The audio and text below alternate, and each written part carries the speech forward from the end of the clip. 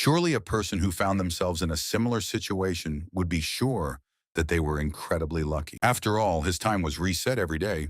He spent money without hesitation and indulged in the most incredible entertainment. However, such a life could get boring very quickly. And then a person began to test his fate by committing insane crimes. But even this would soon cease to bring interest, since any consequences of these actions were invariably nullified. In this state, maddened by the monotony, the person intended to end his life, but even this was impossible for him. Wu Qing thoughtfully held a glass in his hands and shared these thoughts with his beautiful companion.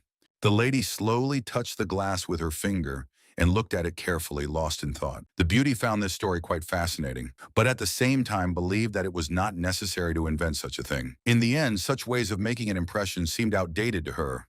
Wu Qing, in response to her skepticism, claimed that he was telling the truth, and during all the time he spent in the same day, he learned many languages and perfected a variety of skills. After that, the guy arrogantly stated that, having such an incredible experience of a long life, he met this girl only for the sake of night entertainment. His companion looked down at her phone and texted a friend, saying she thought this guy was suspicious and expected support.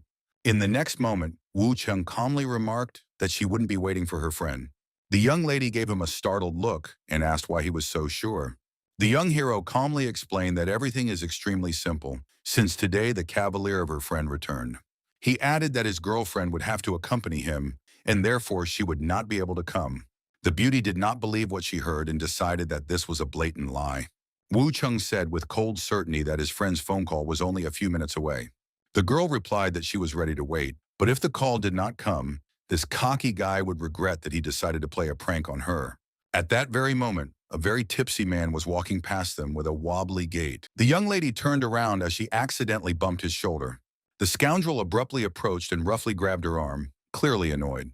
After that, he said that he would not tolerate such treatment and that the girl allegedly almost killed him. The frightened girl tried to find out who was standing in front of her and felt a growing alarm.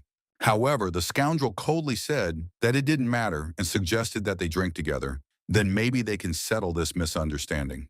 At that moment, Wu Cheng intervened and demanded that the vile person immediately stop this farce.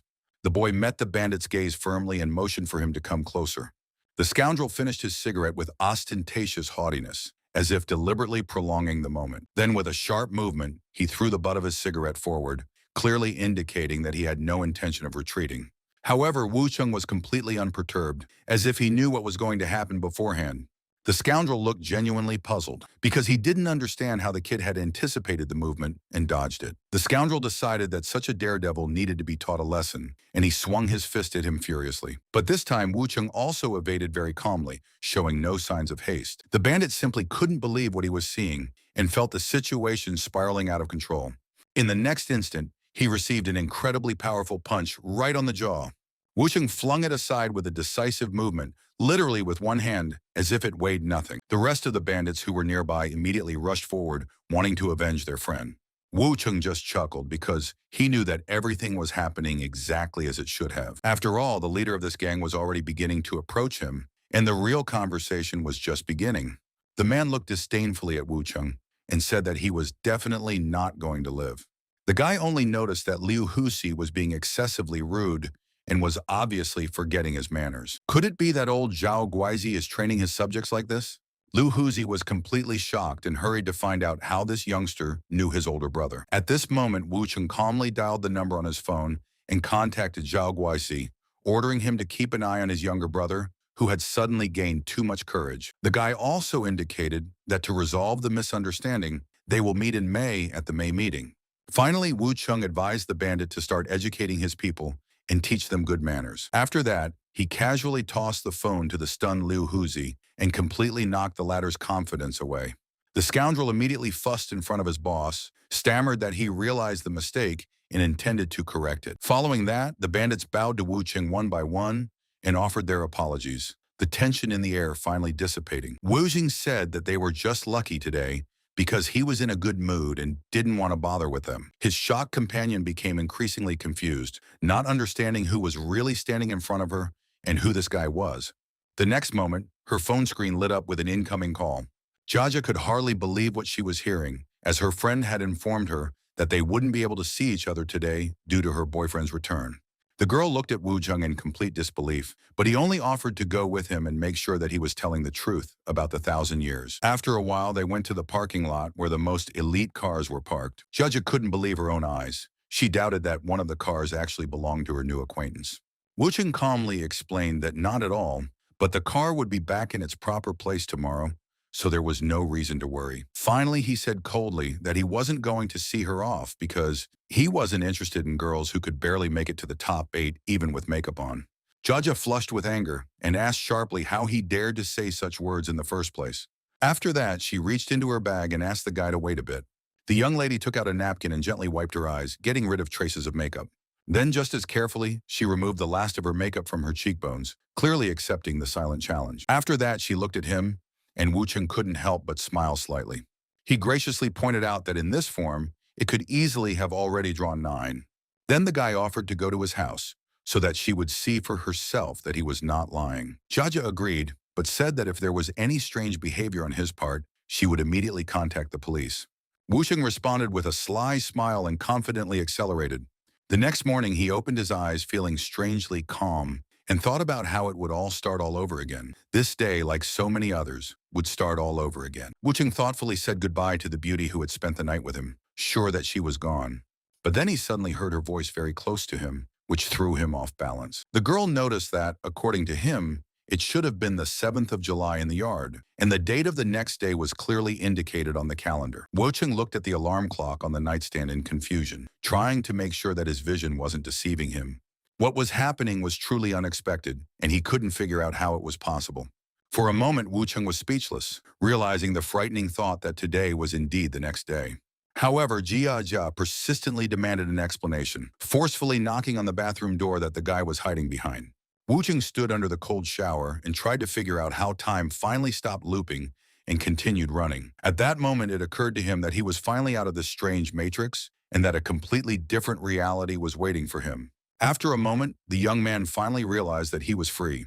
Unexpectedly, a notification was heard nearby that the host had successfully passed the 1,000-year trial and the spatial reincarnation system had been activated. The young man thought that this had finally really happened, and the tension inside him began to ease. In the next instant, the guy looked at his stats intently and carefully assessed the changes. His basic abilities were still normal, but his mental parameters were truly exorbitant. In addition, it still had the ability to reset time, but now with clear restrictions and conditions. When used repeatedly throughout the day, this ability required significant points, whereas 1 or 2 resets didn't carry much cost, so Wu Cheng now managed time. Previously, he was just an ordinary student, but now he had a lot of upgraded skills and honed skills. Endless thousands of rebirths clearly benefited the hero and turned the past curse into a source of strength and a new future. Now that time had finally returned to normal, Wu Cheng was able to fully utilize his skills. Jia, meanwhile, listened warily to the sounds outside the door. Couldn't help but wonder if this guy had gone crazy. A moment later, the door opened and Wu Cheng stepped out, looking surprisingly calm. Smiling, he declared that this day was the best in his entire 1,000-year life. However, in the next instant, sharp, convulsive bangs were heard on the apartment door, and angry voices were heard warning that the guy would not be well because he had stolen their boss's car. Judge cautiously approached the peephole and tried to see what was happening outside. On the other side of the door were several burly men, clearly intent on violence. The young lady turned sharply to her companion and accused him of being the cause of all these problems. Wu Cheng responded by admitting that he had not expected this development. But since the car belonged to the big bandit Wan Chuanyuan, a showdown could not be avoided. 15 years ago, this guy studied at the technical faculty and was considered very promising, until a fatal accident did not ruin his future, when he was forced to take revenge on his enemies for the death of his parents. When Wan Chuanyuan was released from prison, he decided to make a name for himself in criminal circles by relying on his brilliant intelligence. Over time, this man became incredibly influential and dangerous. Jaja couldn't believe that her friend was so desperate to cross the path of such a bandit. In response, the guy thoughtfully said that Wan Zhuanyuan wasn't the most serious problem. He reminded me that he had given his name as Mr. Li the day before, and that such an impertinence could have been repaid much sooner. Jaja anxiously asked what he was going to do next, and couldn't hide the tremor in her voice. The young man calmly replied that nothing terrible would happen, and at the same time only smiled. The young lady looked at him in complete confusion, not understanding why he was so sure. Wu Cheng explained that he was only going to reset the time once, and everything would work out by itself. Thus, the process of resetting the future once started and gained momentum. One point of space and time was used up to pay for this procedure. In the next instant, the system displayed a notification that the reset process was completed successfully. Jaja was still standing in front of him, telling him that the next day had finally arrived. Wu Cheng was mentally relieved to realize that time had indeed reset to zero and returned to morning. He stood up abruptly and told her not to ask any questions, but to get dressed as quickly as possible. The next moment, the young lady suddenly bit his finger, clearly expressing her indignation. After that, she said that she hadn't expected an explanation, but that her hasty decision to throw her out of the door was too unexpected. Wu Cheng explained that he had stolen a car from a very powerful man, so he had to act very quickly now. At the same time, he noticed that Jia didn't have to worry, because no one would go against a famous person like her. The young lady immediately decided to take advantage of the situation and replied that since he knew who she was, it was time to start begging to settle all the problems. Wu Cheng noticed that she probably wanted to hear the pleas as much as she had last night. Jia angrily pulled away and promised that she would still beat him up one day and didn't hide her annoyance. And the hero said that he knows a person who can help even without her participation. It was about a very, very interesting girl, whom he remembered with a special expression. Wu Cheng was confident that he would be able to contact her directly if necessary. Meanwhile, an intense chase was unfolding on the road, and the situation was rapidly spiraling out of control. One of the bandits pulled out a gun and began to threaten. He demanded that the guy immediately stop. Jia was startled by the appearance of the weapon, but Wu Cheng only said that it was even more interesting. After that, he sharply accelerated and told his companion to hold on tight and is preparing for a sharp maneuver. Wu Cheng clearly understood that if he fell into their clutches, it was unlikely that he would be able to survive. At this moment, the pursuers were determined to catch up with the scoundrel at all costs. Meanwhile, young Miss Li's phone rang, and the beauty heard a voice that made her go numb. Wu Cheng said that her recent actions threatened to be a complete failure because a traitor had appeared in their entourage. He also hinted that he had his own sources of information, and that if the lady wanted to know more, a meeting with him might be useful. In the next instant, the car jolted violently as the collision occurred, and the tension on the road reached its limit. Despite this, Wu Cheng continued the conversation, saying that one of her subordinates could easily pick him up for a personal conversation right now. And this determination made the lady very interested in this daredevil. Meanwhile, the pursuers were getting closer, and they weren't going to back down. Jia anxiously noticed that the situation was becoming critical, and they were almost caught up. Wu Cheng confidently turned the steering wheel and said that the opponents would not succeed. The guy maintained complete control over the situation. In the next instant, they were already rushing forward on the road, cutting through space with speed. The guy swung the car around the corner without slowing down. The bandits watched in complete shock at this insane recklessness, without having time to react. Wu Cheng quickly sped forward and soon left his pursuers far behind. The mad race continued for just a few more moments. When they finally stopped, the young man informed them that they were already at Jia's house. The young lady, still in a state of shock, looked out the window. Behind the glass, a large mansion really towered. The beauty couldn't understand how he knew her place of residence. The next moment, she cut herself off because this lunatic will still start talking about the 1,000 years that he allegedly lived over and over again. Finally, Jia remarked that her friend was a great driver. Wu Cheng replied that he had died many times before he could learn to drive so well. At the same time, he advised his companion not to study in this way, since he had countless attempts and she only had one life. Although Jia didn't believe her, she offered to exchange numbers just in case. Wu Cheng slammed on the gas and shouted that he would call her himself. The lady glared after him, thinking that they'd had a wonderful night and he hadn't even left a room.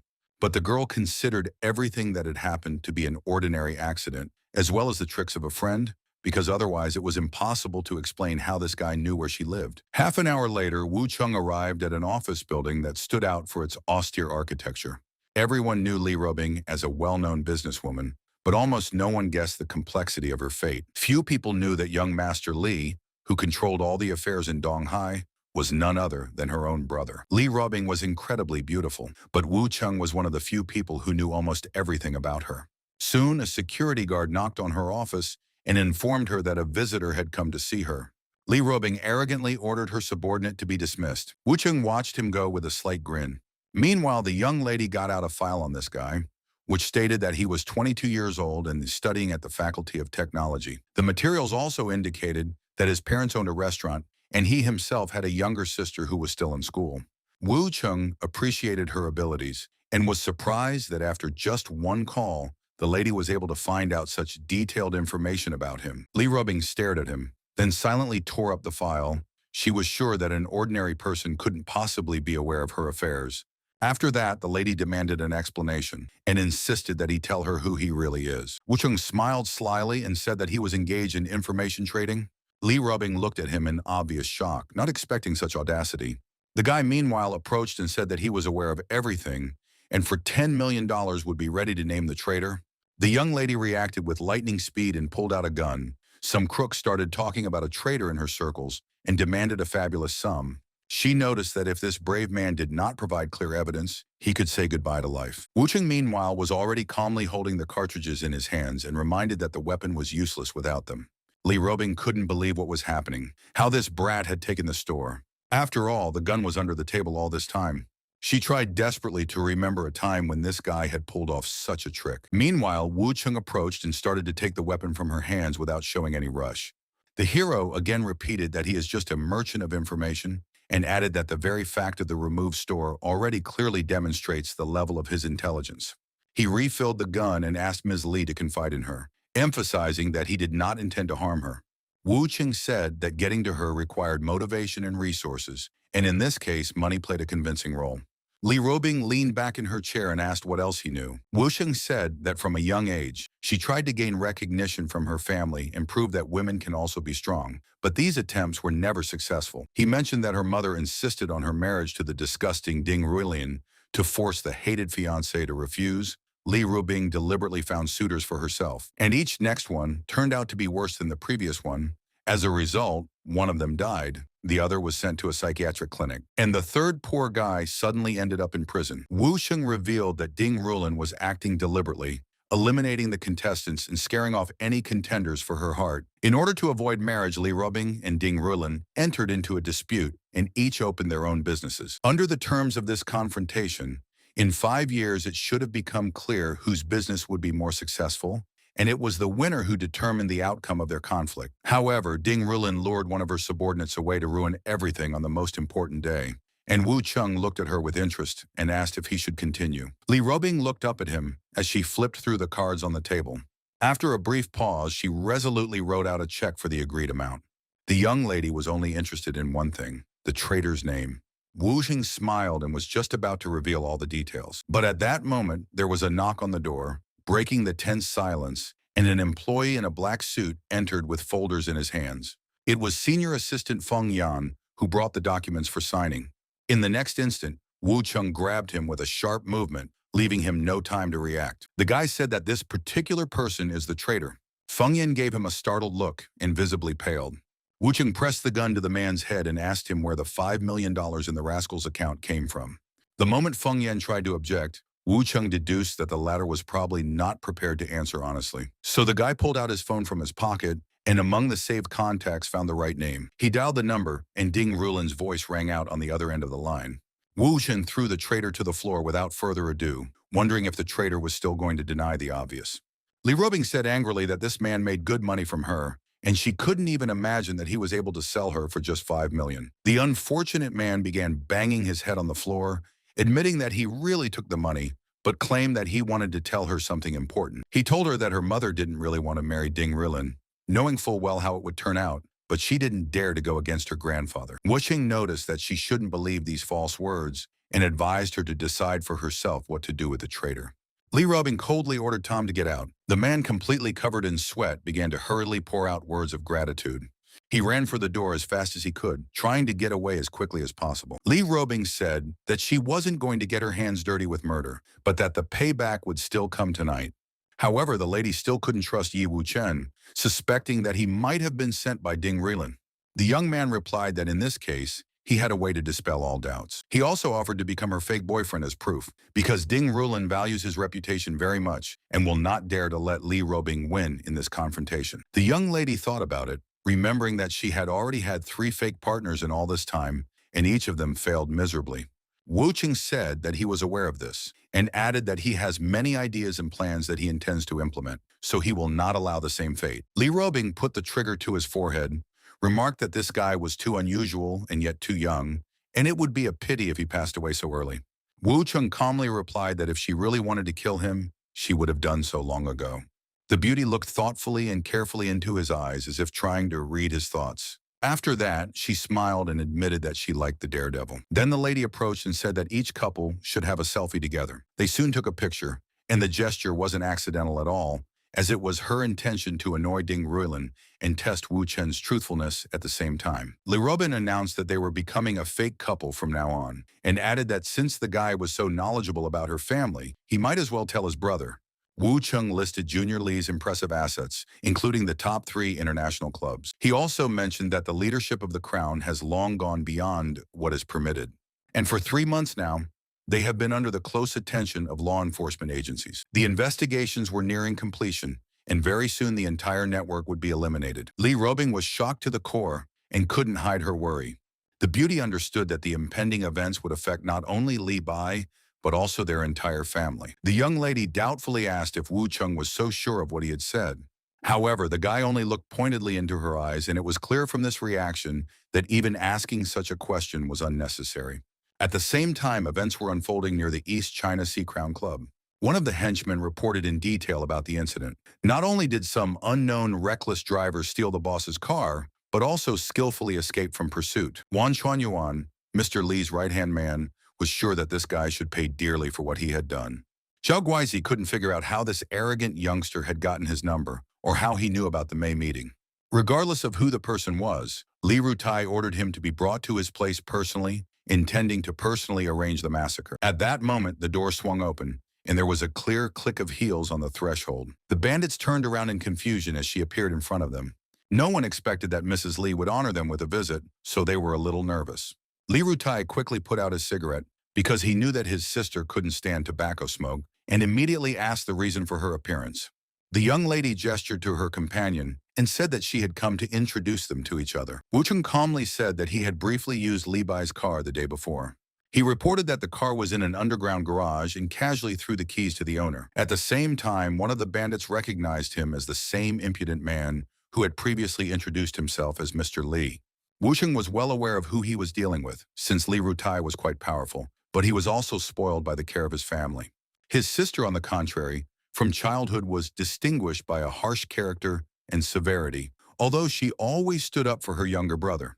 But sometimes she still had to put him in his place, which made Li Rutai both fear and respect her. Now he cautiously pointed a finger at Wu Chen and asked who this guy really was. Instead of answering, Li Robing approached him and abruptly grabbed her brother's ear. After that, the girl sternly stated that his son-in-law was standing in front of him. Li Rutai screamed in surprise as he completely didn't understand how such a thing could have happened in the first place. The other bandits were also taken aback, as they clearly did not expect such a development.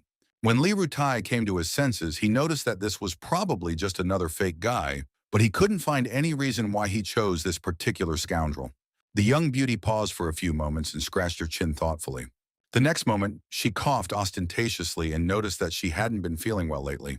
She then approached Wu Chen and placed the blame for her condition on him. The guy quietly informed her that she was clearly overdoing the drama for such a small scene. Li Rubbing suggested that he was probably just afraid of her brother, but Wu Qing said that wasn't the reason at all. After all, it seemed that a little more, and the poor fellow Li Bai will have a stroke. The guy couldn't wrap his head around what was happening, and he didn't know if his sister had gotten pregnant by this guy. It didn't look ugly, but it didn't suit her usual taste at all. Li Rutai knew very well that Li Robing always preferred older men, but certainly not such brats. In the next moment, a hunch flashed through his mind that this scoundrel might have been deceiving her. A girl in love, in his opinion, easily lost her mind and stopped thinking straight, which is why his brother swore to himself that it was his duty to save her. After a moment, he sternly inquired about the circumstances of their acquaintance. Wu Qing said that 3 months ago, Li Robing was looking for graduate students. The young lady thought to herself that this was indeed the case, but she didn't know how this guy could have known about it. Li Jitai, in turn, said that in 3 months it is impossible to really know a person, and that his sister could easily be mistaken about him. Besides, the guy knew that the guy had left the club in the company of some girl. Li Robing glanced curiously at her companion. The guy calmly explained that he was with Jia, Mushihai's daughter at the time. The old man who owned the East China Biomedical Group, Wu Cheng, saved her from a moron who was molesting her. This company had enormous influence. Mu was a huge dragon, and his subordinates were snakes. If Mr. Lee's men harmed Jia, they would all have to pay dearly for it. It was possible to fight against such a force, but the price was too high, and Li Rutai muttered that he generally agreed that his mutt had been extremely unwise. Li Robing, meanwhile, noticed that her brother was nervous, which she didn't expect at all. But she said out loud that it was time to end the conversation and get down to business. After that, the young lady reported that someone intended to take over the Corona Club network. The bandits were completely shocked and began to wonder how such a thing was even possible. Li Jitai was sure that this couldn't be happening, because if it did, he would have been the first to know about it. Wu Qing explained that it was because of the videos he sent, as well as his negative relationship with Shehu. Li Rubing angrily stated that her brother should have finished with this man a long time ago and had nothing to do with him. Wu Chung added that Shehu was indeed far from a saint and had now completely overstepped his bounds, shifting all the blame to Li Bai. The guy couldn't figure out how this guy got this information. However, Wu Chung said that it didn't matter, since he only said it for Li Robing's sake. This lady had pierced his heart, and he didn't want to see her sad. But this explanation did not suit her brother at all. The guy flushed with rage and said that if he did not hear a clear answer, then Wu Chung would say goodbye to life right here. Li Jitai couldn't understand why his sister was fascinated by this guy, but he promised that he would not ignore what was happening. Wu Chung noticed that it was actually quite simple and that only a few people in all of China knew about it. He said that 4 months ago, a certain Lai Bao, the deputy head of the Eastern Police Department, launched an investigation into the Corona Club chain. Thus, several investigators disguised themselves as ordinary visitors and collected a sufficient amount of evidence. After that, the young hero wrote several names on the paper. These were exactly the people who were working undercover. Li Rutai stared at him in complete shock and couldn't believe his ears. He then ordered his men to rouse everyone and prepare their weapons. Zhao Guizi replied that they were ready to carry out the order and check everyone on the list. Li Rutai angrily turned to Wu Chung and warned that if he lied, he would be in trouble. However, the youth calmly sat down on the sofa and asked how much money Li Rutai was wasting. Li Rutai was looking through the CCTV footage, and a heavy silence fell in the office. Finally, the guy gripped the camera fiercely. Li Rutai couldn't believe that the records actually contained people from this list. Wu Ting, meanwhile, warned that if even one of them disappeared, the police would immediately raid all of them, because investigators already have evidence on the casino. Li Rutai was at a complete loss as to what to do. Wu Chung remarked that instead of rushing into action and going straight to jail, it was better to think carefully now. Li Rutai glared at him and thought that this guy knew a lot more than he was letting on. Wu Chung, meanwhile, ordered his friend to return the men who had been sent on the sortie. The major signaled, and the subordinates obediently moved away. After that, Li Rutai looked at the youth again and asked what to do next. Wu Chung replied that he was waiting for an apology first, and only then would he be willing to help.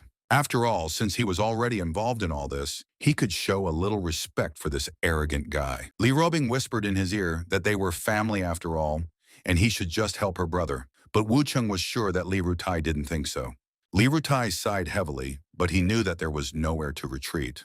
After that, he told Wu Cheng to relax and not hold a grudge, because now he is considered his own person. The guy explained that he initially thought that Wu Cheng was cheating on his sister. Although the hero did not believe in the sincerity of these words, he still decided to help for the sake of Li Robin, and first of all, he advised to get rid of Shehu. This oligarch loved to party in his villa, surrounded by girls and alcohol, and there it was quite possible to fake his accidental overdose. Li Jitai noticed that this was indeed a good idea.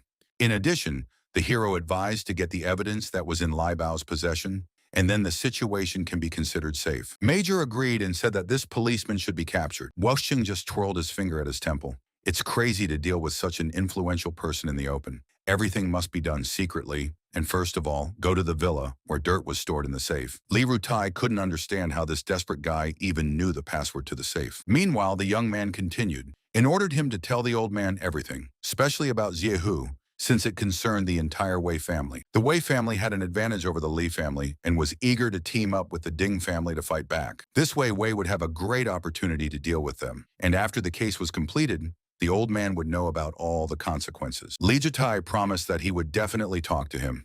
However, the icing on the cake was Wu Chin's order to set the club on fire. Major couldn't understand why it was necessary at all. Wu Qing explained that a little arson would make them look like victims. If the guys fulfill this condition, then full success is guaranteed. In the next moment, Li Rutai felt his sister grab his ear. The girl asked him how far he had understood all this, and the unfortunate man stammered that he understood everything. But right after that, his phone rang. Still in shock, Li Rutai walked to the desk and picked up the phone. On the other end of the line, they reported a loss of 2 billion in a card game. This news was outrageous, and Li Jutai needed to go deal with the situation immediately. Wuding said that it was Shen Guangjoyun, the owner of Fusheng Aluminum, and Li Rutai was once again surprised at how he knew everything. Meanwhile, events unfolded near the club. There was a lively atmosphere inside, and many of the patrons were enthusiastic about playing at the casino. There was laughter and cheerful conversation at the tables. Wucheng knew that Shen Guangjoyun had arrived yesterday and searched all of Macau for gambling experts to cover up his recent disgrace. If you lose at the casino, such a person will always be known as a loser. Therefore, Shen and Jihu built a business based on connections and cheating small gangs in gambling. The casino principle was simple: let them win a little and then take it all away. Shen Guangjoyun lost billions and used his connections all over the world to restore capital. At one point, he discovered that many people had lost money just like him. He told the Wei clan about it, and when they looked at the cameras, they found a very interesting recording, after which they turned on the Li family. Under normal circumstances, Shen wouldn't have hired an expert, but now he realized that the Li family had already been partially defeated. Li Rutai was furious and decided that this scoundrel would regret getting in his way. Wuxing noticed that his brother was too nervous to jump to conclusions. Meanwhile, the guys arrived at the office, where an intense game was taking place. Shen Guangjoyun was delighted with his victory. The disgraced Shunt Zhu was forced to admit his mistakes. The guy was sure that he was rich and powerful. The next moment, he heard footsteps behind him and the sound of a door opening. Li Jitai said that he was a real lucky guy today. Shen Guangjoyun replied that he couldn't argue with that. He was sure that Mr. Li had a whole society of good experts who played beautifully. Wu Cheng said that this was a very dubious assumption. After that, he picked up the cards with ease and deftly shuffled them. He added that Mr. Shen Guangjoyun might have the honor of playing with him now. However, he didn't take this youngster seriously at all. After all, they had already lost 2 million to him today. Why would they want more? Li Rutai also didn't quite understand if his son-in-law was a gambler. Shen Guangjoyun was sure that the secret of victory was his incredible ability to read any actions of the opponent, and he doubted that this young man was capable of such a thing. In turn, Wu Cheng thought that just looking at his arrogant expression was enough to understand everything. At this moment, Li Rubin abruptly approached him. What was he even up to? The guy said that there is no need to worry. He can easily win in any casino in the world. Meanwhile, the chips were placed, and a tense atmosphere hung in the room. Wu noticed that his opponent wasn't looking at the cards, which was probably a normal strategy. After that, the hero calmly showed his card. The opponent noticed that in this case, the young man will be the first since his hand is older. The guy placed 500,000 as a bet without hesitation. The player busily adjusted his glasses, smiled slyly, and agreed. Thus, the game finally began, and the table was filled with intense anticipation for the first move. In the fourth round, the opponent again chose a pass, deliberately waiting for the right moment and testing the opponent's patience. So the eighth round passed slowly and without sharp turns, which showed an advantage for Chen. Then came the 15th round, and here each card was already perceived as a possible turning point of the entire game. Then came the 21st round, by which time the game was noticeably delayed, and the tension at the table only increased. Finally, Wu Cheng looked at his opponent and said that he had once again won a landslide victory in this difficult game. The guy was increasingly doubting the real abilities of his opponent and did not understand whether he was hiding a well-thought-out strategy or really inferior in skill. Shen Guangjoyun was still sure that Mr. Li was just lucky. This youngster couldn't expect an easy victory after all. He was already trapped. His player had once said that it was a special tactic to lose first in order to learn more about the opponent. Li has already lost more than 200 million, and it is unlikely that he will have the sanity not to refuse to continue. In addition, if the young man suddenly fails, the casino will always throw in the right card. Meanwhile, the 30th round was already underway. Wu Cheng didn't hesitate to announce a bid of 1 million. His opponent decided that the guy relies only on luck and supported the bet. After a while, Wu Cheng raised another 1 million. The opponent was sure that everything was going according to plan and declared all in. Li Jitai was calculating in his mind that his son-in-law definitely had a chance. But the situation was still slippery and far from guaranteed victory. After a few seconds, Wu Cheng calmly announced all in. The opponent sarcastically remarked that this amount looked too modest and asked if the guy would have the opportunity to add more. Wu Cheng looked at him indifferently and asked him exactly how much was required. At that moment, the girls entered the room and carefully placed the chips on the table. Without further ado, Wu Cheng increased the bid by another 5 million. The opponent washed his hands carefully and noticed that the guy only holds his palm on key cards. He was almost certain that it was an ace, and he thought that his opponent was too greedy and would have bet all of 50 million in the next round without hesitation. Li Robing leaned over to Wu Chen and quietly asked what card he was holding. The young man calmly replied that it wasn't an ace at all, contrary to everyone's expectations. Then he made a move and said that he only had a deuce in his hands. The opponent was momentarily dumbfounded and couldn't believe what he was seeing, but soon he pulled himself together, decided that he would still have time to recoup. Thus, the 31st round has already started. The tension in the room was getting worse by the second. The opponent looked at his card. It was the 9 of diamonds. He reasoned that their hands were even, and if the opponent had a 9 of spades, there was no way he could beat him, because the probability of all 4 nines appearing in one game was negligible. After a moment, the guy looked up at Wu Chen and noticed that he hadn't even looked at his map again.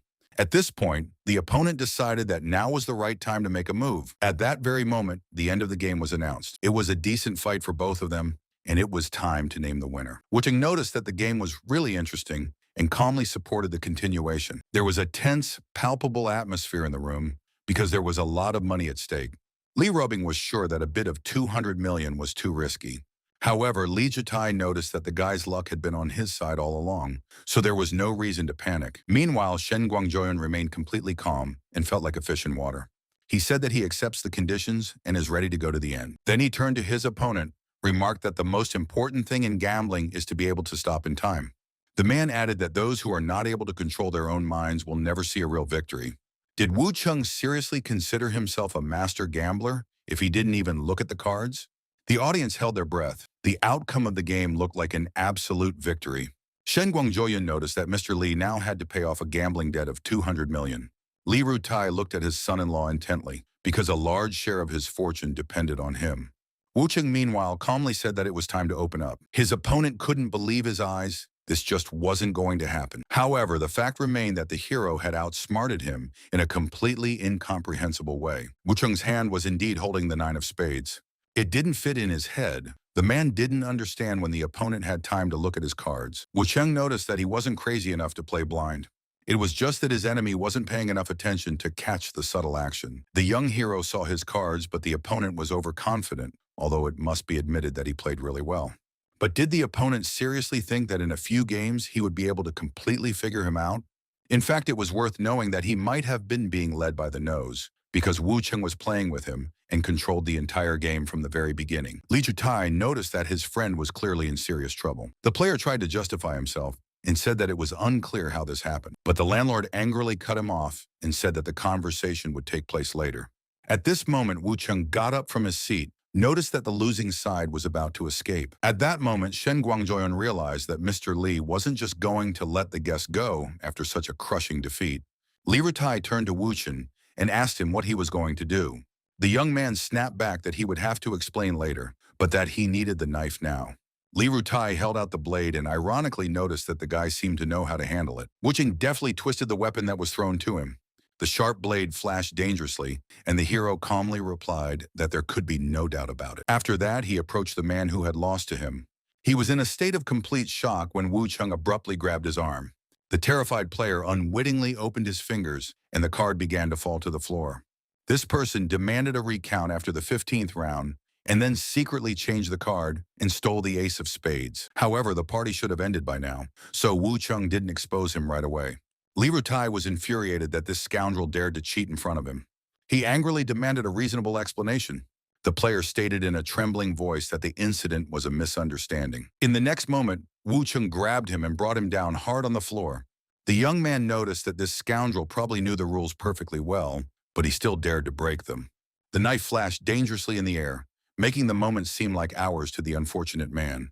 Wu Cheng angrily said that it was time to get what he deserved. The man, completely shocked, screamed as he felt a cold metal point on his arm. At that moment, Wu Cheng turned to Shen Guangjun and demanded an explanation. He hastily replied that he was completely unaware that his player was cheating. Wu Ting returned the knife to its owner and added that he was leaving now. It was time for him to rest. Finally, he reminded that in this club it is better not to return to such things again. Li Robing caught up with him and tensely asked him to answer only one question. The young lady asked what it felt like to cut off people's hands. The guy replied that, of course, this is quite unpleasant. The beauty looked after him thoughtfully as Wu Cheng turned around and headed for the door.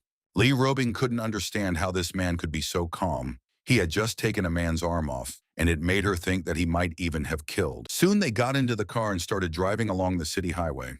Li Robing was surprised at how skilled her friend was as a player.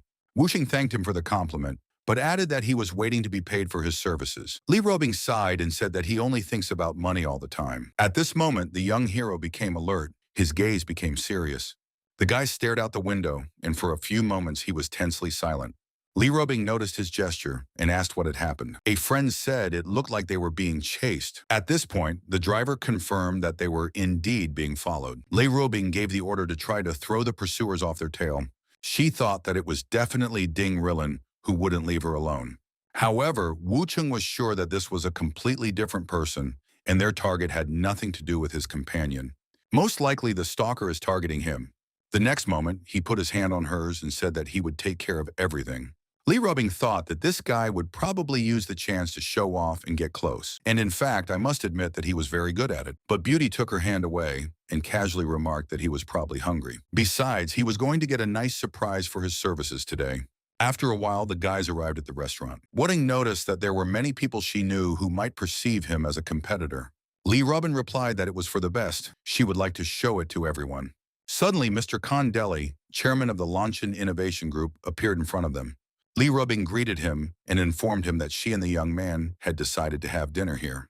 Then she introduced them to each other. Han Deli extended his hand to greet Wu Cheng and said that this young man looked quite impressive. Wu Cheng shook his hand and thanked him for the compliment. The man, meanwhile, quickly checked his watch and apologized for interrupting their date. He also said that a client had just arrived and needed to leave. Li Robin said that Han Deli is a great person, very friendly, and in addition, is an official of the East China Chamber. The companion replied that he didn't need an explanation because he already knew everything. Li Robing quipped that her friend was certainly the best businessman in the area. Wu Cheng retorted that there were probably very few people who would want to meet her. The lady agreed, adding that there are really a lot of envious people around. And among women there are many competitors, but it is stupid to consider her as an enemy. Wu Cheng nodded his head and agreed with these words. At this moment, a girl approached them, who noticed that Mrs. Li had made a new boyfriend. Liu Kashu was a native of Donghai City, and 7 years ago she married Lu Guangyan, the chairman of the Donghai Jewelry Company, and bore him a son. Later, with the support of her husband, she founded the Yongzhou Fashion Corporation. This lady was one of the main competitors of Li Robin. She noted with a sneer that Li Robing was already 27 years old, while the youth was barely 20, which was funny. In response, Li Robing said that it was only out of respect for Liu Laoban that she took these words as a joke. Lu Chaishu said that her friend still cares too much about what others say. This remark made Li Robing lose her temper, and she angrily demanded to stop. At this point, Wu Cheng intervened, saying that he would sort it out for himself. After that, he carefully looked at the young lady. Liu Kashu met his gaze with disdain, and there was silence between them for a few moments. Wu Cheng continued to stare at her and scratched his chin thoughtfully. Liu Kashu asked what exactly he was staring at. The guy replied that it seemed like he had met her before. Then he added that there can be no doubt this lady previously worked in the club. The girl slammed her hand down on the table in a sudden nervous gesture.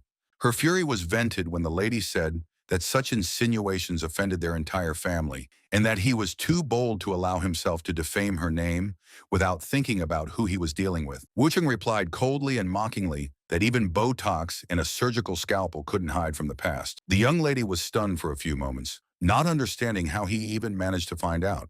The thought that this was about events from 10 years ago that no one was supposed to remember added to her confusion. Li Robing, meanwhile, noticed that her friend was obviously too knowledgeable, which suggested that he was seriously connected. The guy said that this is not all, and that the most interesting thing is yet to come. At this moment, Lu Guangyan, the chairman of the Donghai Jewelry Company and the vice president of the Donghai Chamber, suddenly approached them, clearly intending to find out what was going on here. Liu Chaishu reacted instantly, quickly approaching him and taking the victim's position. In a tearful voice, the lady complained that this guy had humiliated her, allowed himself to hint at her past work in a nightclub. Lu Guangyan coldly promised to investigate and immediately asked who this young man was. Li Robing calmly reported that this was her companion and the person she was meeting, named Wu Cheng. Lu Guangyan sharply expressed his indignation, saying that such an insult to his wife was tantamount to a personal challenge to himself. Wu Cheng, without showing a trace of embarrassment, replied that there was a person who could handle this situation. Lu Guangnian pointed out with obvious disdain that even being close to Lady Li couldn't protect this youngster. Wu Xin replied that it wasn't about her at all, then slowly looked around as if searching for someone in the hall. After a moment, he called out Ma Huanfan's name, and it sounded like a stone being thrown into water. Lu Guangnian was even more shocked, as he couldn't figure out how this young man knew a name that he would rather never hear again. Li Rubbing, meanwhile, was at a loss as to why a single name would cause such a strong reaction from a respected businessman. Wu Chen calmly remarked that he was willing to discuss this topic in more detail. Lu Guangnian gave him a hard, stern look, but he didn't argue. Wu Chen said that he had several very interesting stories, and the first of them directly concerns the wife of a businessman. 10 years ago, at the instigation of her lover, Lu got a job in a nightclub, hoping to make a quick living and find the right opportunity to change her life. It was there that she noticed an extremely wealthy client, a tough-minded man who made a fortune in demolishing buildings and was often at the center of conflicts in his youth. Once this man found himself in a hospital where the doctors gave a merciless verdict. They declared him infertile and completely unable to have children, even with the help of modern technologies. The guy shared this news with Liu Yi, and it was then that a dirty and carefully thought-out plan matured in her mind. The lady went under the knife of a plastic surgeon, completely changed her appearance, abandoned the former name of Liquan, taking a new one, Kai Shu, and after that became the mistress of a rich client. 3 months later, she became pregnant, and a boy was born who, of course, had nothing to do with that very wealthy client. It wasn't hard to guess that the doctor would have demanded a DNA test at the slightest suspicion, so it took an impressive amount of money to bribe the doctor, which could shut up even the loudest conscience. Mr. Liu, who was the one we were talking about, couldn't help but notice that the child was completely different from him, but he chose to ignore the obvious, not wanting to face the truth. The final part of her plan was to have an accident that would kill the man and leave his entire fortune in her hands without further ado. Lu Guangnian absolutely refused to take the story seriously and considered it a ridiculous and insulting fiction. But Wu Cheng added another detail, claimed that her alleged cousin who works in their company is actually the bitch's lover. Moreover, the two of them still continued to maintain a relationship, hiding behind the mask of family ties. They met yesterday afternoon on the company's landing, in a place where there are usually the fewest people, and this fact is easily confirmed by surveillance footage. But if she had any doubts, Lu could ask her directly and see if she dared to tell the truth. It was time to really put this girl in her place and stop the act that she had been putting on for too long. Lu Guangnian resolutely walked towards Liu Kaishu and immediately addressed her, not hiding his growing annoyance. The man demanded to explain exactly where she met with her brother the day before. The girl, without batting an eye, confidently stated that they had spent the whole day in the office. However, Lu Guangnian had other information, according to which they were leaving for a meeting with a client, and they were not in the office. And if they wanted to, they could easily check everything with a single call. Frightened, Liu Kashu hurriedly confused her statement, stating that it was true that they went out for a meeting around 2 or 3 o'clock in the afternoon, and then came back to discuss the advertising promotion. After saying that, Lu Guangnian only slapped her angrily in the face and shouted out that he had long known about their secret relationship. The angry man immediately ordered her to leave immediately. He didn't want to see her around anymore. After that, the businessman said that the conversation was not over yet, and the ashamed Liu Kaishu, clutching her flushed cheek, left the hall in a panic. Remaining in place, Lu Guangnian grimly apologized for causing this scene to unfold in front of everyone present. Li Rubbing calmly replied that they didn't think much of it and weren't going to take it outside of this evening. Lu Guangnian was still in a heavy state of confusion as to whether this unprincipled girl had ruthlessly taken advantage of his desperate desire to have children.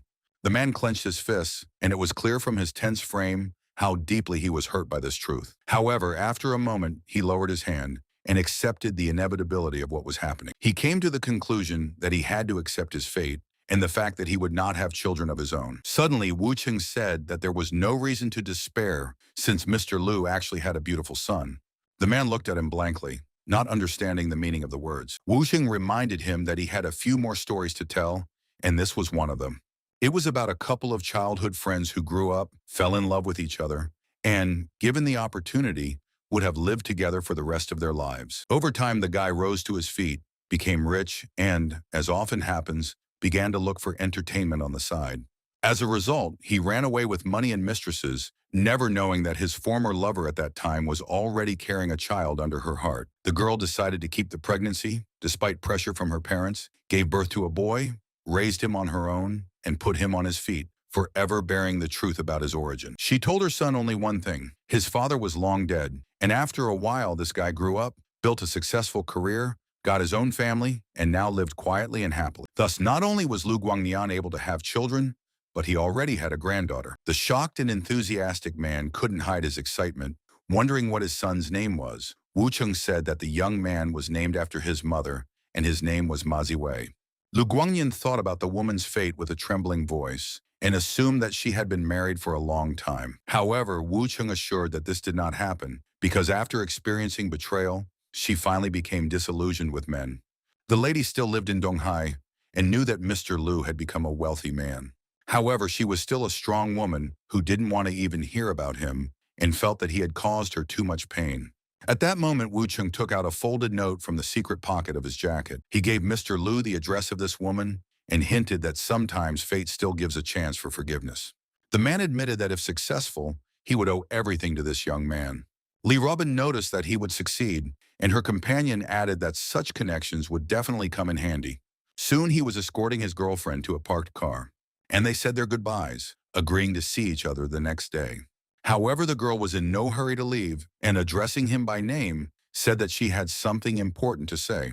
Wu Cheng peered through the darkened window of the car, waiting for an explanation. Without saying a word, the lady suddenly pulled him to her and kissed him. Then she whispered that Ding Relin was constantly watching her, even if he was now choking with anger and envy. Wu Cheng was slightly embarrassed and noticed that this was her first kiss. In response, she said that what happened was just part of their agreement. Wu Cheng muttered that she had acted surprisingly harshly, so much so that his lips still hurt for a while. Finally, the car pulled away, and he gave her one last wave of farewell. At the same time, a light was still on in one of the windows of the multi-story building. Jaja turned to Lily and complained that she was terribly hungry, but Lily coldly replied that it was still early to eat, and she needed to wait for that bastard. The other woman looked at her friend with obvious disappointment. Lily said irritably that the scoundrel had just brainwashed her, and that she wasn't going to let it go that easily. The lady was confused because she had not told him anything and did not understand how he knew so much about her at all. Lily, on the other hand, just wanted to teach the bastard a good lesson. Jaja lowered her gaze dejectedly because she only wanted to ask about him and didn't expect such a violent reaction at all. Just then, footsteps were approaching down the corridor. The two girls instantly stopped bickering because he suddenly appeared in front of them. Wu Cheng himself calmly walked inside and greeted them. Lily immediately claimed that he was a cheater, but the guy only ironically remarked that if he was such a villain, then you should be wary of him. The lady stiffened, readied her baton, and demanded that the man should not even dare to approach her friend. Wu Cheng just took his keys out of his pocket and strode forward, intending to just open the door. Lily was furious at being ignored, so she snapped and angrily sent him away. Wu Cheng, without even turning around, said that the girl should look after her boyfriend because Hu Jiawei was cheating on her.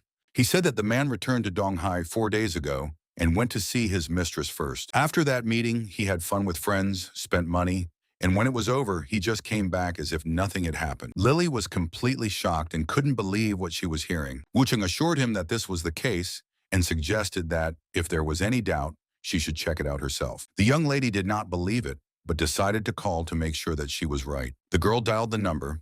The man said that he was at home, but he could not check the money in the dresser drawer. This confirmed Chen's words, and Lily resolutely headed forward, intending to clean up the mess and get her revenge properly. Just as her friend was rushing after her, she unexpectedly landed right in Wu Chen's hands. Jaja asked him why he had grabbed her so hard that it was impossible to get out, but all he said was that she was probably just tired. Despite her resistance, Wu Cheng went with her to the room to rest. The next morning, the guy got out of bed in a good mood. He dressed slowly and stretched happily and had a great day ahead of him. While the young man was tying his shoelaces, he inquired about the condition of his companion, but she replied irritably that she hadn't gotten enough sleep because of him. At the same time, a small piece of paper fell on her pillow, and Jia was dumbfounded for a few moments. Wu Cheng said with a slight smile that his number was written there. If they wanted to meet, they didn't have to stay at home and wait for him to return. The girl, visibly cheered, replied that it didn't really matter, but it was clear from her mood that the gesture had an effect. The guy left the house and confidently walked forward and noticed that he was already being watched from a car parked nearby. The hero picked up the phone, quickly dialed the number, and said that he was well aware of the surveillance. Wu Cheng added that he will be in training today, and if there are any questions, they can be resolved there. Despite the fact that he had been practicing martial arts for many years, the guy was well aware that he still had a lot to grow to true mastery, and there were clearly events ahead that would allow him to test this. Yet, he still managed to annoy Ding Rulin time after time, without even thinking about how much trouble it might bring in the future.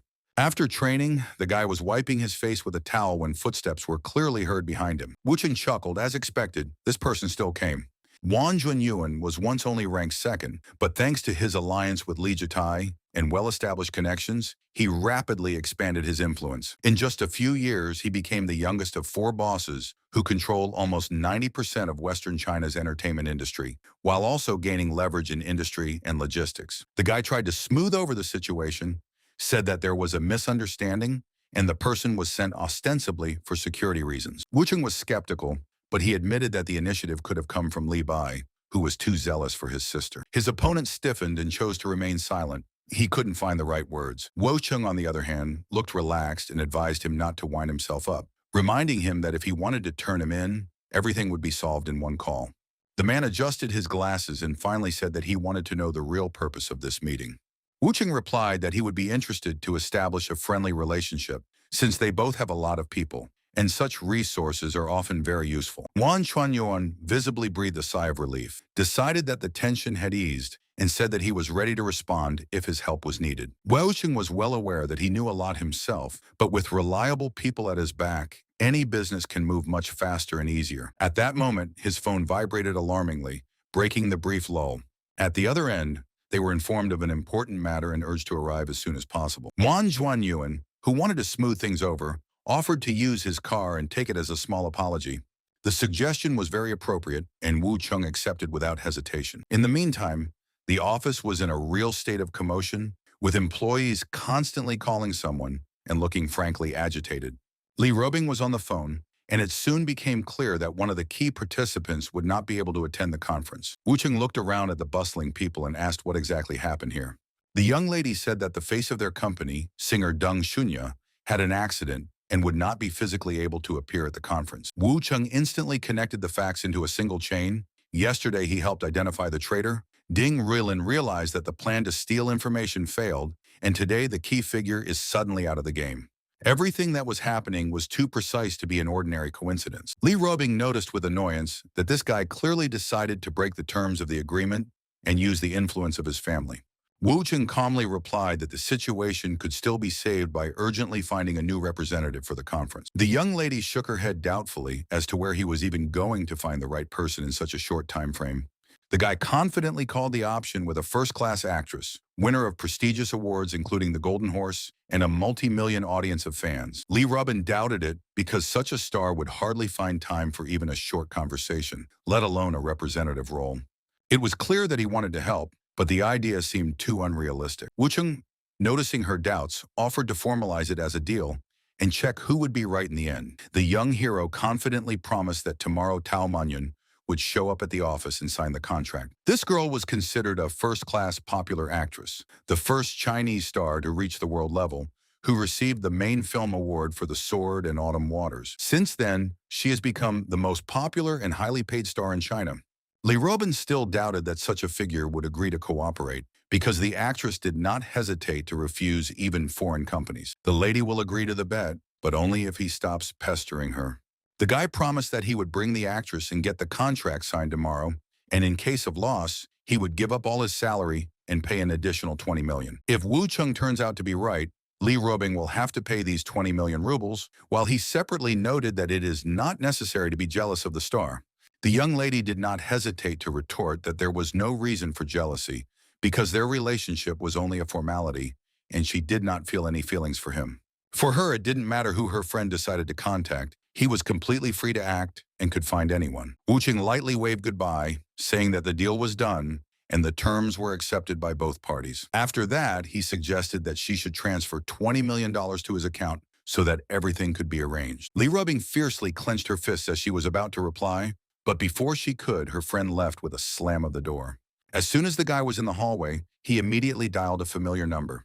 With a slight smile on his face, the young hero said that he had one request. After some time, the hero arrived at the computer club, where he was immediately notified that everything was clean on the site and people were ready.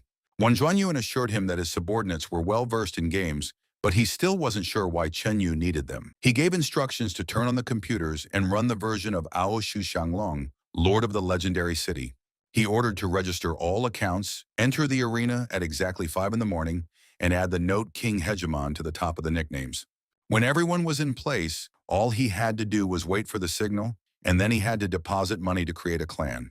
4 hours of intense play passed, and the moment of the last blow came. The hero played for the first time on an account with 1,000 crypts, and it felt really powerful. The opponents were almost broken. It only remained to make the final finishing move. The monster was shocked to the core and literally exploded with rage. Meanwhile, the Hegemon King squad confidently passed the draft of the Orcish Plague and took all the necessary rewards. The team immediately began to argue about trophies. Everyone tried to snatch the best for themselves. Wu Cheng watched with satisfaction until Wan Chuanyuan walked up to him. He reported that the Hegemon King had already bypassed the server's first team, Dragon enslaving the world, but there were still 8 million short on equipment for the final stage. Wu Cheng calmly replied that there were no ordinary players left in the north. Only them and the dragon existed there now. With that, he pressed the start button, starting the second stage. The head of the Hegemon King clan, Tatsu, has declared a city battle. At the same time, a fierce battle broke out in the city square, where every second could decide the outcome of the entire campaign. Wu Cheng watched from the top floor, calm and detached, because everything had already been decided. One of the fighters could not understand why this guy invested so much money. Probably a fanatic who was ready to go to any lengths for the sake of the game. This was the leader of the Dragon of the Heavenly Order, Organ Tyrant, who was sure that the forces of the parties were equal and the outcome of the battle could not yet be predicted. Wu Cheng said with slight disdain that the winner would be determined very soon. Oregon Tyrant wondered if he expected to snatch victory with a clever move, but Wu Cheng surprised him. Defeat was part of the plan. Right after that, the guy gave a clear and decisive order. The young hero ordered to immediately remove the equipment. Then came the even more bizarre order to simply log out of the game. Oregon Tyrant was dumbfounded, unable to understand what was going on at all or what it was all about. With tears in his eyes, the knight begged him not to leave because he considered such an outcome unfair. They would never meet opponents of this level again. He reminded me that he had invested $10 million in the upgrade, whereas Wu Cheng had invested 8 or 9, and if he gave up now, he would never become the boss. Wu Cheng calmly explained that he understood everything, but his woman had a serious problem. The fact is that the brand representative was involved in an accident, urgently needs a replacement, and he needs to go back and fix everything. Oregon Tyrant immediately offered to help, assuring that with actresses the issue is solved and he will gladly take it up. The guy added that even if it was about Tao Manyan, one call would be enough for her to agree to come. Wu Cheng couldn't help but smile. His calculation was perfect, and the plan worked exactly as he had intended. Aloud, the hero only said that he had urgent business in eastern China, and therefore he would not be able to stay. The friend was even glad of this coincidence. It turned out that they were fellow countrymen, and both came from the east of the country. However, in the very next instant, Wu Cheng disappeared from the virtual space with cold equanimity. He left the game and took off his headphones, finally ending this duel. A moment later, he received a text from Oregon Tyrant, who offered to chat later when Wu Cheng finished his business, saying that they were both from eastern China and even had the same last names, which seemed like a funny coincidence. The guy smiled inwardly. He initially knew who he was dealing with, so in response, he wrote that his woman was in a hurry. But if the friend has a specific plan, then he is ready to listen to him. After that, the young man turned to the guys from his team and thanked them for playing. After some time, the friends actually met near a large building. In front of Wu Cheng was the second son of the Lei family named Lei Chen. The hero introduced himself and gave his name, keeping a straight face. He knew that the Lei family owned the Hongfa industry and that Lei Chen's reputation was as turbulent and destructive as a storm. The guy slowly poured himself some boiling water and asked how he knew about such a reputation. After that, he looked at him intently and asked what family his friend came from. Wu Cheng smiled slyly, said that Lei Chen was obviously wary, and assumed with cold calmness that he was worried about his own life. Hofa was one of the national top 10 industries, and its annual turnover reached 60 billion. 70-year-old Lei Chengyu was formerly in the share, but the real owner was Lei Yu. Any family that decided to make contact with Lei Chen would automatically become a traitor in the eyes of Lei Yu, who had long wanted his life. Lei Chen paused, then asked again which family his new friend was from. Wu Cheng replied that there was no need to panic since he didn't belong to any family at all, and their meeting was really just an accident. The guy was trying to figure out who was in front of him. Maybe he was the messenger, although the young man looked too young and looked more like an ordinary pizza delivery guy. Meanwhile, Lei Chen asked me to tell you about the problem. Wu Cheng explained that he had invested a large sum of money in the game, but he could not help his woman and her representative. Someone deliberately caused an accident, and the representative was hit by a car. Lei Chen assumed that the friend just decided to play the game to release the accumulated steam and relieve tension. He assured that there was nothing to worry about, promised to find a new representative, and asked what company he was talking about. The hero replied, "This is a line of cosmetics symphony of fashion." Lei Chen suggested that it was about Li Rubing, but Wu Cheng evaded the question, saying that he didn't want to get involved with their family, especially given Rubing's strained relationship with relatives. At this moment, Rubin suddenly made a phone call, and her angry voice came out of the phone. The woman made a claim due to the fact that he spent her 10 million on the game. The hero immediately realized that explanations would not be heard and offered to raise the stakes in the bet, where the loser would have to humbly apologize, but in response received only a sharp demand to disappear. Lei Chen asked what exactly the conversation was about and wondered in disbelief how such a madam could possibly ask for forgiveness. Surely this guy wasn't that simple. Wu Cheng casually remarked that nothing serious had happened, just a bet being made, and his girlfriend was just overreacting. Lei Chen handed him a cup of tea, looked at it carefully, and asked what the bet was about. The friend replied that she was only trying to protect him, and that Lei Chen probably knew Ding Rulin very well. Lei Chen confidently confirmed that he knew, of course, and added that what happened to the representative was definitely his doing, after which Wu Cheng explained that Rubin was afraid that he would be the next target. However, the idea that anyone would think he was a coward seemed absurd to the young man, and Wu Cheng decided that he wouldn't just sit around while Ding Rulin tried to ruin Robing's life. After all, if the hero does nothing, he will no longer be able to call himself a man. Lei Chen immediately approved of this position, said that his brother was absolutely right, suggested that he change the tea to wine, and mentally send Ding Rulin to hell. Wu Cheng said that a bet was made between him and the lady, under the terms of which she would give him an opportunity for the company. He clarified that if the press conference goes perfectly, the victory will be his, and if not, then she will win. In case of defeat, Wu Cheng decided that he would become her obedient puppy, which is quite bold but risky.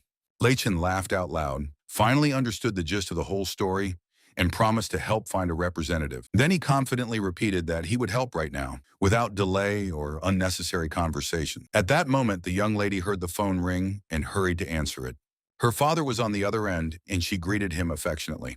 The man told her to take a vacation, say hi to the director and come back, said that he had found a case for her in the cosmetics industry, and there was no need to worry about the contract. Lei Chen would cover the losses if necessary. After that, he briefly informed little brother Chen that everything was ready. Wu Cheng thought about it. He knew that things were going too fast and not as smooth as they seemed at first glance. He decided to be honest, since Lei Chen was still only a person he had just met, but Lei Chen had helped without hesitation, so he shouldn't betray him. They didn't know each other very well, but there was already a certain similarity between them, and it wasn't just the same last name. Lei Chen noticed that it was as if fate had decided to bring them together.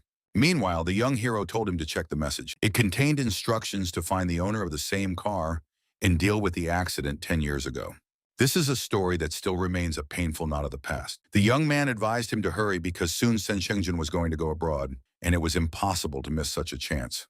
Lei Chen said grimly that his men had been warned, but now it was clear that this man couldn't be allowed to slip away again. That night 10 years ago, a truck deliberately rammed their car right into the intersection. The guy reacted instantly, but it was not enough, and the car flew off the road. Soon the car was engulfed in flames, turning everything around into a real hell.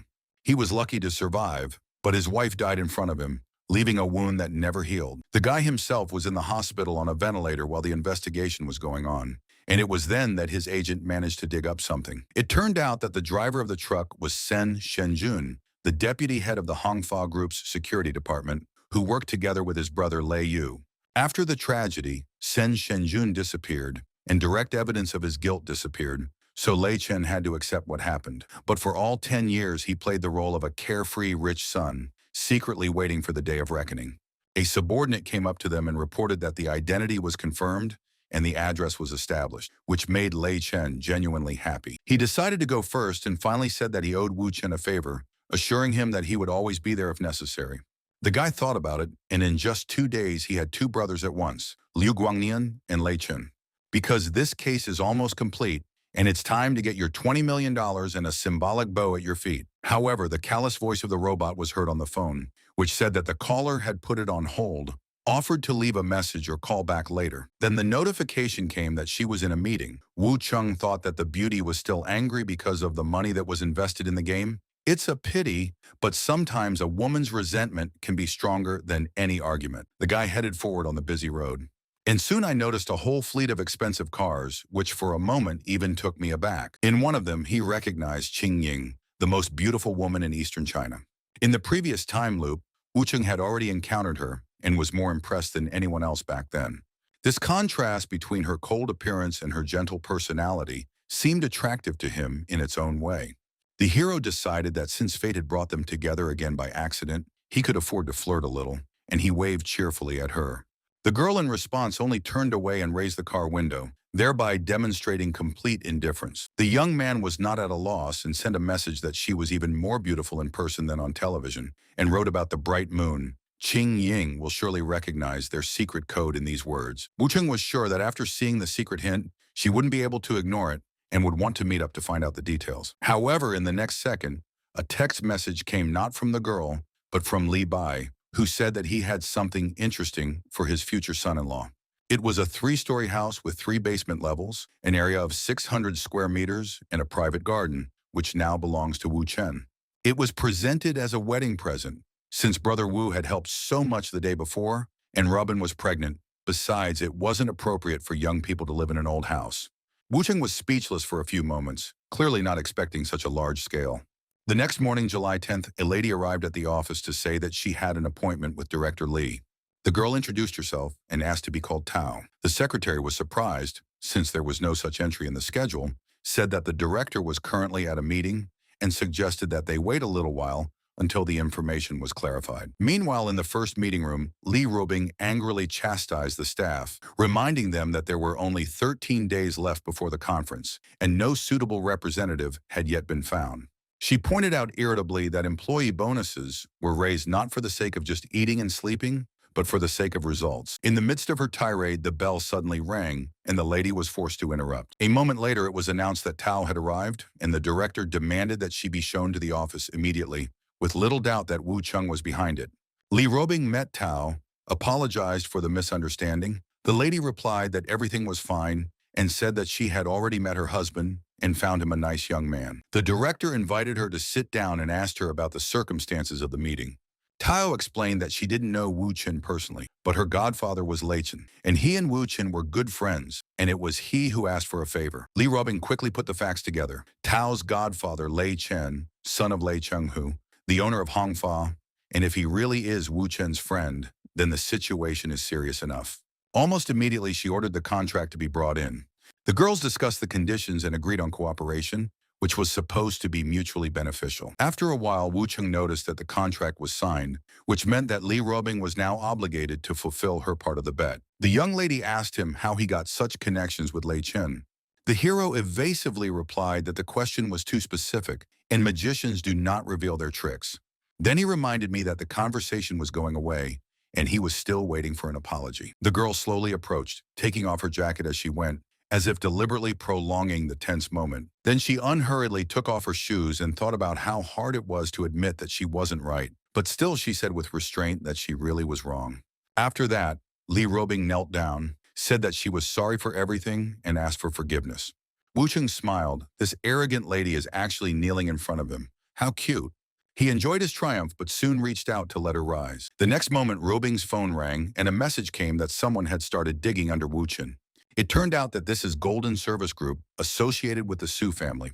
The beauty asked why this family decided to take on him, to which Wu Cheng replied that it was better for her to stay away from it and not interfere with what was happening. Li Robing was annoyed by his habit of speaking in riddles, and she assumed that if he was trying to attract her attention in this way, he might just have fallen in love. Wu Cheng looked down and noticed that she wasn't the most beautiful or richest woman he'd ever met, and her perpetually serious expression was unlikely to charm anyone.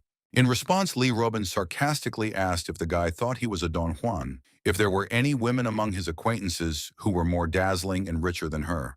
The young man replied that there were many women in his life, both beautiful and rich, so Lee Robin did not look out of reach against their background. The lady demanded specifics and wanted to hear the names, but the hero noticed that if in this way a friend tries to find out his past, then she will not succeed.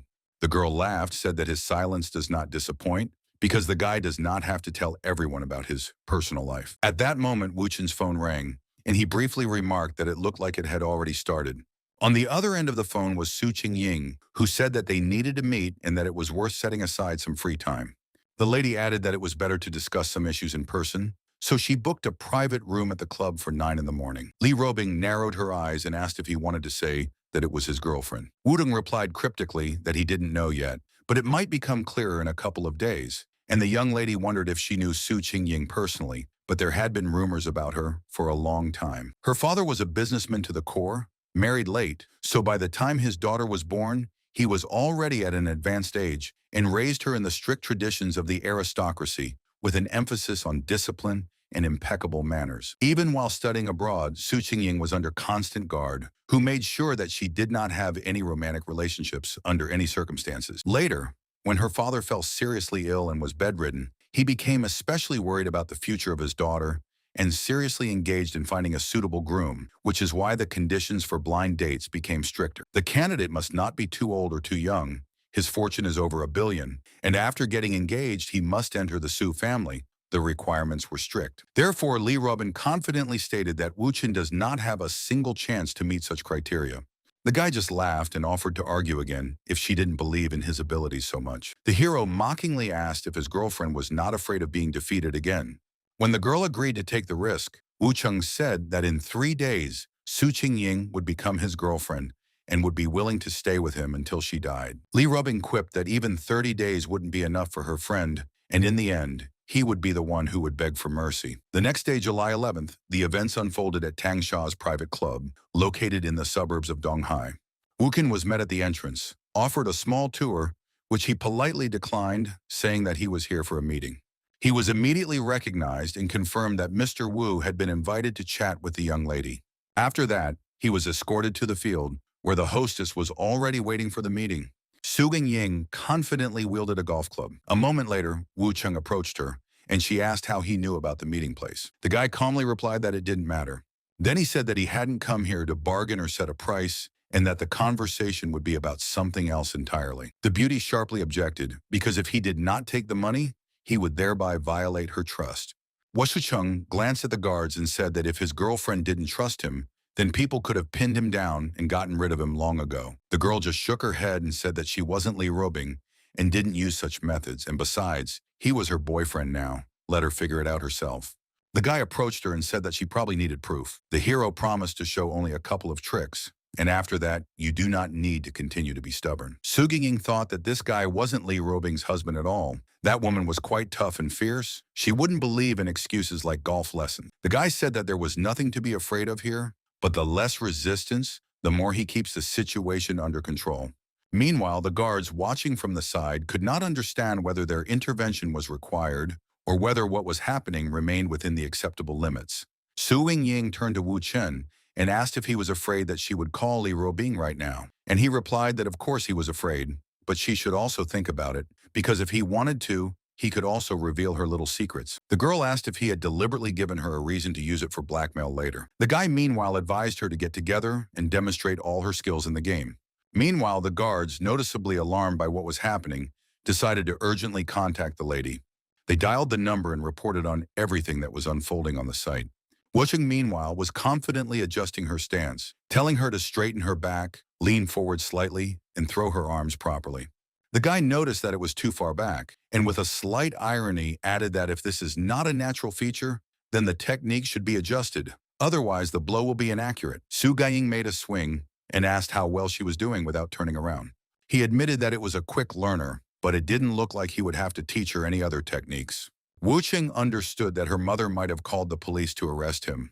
After all, the security guards had told her that the guy had teased her repeatedly, ostensibly to sharpen her golf stance, and had been instructed to keep a close eye on them. Wu Cheng suggested that they leave immediately, so as not to come under the scrutiny of the guards or the girl's mother. Su Qingying hesitated, not daring to trust completely, It was hard to believe that she would be able to run away with him and give in to this impulse. The guy looked at her carefully and quietly asked her if she really wanted to spend her whole life doubting and refraining from taking risks. In the next moment, Su Qingying felt him gently take her hand and invite her to run. When the boys finally took off, there was no stopping them. The guards hurried after him, but Wu Cheng confidently got into the car, accelerated, and instantly disappeared from sight. The guards immediately sent word to the lady that the young lady had run off with this brave boy. They received a scolding from the hostess for not being able to prevent this event. Meanwhile, the car deftly maneuvered and quickly rushed along the highway. Su Ginging could feel her heart beating rapidly, but she felt that it wasn't scary at all. Suddenly, the phone rang, and it turned out that it was my mother who was trying to find out the situation. Wu Cheng advised the girl to forget about everything for at least one day and be left to her own devices, relax and trust the moment. Su Ginging was a little worried, but she still picked up the phone. The lady said that everything was fine. She went with her friend. An angry shout came from the phone. My mother was indignant that this was not a friend at all, but a daughter with this guy. The girl looked at Wu Chen with gratitude. Today she chose to be herself, act according to her heart and trust her feelings. Su Qingying firmly told her mother that she was a living person, not someone's property, so she had the right to choose and be independent. In response, the woman angrily demanded to repeat the words, but the young lady threw the phone right through the window and finally interrupted the conversation. Wuxing noticed that they were really in danger of being chased now, but Su Qingying was sure that her mother was more concerned about her reputation. Therefore, he will not make a fuss and publicize the escape of his own daughter. The guy noticed that he could really turn out to be a dangerous criminal. Really, the girlfriend is not afraid at all. With tears, she said that it was better to run away with a stranger than to live like this. In a family where success was measured by numbers and desires were ignored, her mother decided everything for her. After a moment, Su Qingying still asked if he was really Li Robing's fiancé and wasn't worried that she would find out. In the next second, the lady approached Wu Chen and unexpectedly kissed him. Wuxing reminded that he was driving, and in such a situation on the road, any sudden movement can be dangerous. He calmly asked Su Qingying to return to his seat and sit still so as not to distract him from driving the car. The girl obediently complied with the request and quietly said that she understood everything. Wu Ding smiled, thinking to himself that there was something truly curious and unexpected about her reaction. He thought back to one of the previous cycles, when he had already managed to win her over, and then the lady seemed to him the most beautiful girl on the entire East Coast. To answer his question about how she became a high-level model and a person with such a reputation, Su Qingying opened her laptop and showed her forum account. There were notes on the page where the girl openly complained about the unbearable life, about the constant pressure, and that her mother was forcing her to do something that she did not want at all. Then Wu Cheng offered to run away together, because he himself has also been burdened with everything for a long time. He realized clearly that this wasn't just a shiny picture wrapped in expensive paper, but a girl bound in invisible chains of expectations that had been dragging her down for years. Now the guy had not only guesses, but also written evidence, her own words on the forum, confirming the hidden desire to break out and live in their own way. Wu Cheng thought that he would never have thought that one day he would use this knowledge in this way and turn her secret confession into a ticket to freedom. Meanwhile, his companion quietly said that she was ready to go home with him. 4 hours later, the car stopped in front of a huge multi-story building. The next morning, they were woken up by the ringing of their phone, which brought reality back to normal. Wu Cheng picked up the phone and was informed that the pursuers had already arrived. The lady contacted them and first of all asked who was driving. The guy promised to deal with it personally. But suddenly, Li Robing's name appeared on the second line. The girl said that Tao called her and asked what was going on with her boyfriend and Su's family. The young hero replied that he would explain everything and handed the phone to Su Qingying, giving her a chance to speak for herself. She picked up the phone and asked him who he was talking to and what was going on. After that, the conversation continued, and Li Robing realized that Su Qingying was on the line. The young lady explained that they were just friends and were discussing work issues. However, Li Robing had some doubts because it was a completely different version of the story from before, so she restrained her displeasure, apologized for the sudden interruption, and asked to pass the phone to Chen. The guy said that he is now in the house that her brother gave her. Li Robing replied that he should wait as she would arrive soon. Su Qingying was surprised to see that her boyfriend looked completely calm and didn't seem to be worried about being exposed, but he assured her that there was no relationship between him and Rubing. After hearing this, Su Qingying realized that their relationship was just a public display. Wu Qing noticed that even little brother Rubing didn't know anything, so it was definitely not worth talking about. The young lady finally understood why he was so fearless and came to her without hesitation. However, after a moment, the lady admitted that she did not regret what had happened. Meanwhile, a car raced through the city at breakneck speed, cutting through the flow of traffic. Li Robing couldn't understand why they were together, since no one was allowed near Su Qingying, and besides, Tao had signed a contract with her. And somehow it all came back to Wu Chen, the guy who was the center of the story. About 40 minutes later, the girl arrived at the apartment, where the guy politely opened the door for her and let her in. Li Robing silently walked past him and went straight to the room without saying a word. After looking around, she sternly asked where Su Qingying was. Wu Qing silently pointed his hand forward and said that his friend was there. It turned out that Su Qingying was doing household chores, and the lady turned around and politely greeted Mrs. Li. The girl noticed with a smile that they hadn't seen each other for a long time. Li Rubbing nodded her head, but she was still growing confused about what was happening inside. Meanwhile, Su Jingying added that the soup was almost ready. All that was left was to break another egg and dinner would be served. Li Rubbing looked at her friend questioningly, and he calmly explained that it was all right. This is his woman. The beauty was still at a loss and did not understand how everything had changed so quickly. Wu Qing explained that it had all happened today and they hadn't even met before. Li Rubbing only had one question. How did he manage to pull this off in the first place? The next moment, Su Qingying interrupted the conversation and said that dinner was almost ready. The girl asked to look after the pot, and she briefly went to the bathroom. Before leaving, she turned to Mrs. Li and asked her to sit down at the table. Li Rubbing was still perplexed and silently watched her go. Then she took Wu Chen's hand and motioned for him to come closer. Meanwhile, Su Jingying noticed that the laundry was also finished, and it was probably worth hanging up the laundry on the balcony. Li Rubbing stared at her intently, unable to shake her confusion. This was indeed the same Su Qingying, who was now doing chores around the house, washing his clothes and making soup as if it was only natural. After a moment, the young lady lowered her gaze, no longer hiding the chagrin that shadowed her face. The table was finally set, and Su Qingying wished everyone a good meal with a good-natured smile. She suggested that Wu Chen try it first since she hadn't cooked for a long time and wasn't sure how good the dinner was. The guy tasted the soup and confidently declared that it turned out perfectly. Li Rubbing immediately asked how long they had been together. Su Qingying replied that it was only recently that they had fallen head over heels in love at first sight. The girl realized that her fate was in front of her because her beloved Wu Cheng honestly told her that their couple with Robin was not formally real. Li Rubbing heard her promise not to tell anyone, but she also asked her to keep her secret because their feelings should not be exposed. Wu Qing turned to Li Rubbing and said that it was better not to stare at him, but to get on with dinner. Meanwhile, with Su Qingying's entire demeanor clearly emphasizing superiority, showing that they had real feelings, Li Rubbing took it as a blatant provocation. The young lady slowly reached out to the plate and picked up the shrimp. With cold composure, I tore off her ponytail. After that, Li Rubbing handed the seafood to Wu Chen with a malicious smile. Su Qingying noticed this gesture, which made her feel an unpleasant feeling of jealousy. Meanwhile, Li Rubbing fed him with her hand, and the guy calmly chewed. A heavy tension instantly hung over the table, which could be felt right in the air. Finally, the young hero said that the dinner was very satisfying, and he was completely full. Su Qingying said that she would clean up everything herself and advised her dear to pay attention to the guest because it would be rude to leave her alone. After that, she gathered up the dirty dishes and headed for the sink. Li Rubbing, meanwhile, abruptly approached him and demanded an explanation, not hiding her anger. The lady gripped his arm tightly and pulled him insistently closer to her. In the next moment, she pulled her friend away, clearly intending to continue the conversation without any unnecessary witnesses. But in the next moment, the hero seized the initiative. With a sharp movement, knocked her to the floor. Li Rubbing demanded an explanation, but Wu Cheng calmly remarked that one must be able to lose. After that, he added that it was time to pay the bills.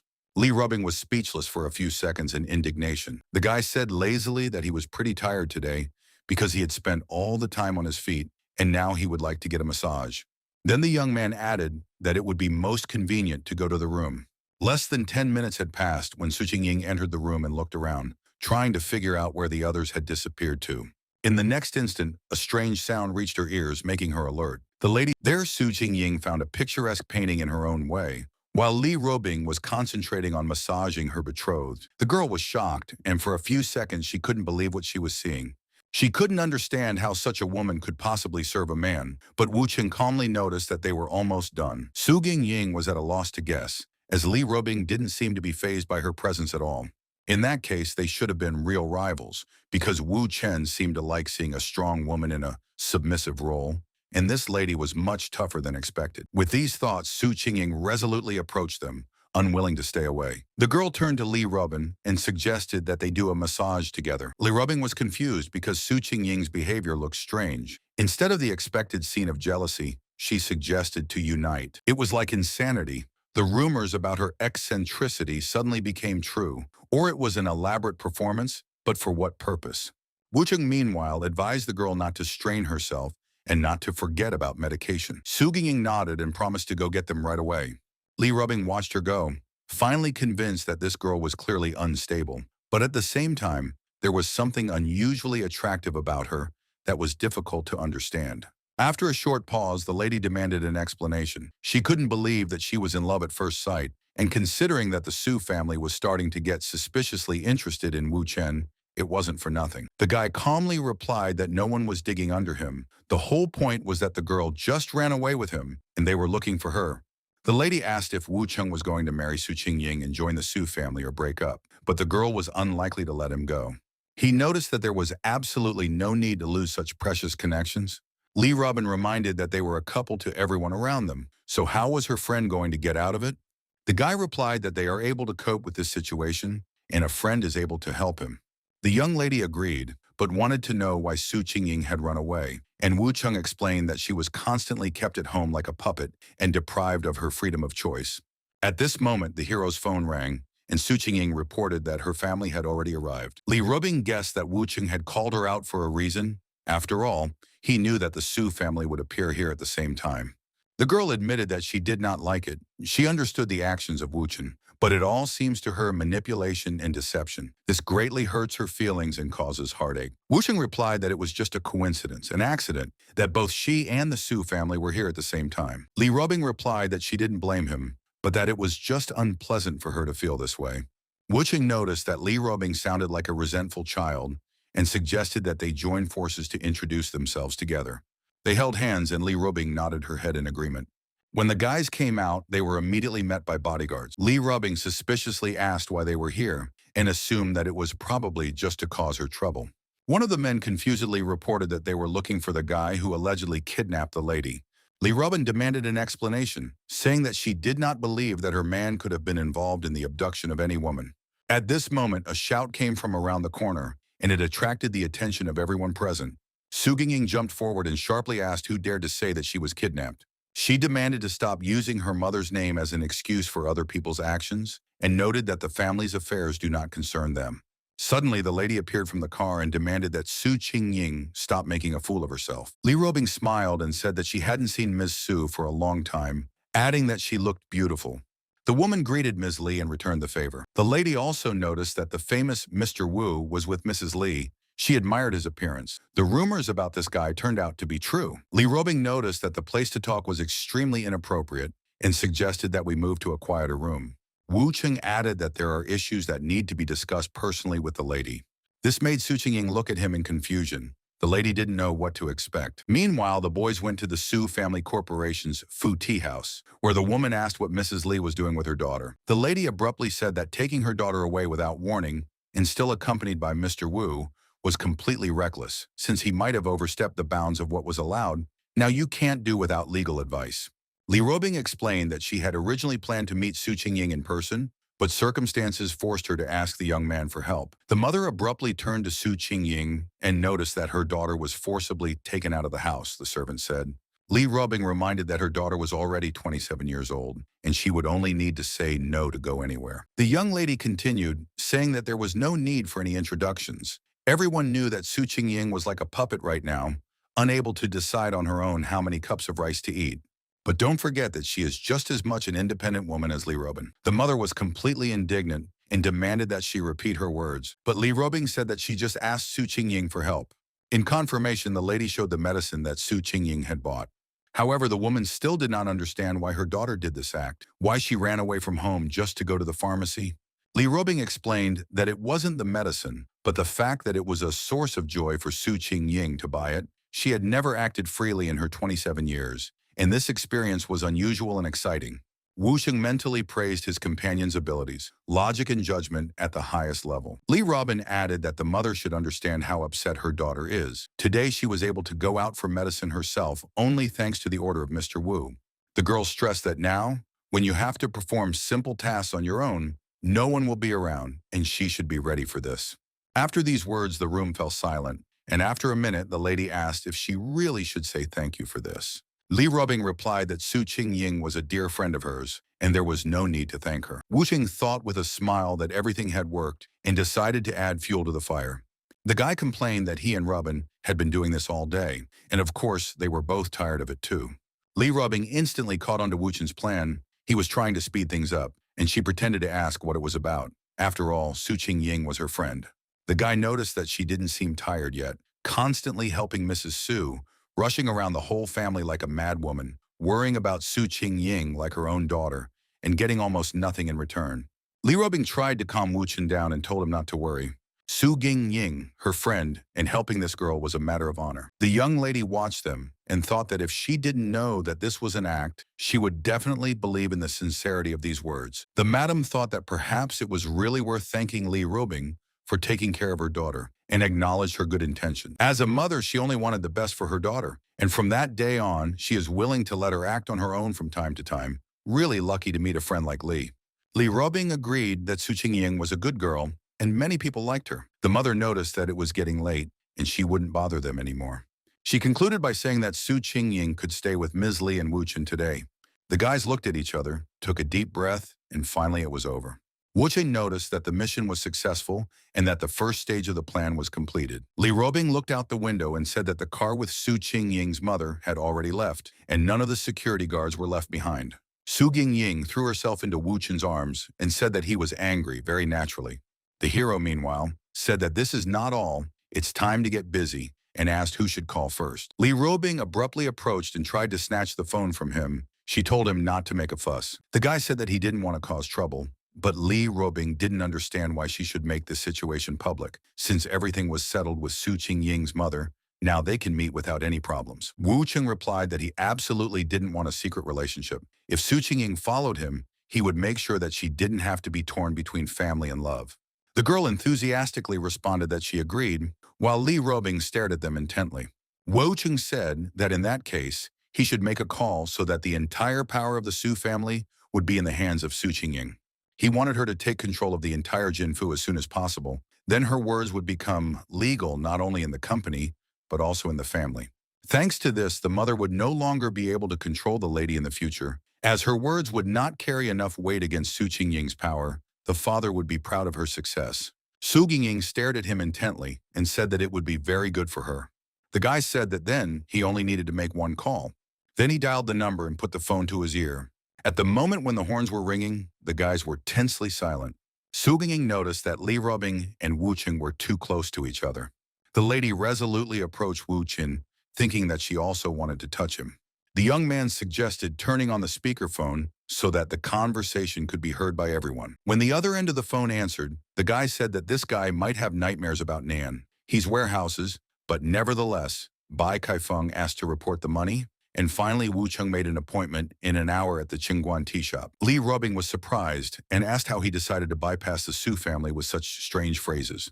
The guy noticed that she might not have understood, but gave a hint that it would be an internal split. Li Rubing asked her friend to reconsider the plan, and Wu Cheng, with a slight smile, asked if she would like to make a bet with him again. An hour later, the guys arrived at the place, and the guy offered to sit and drink tea while he went in first. The young hero turned the door handle and slowly entered. The guy saw a person inside the room who was already waiting for him.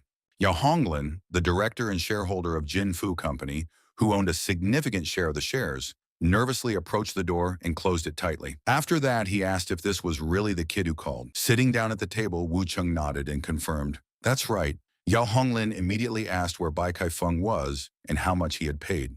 The man said that he would not allow you to play with him just because someone found out information about him and offered a larger amount than he was paid. After taking a small sip of tea, Wu Cheng remarked that the topic of money could be left for later, since all this was just a consequence of the murders and fires that started this whole thing. Yao Honglin sharply reminded Wu Cheng not to assume too much and jump to conclusions. The guy in response confidently remarked that he knew about the money buried on the free hill. With such opportunities, you can even solve any business. Yao Honglin's eyes flashed with understanding. This guy didn't come for money, although if he wanted to, the man could even offer 155 million. Wu Qing said that there was no need to be nervous. He had heard that the business was in decline due to attempts to fake losses, and immediately asked the name of the mistress who helped in the whole story. The terrified Yao Honglin instantly became agitated and cried out that he didn't want to hear any of this. He was willing to pay 2 billion or even 3 billion in installments. Suddenly, the door opened and the girls came in. Yao Honglin turned around, completely at a loss as to what was going on and how Miss Su and Li were here. Wu Cheng calmly asked why they were back so early. Su Gingying angrily demanded an explanation. She couldn't figure out if all this was true, about the murders and the fires. Yao Honglin looked at her in fright, opened his mouth but couldn't say anything. Wu Cheng poured him a cup of tea and advised Su Qingying not to touch the past. Then the guy turned to Yao Honglin and said that he did not need money. The man was completely confused. What then? Really his life? But Wu Cheng explained that in return, he would support all of Ms. Su's words at the meetings. Yao Honglin couldn't believe that it was so simple. He quietly said that he had already started to say goodbye to life, so he could hardly disagree. This girl is currently the sole heir of the company, so sooner or later, everything will still be in her hands. It's too early to write him off. He knows how to turn any crisis into a profit, and all thanks to skillful contributions, Yao Honglin recognized that any decision of Mrs. Su will be carried out. She will always remain his leader. Wu Xing said a low-key goodbye, and Yao Honglin waved goodbye to him. Li Rubing smiled skeptically. One voice among the directors doesn't decide anything. There are still a dozen of them, and not all of them will fall for the guy's threats. Wu Xing asked her what she expected of him in that case. The girl admitted that everything is serious. She has no idea who else he is going to blackmail, but it's too naive to hope for an effect for everyone at once. The guy only said that they didn't need all of them. Only 6 people. He had already managed 1. There were 5 left, so he suggested that the girls continue the tea party without him. Su Hingying watched him go with admiration and cautiously asked him not to strain himself there. Among those who were needed for the plan were Jin Fu's marketing director Wang Welchang and head of finance Che Lei, as well as supervisor Lei Chanhe and shareholder with director Sun Haoming. It was late in the evening when they met again, and the guy waved goodbye and headed back to his car. Li Rubing noticed that he had lured 6 directors to his side, but the vote was still 2 to 3, even if he got half of it. What would he do with the rest? Wu Cheng just smiled enigmatically and said that it was difficult to explain, but tomorrow she would see for herself. Su Gingying looked at him loyally. The guy informed her that he needed to discuss some matters with her, and remarked that Li Rubing probably wouldn't mind if they stayed at her place. The young lady said sharply that she was against it, grabbed him by the arm and led him inside. When they entered, Li Rubing told Su Qingying to go to the shower first. After that, she approached Wu Cheng and said with a smile that they were finally alone. He couldn't figure out if something was wrong, and he was pretty sure that Li Rubing would never do something like that when Su Qingying might come out of the bathroom at any moment. If his guesses are correct, his girlfriend is just pretending and waiting for the paparazzi, so the hero decided to play along, assuming that Ding Rulin will be satisfied with what he saw. Meanwhile, they were actually spotted from the balcony, and reporters started taking pictures. 2 minutes later, Wu Cheng calmly reported that the paparazzi had already left, and Li Rubing wondered if he knew everything beforehand, which was why he was acting so cool. Meanwhile, in Southguang City, at the Rulong Company's main office, a guy became enraged when he saw these photos. Ding Rulin couldn't control the anger that completely overwhelmed him and vowed to kill this scoundrel. He summoned Zhang Chuan, one of his most trusted subordinates and a former Special Forces soldier. Ding Rulin ordered him to go east, find Wu Chen, kill him, and make him suffer. Zhang Chuan said that the East China Sea was under Li Tairuo's control, and it would take him 5 days. But the supervisor didn't want to hear anything and ordered that the guy should be dead in 3 days. Therefore, the Special Forces had no choice but to silently agree to this demand. The next morning, Wu Cheng opened his eyes and noticed that Qingying was also starting to wake up. The young lady stretched lazily, clearly wanting to get some more sleep, but the guy reminded her that she needed to be patient. Very soon she would leave work and be able to sleep as much as she wanted. Yesterday, he had given her a detailed explanation of how to behave, and Qingying had no doubt that her fate would be decided today. At that moment, the sound of a door opening was heard. Li Rubing went inside and informed Qingying that it was time to get ready. She would give her a ride to the company. When Qingying stopped in front of her office, the staff immediately approached her, waiting for instructions. But the girl confidently said that all matters would be discussed in the conference room at the meeting. She said goodbye to Miss Li thanked her, and wished her a good day. After that, the young lady headed towards her office, determined to finish what she had started. 10 hours later, the arguments in the executive director's hall were still raging, and the girl firmly demanded that Zhou Da and Yang Ko be fired, while her mother did not agree.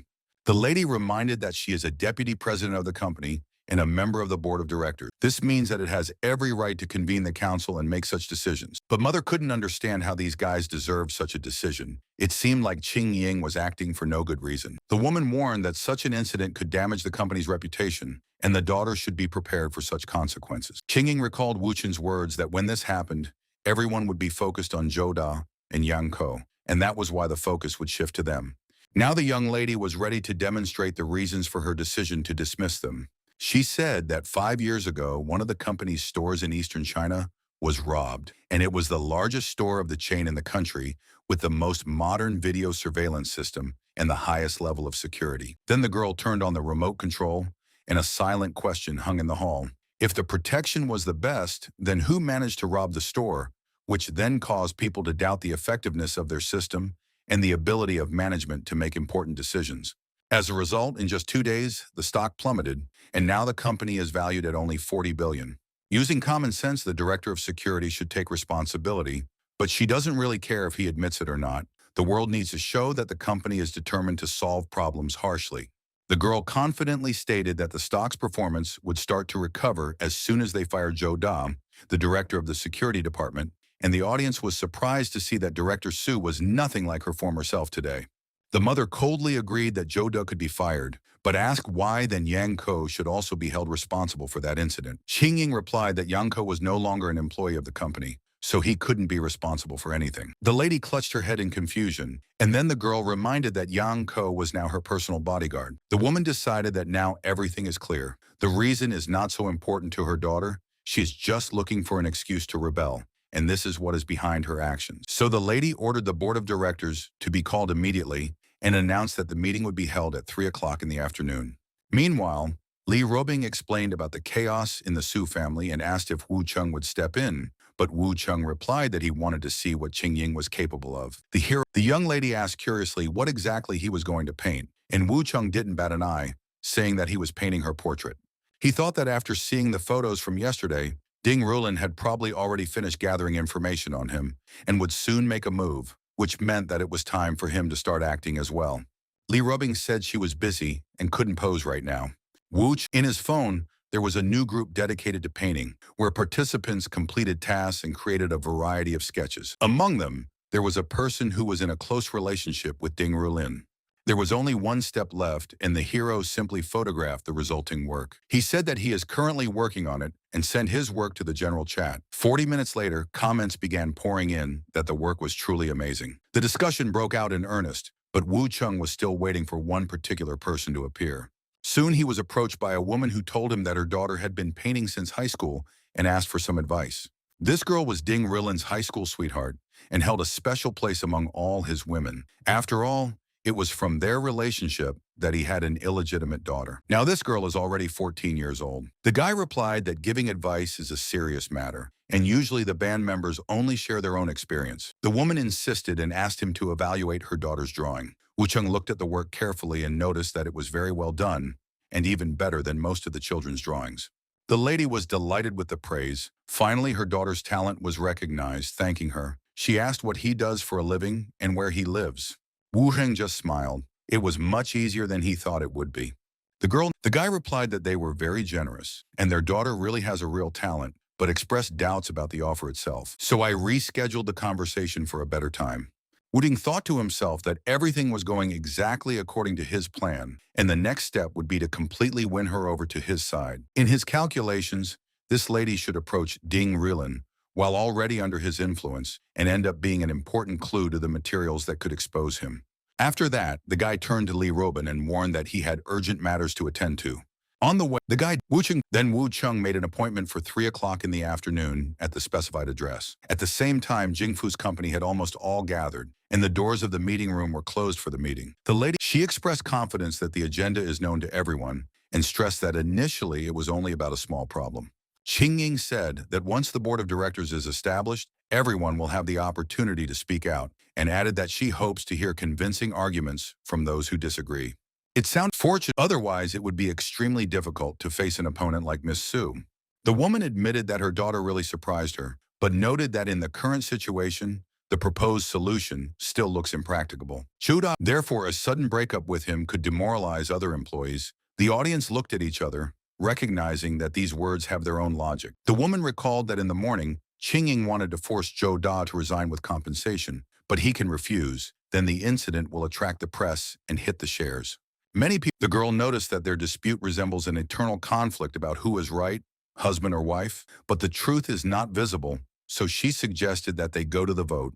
However, at this point, the lady strongly demanded not to carry out such a procedure. But the woman could not believe that there were employees in the hall who were ready to take such a step. Even Chung Lei supported the idea, lowered her gaze, but still did not stand aside. The lady turned to her, reminding her that Chung Lei had joined the company as a finance officer after graduating from university, and that she had helped Qing Ying achieve her current position. Qing Ying asked her mother to stop interfering with the voting process and urged her to continue. The woman was at a loss and did not know how to react to this. The staff in the hall looked at each other, a sense of tension hanging in the air. Earlier, Wu Chung said that not everyone needs to actively express their position, but some only need to see Qing Ying's attitude and determination to lean towards her. Now Qing Ying looked at everyone carefully and realized that she would have to be on the alert, keep herself in good shape. The lady looked at him in amazement and did not believe that he really sided with her daughter. But the woman angrily objected. She considered all this nonsense and said that it should not be so. The lady said that Qing Ying had managed to win over 9 people, but it was still not enough. At this moment, everyone abruptly turned around and fixed their eyes on Qing Ying. The young lady looked straight ahead and asked in a low voice, "Is mother really sure that she wants to do this?" The woman replied that there was nothing to be afraid of. She, her mother, was able to control her daughter. Qing Ying said that the vote was only a formality. Her mother was the president's wife, and no one would dare to object, but asked her to honestly answer whether it was for the sake of her family, daughter, or company. The girl asked how long they would be making a fool of their family in front of everyone else.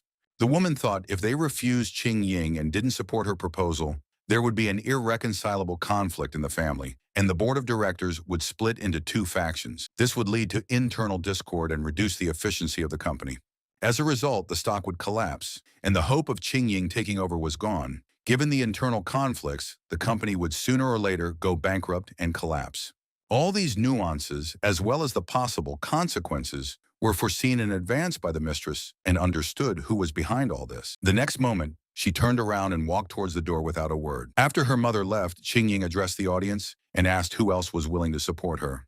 Instantly, everyone raised their hands and showed agreement, and the meeting was officially over, and everyone could leave. This day was a turning point for both the Su family and Jinfu Company. Meanwhile, Wu Chung received a call, and Lu's boss was on the line, offering him a snack, and the guy asked what had happened. The man noticed that his brother always likes to get straight to the point, so he didn't play around and immediately admitted that he needed help.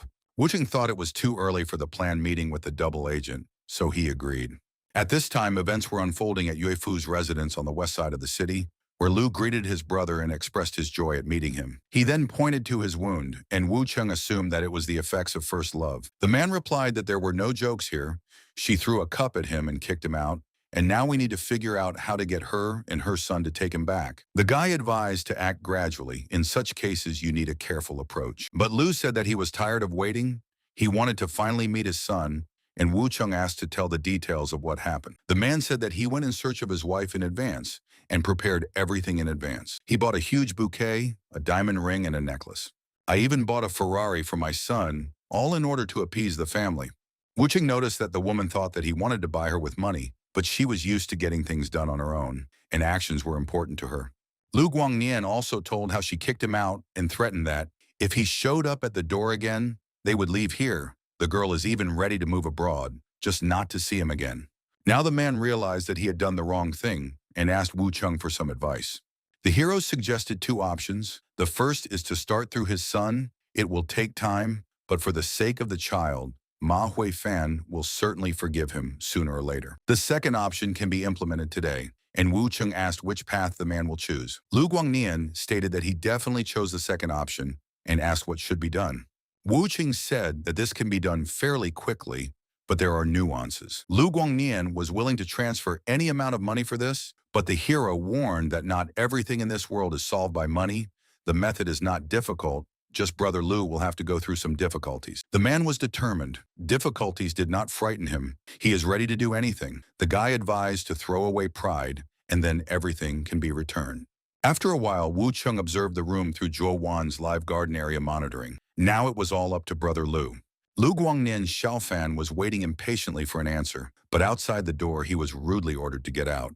The girl firmly told him not to bother her, to disappear, and not to hope for any conversation. Lu Guangnian replied that he wasn't going to take it out at all, but just bought food, Tianjin-style Jianbing, because when they didn't have any money, they always ate it. Ma Huifan nervously shouted for him to get out, declared that she didn't need anything from him, and threw the bag of food on the ground.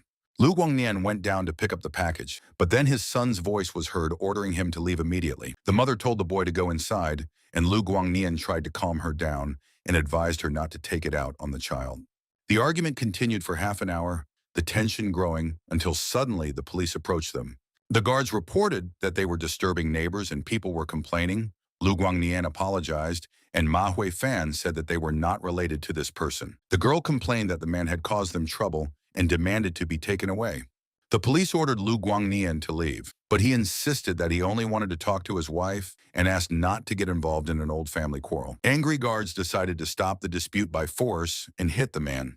They delivered several devastating blows, but Lu Guangnian said that he would not leave, even under the threat of death, because without his wife and son, his life is meaningless.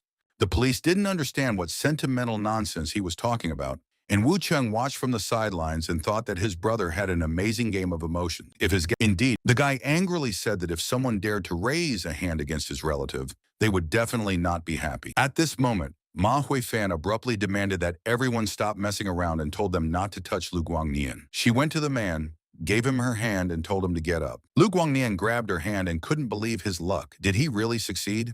Later, Wu Chung thanked the police for the excellent performance, and they said that they could repeat it if necessary. But the guy decided not to interfere anymore. Now, Brother Lu will handle it himself. It's time to do really important things. The hero picked up the phone.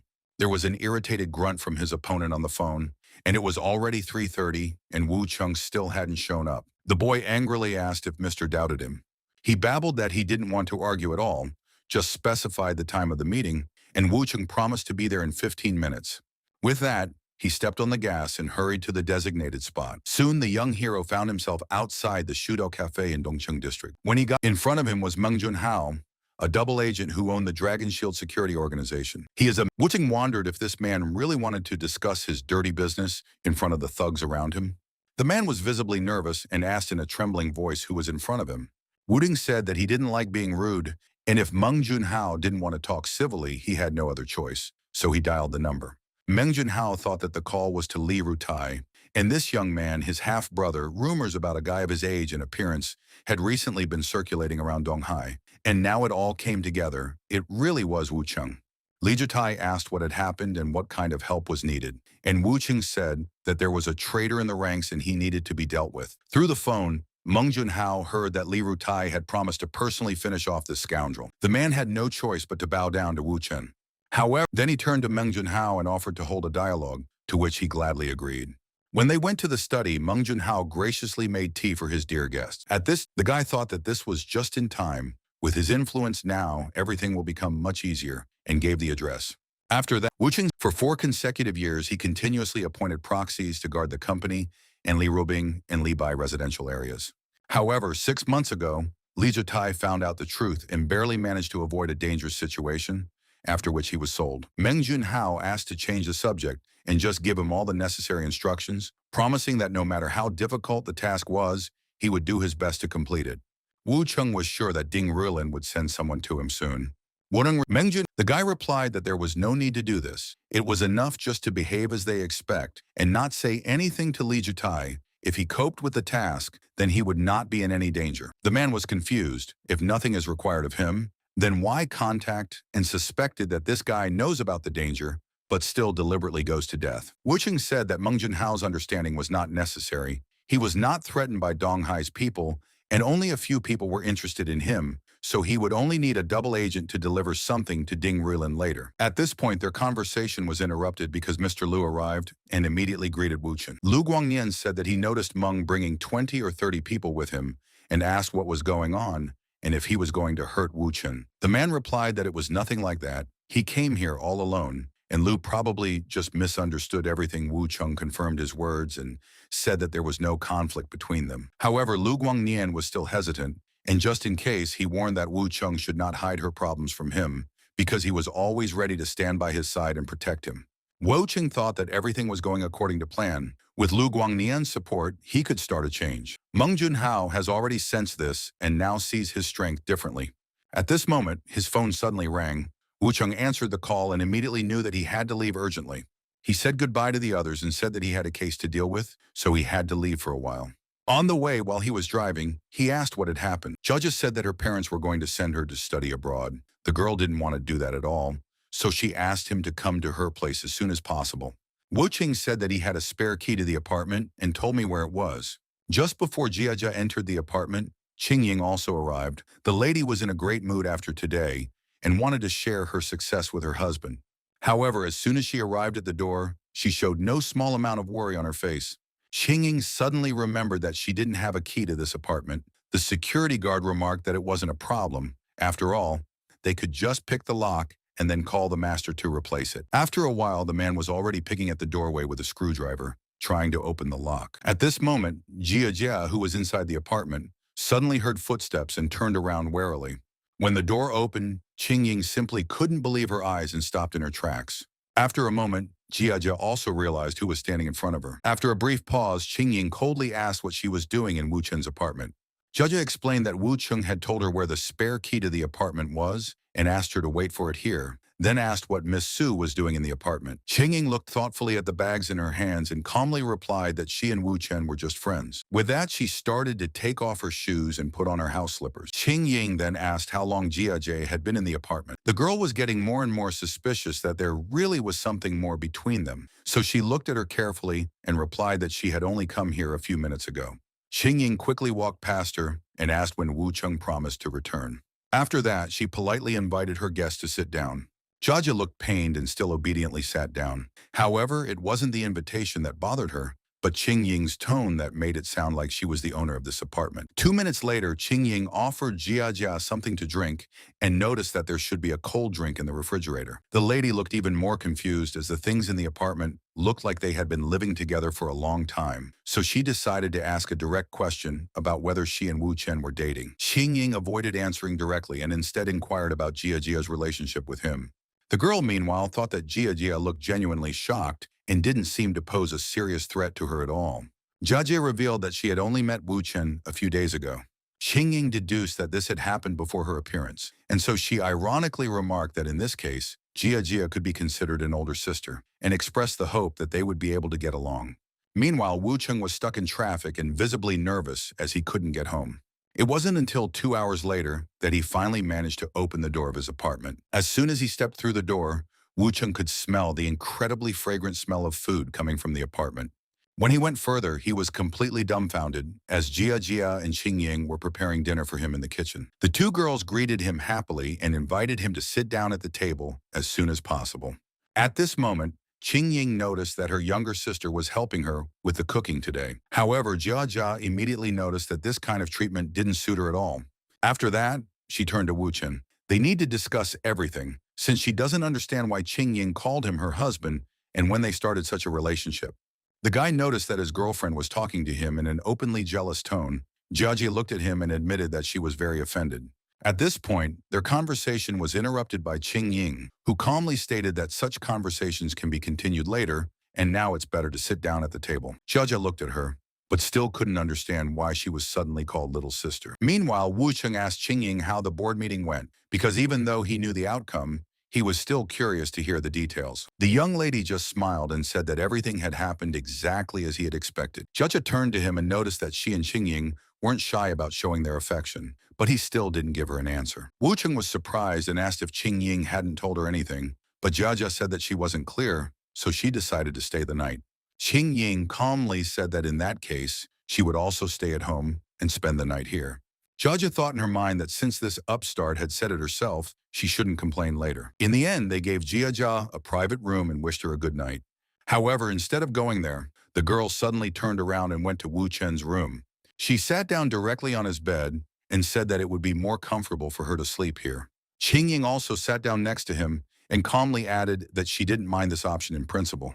Wu Cheng pointed out that they would then have to sleep together, but the bed was big enough for everyone. The next morning, they were woken up by the sudden ringing of their phone. Jaja said that she wanted to get some sleep because she didn't get enough sleep at all. Wu Cheng picked up the phone. Li Robing, who called him, was visibly nervous, but the hero didn't understand what the rush was for. However, it soon turned out that her father had arrived. After hearing about this, the guy promised that he would arrive at the company very soon. Li Ruobing, meanwhile, warned that if they made a mistake, all their previous efforts would be in vain. When Wu Cheng finally arrived, Li Robing noticed with annoyance that his promise to come soon actually lasted for almost 40 minutes. Even so, they now had to go straight to the study. Li Jitai turned to his brother and asked what had happened, because his father had to wait because of him. Li Rubbing, in turn, asked her father why he decided to come so suddenly and didn't even tell them in advance. The man only looked at everyone sternly in response. After that, he said that, of course, he did not intend to warn anyone in advance, because then they would have had time to prepare. The master angrily scolded his daughter, reproached her for not being able to even take care of her own younger brother, and also threw him out on the street. The young lady protested that it wasn't really her fault at all. At this moment, Li Rutai tried to calm them down and asked ruefully why his father and sister were suddenly fighting. Li Rubbing thought that his words made sense, and this really wasn't the time to argue. So she took Wu Chen's hand. After that, the girl told her father that she would like to introduce her young man to him. Wu Chen gave the man a friendly smile and said that it was very nice to meet him. The man stared straight at him for a few moments in silence. Li Rutai mentally apologized to his sister, knowing that he couldn't help her now because his father looked even more formidable and dangerous than when he arrived. The gentleman angrily slammed his fist on the table and asked if they were really trying to deceive him. Li Jitai explained that there was no deception. They had complete information about this guy, including how Wu Cheng lived and grew up. The man said that he does not believe these data. In his opinion, the real Wu Cheng is already dead, and before them only the one who appropriated his identity, so it is pointless to search for the truth. Li Jitai protested that it was impossible, and after lunch, he took the guy's toothpicks for a DNA test, and the results completely matched his parents' DNA. The master thought for a while and said that there was only one option left. This was all Li Ruobing's cunning plan, and the guy's position had been prepared in advance in recent days. The man decided that he would definitely bring this young man to clean water and asked if it was true that the guy had recently graduated from university. Wu Chen confirmed this information and said that he is currently working for Ruobing Company. He also explained that his specialty is related to computer science, or rather to its direction, and now he intends to do everything possible to make the Ruobing Company take the first place. The man noticed that the words sounded ambitious, asked about his hobbies, and mentally thought that the answers coincide with the information collected about him. Wu Sheng replied that he was interested in gyms, calligraphy, art, music, kickboxing, and cars. After a short pause, the guy added that he was also interested in weapons. The man stared at him intently, trying to figure out if this young man really knew anything about weapons. Li Ruobing visibly tensed up because given Wu Chen's background, there was no way he could deal with weapons, and a disturbing thought flashed through her mind because such a statement looks extremely careless. Wu Ting said that since childhood he was interested in weapons, read about them, and found drawings. In his second year, he even put together a wooden model, which then seemed to him similar to the real one. Li Ruobing was thinking about what was going on in confusion at this moment, as she felt like the guy was deliberately pushing himself into a corner. The father scratched his chin thoughtfully, then turned to his son and asked if he had a gun on him right now. Li Jitai replied that the gun was indeed on his person, so the master ordered him to hand it over to Wu Chen. The guy took the proffered revolver and was asked to tell us more about it. Wu Chen examined the gun and calmly explained all its characteristics. Li Ruobing was surprised that her father, a military man and a fan of weapons, could be impressed by this, but she doubted it because it was not in Chen's nature to make an impression. Meanwhile, the guy continued to argue and added that if his calculations are correct, then the weight of the weapon should be 6 bullets. So saying, he opened the revolver and calmly removed all the cartridges. Li Ruobing was surprised that only an experienced person could determine the number of rounds by weight, and it seemed to her that Wu Cheng was deliberately revealing himself. The master, on the other hand, thought grimly that the young man had actually given himself away, which meant that his suspicions might have been correct and that he had actually been lied to all along. However, on the other hand, the man noticed that this guy was deliberately making himself suspicious, and a different picture of what was happening gradually formed in his mind. His father thought that this was part of the plan. In order to become a roving young man, Wu Cheng had to look outstanding. His rapid success in Donghai and Special Forces skills said that this was no ordinary person, and it remained to understand his real goals. After a short pause, the man turned to him and remarked that Wu Cheng was indeed a very talented young man. The guy just smiled and replied that it was fine. Otherwise, he wouldn't have had a single chance of becoming a young man of Rubing. Then he added that maybe they should talk in private, and Li Rubin looked at him questioningly, trying to figure out what he was up to and what he was going to talk to her father about. She absolutely didn't want to leave them alone because she was worried about what kind of conversation they might have without her being there. Wu Chung reached out to Li Rubing and informed her that they needed to discuss some matters, so it was best for her not to stay here so as not to distract the conversation. The girl hesitated for a while, but then agreed and said that she understood everything. The next moment she got up from her seat and headed for the exit of the room. Already on the way, the lady quietly asked her brother if there was a video surveillance system in this room. When the door closed, his father noticed that Robin was really listening to Wu Chen's opinion. The boy calmly confirmed this and said that it was always easy for them to find common ground. After that, he went to the shelf, examined it carefully, and picked up the bottle that was standing there. In the next instant, the young man suddenly threw her to the floor.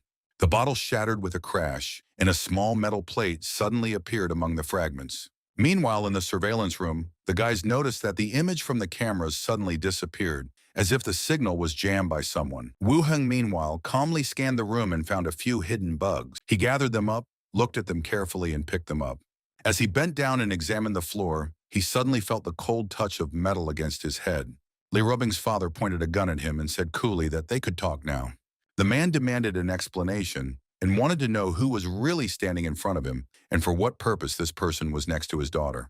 Meanwhile, Li Rubing was outside and couldn't figure out what had happened, because just a moment ago, everything was calm, but now the cameras suddenly stopped working. Li Jitai was also puzzled and admitted that he didn't understand why the surveillance system suddenly failed. Wu Cheng, meanwhile, noticed that an apple wasn't far from the tree and said that Rubin had also pointed a gun at him once. At the same time, the guy confidently stated that he was ready to bet that the gun in her father's hands was not loaded. After a moment, the man actually lowered the weapon and placed it on the table. He admitted that this young man clearly has enough courage, and then offered not to beat around the bush and directly answer why he decided to meet with his daughter. Wu Ting replied that he loved her and would like to start a family with her and have children one day, and then asked if there was anything wrong with that. The man thought about it and noticed that this Wu Cheng was saying such words while calmly looking him straight in the eye, which meant that he wasn't afraid of him at all. Wu Cheng added that the man does not care much about the happiness of his daughter. He is only interested in the wealth of the family. He knows who Ding Rulin really is, but he still wants to pass him off as Rubing. After these words, the man angrily slammed his palm on the table and demanded that the young man immediately shut up.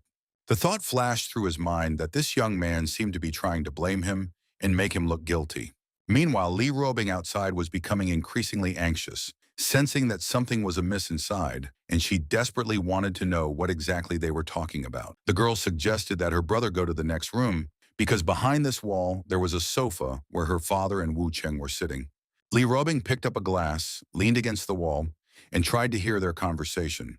However, Li Jitai noticed that it was completely useless because during the renovation, he had installed the best sound insulation that could be made there. Wu Cheng continued and said that he only wanted to emphasize that Ding Rulin is extremely stubborn and has poor emotional control, and no one knows how long his life and the life of the Ding family will last. After that, the guy reminded the man about Dong Yuan Tao. He knew that this was a child from another family who was believed to have drowned 10 years ago. In response, Wu Cheng calmly said that the boy had not drowned by himself, but had been killed. The man frowned and said that it was impossible because the Dong family's status was much lower than the Ding family's. He reasoned that if it was really a murder, the Dong family simply wouldn't be able to cover up such a matter. And besides, the death of an ordinary schoolboy wouldn't bring any benefits to the Ding family. Wu Ting explained that he wasn't talking about the Ding family as a whole, but about Ding Rulin, after which the guy offered to look at the possible motive and gave the name of the woman, He Shichin.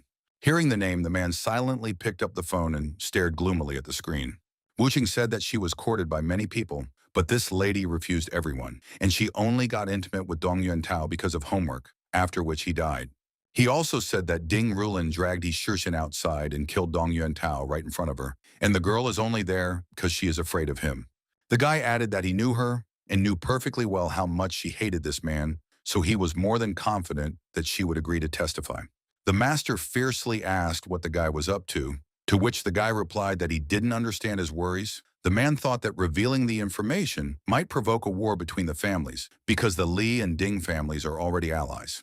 Wojing, meanwhile, said that among the Ding, Sun, Wei, and Dong families, the Li family's strongest ally is the Sun family, and also reminded that Bing still hasn't married a member of the Ding family, so their alliance hasn't taken effect yet.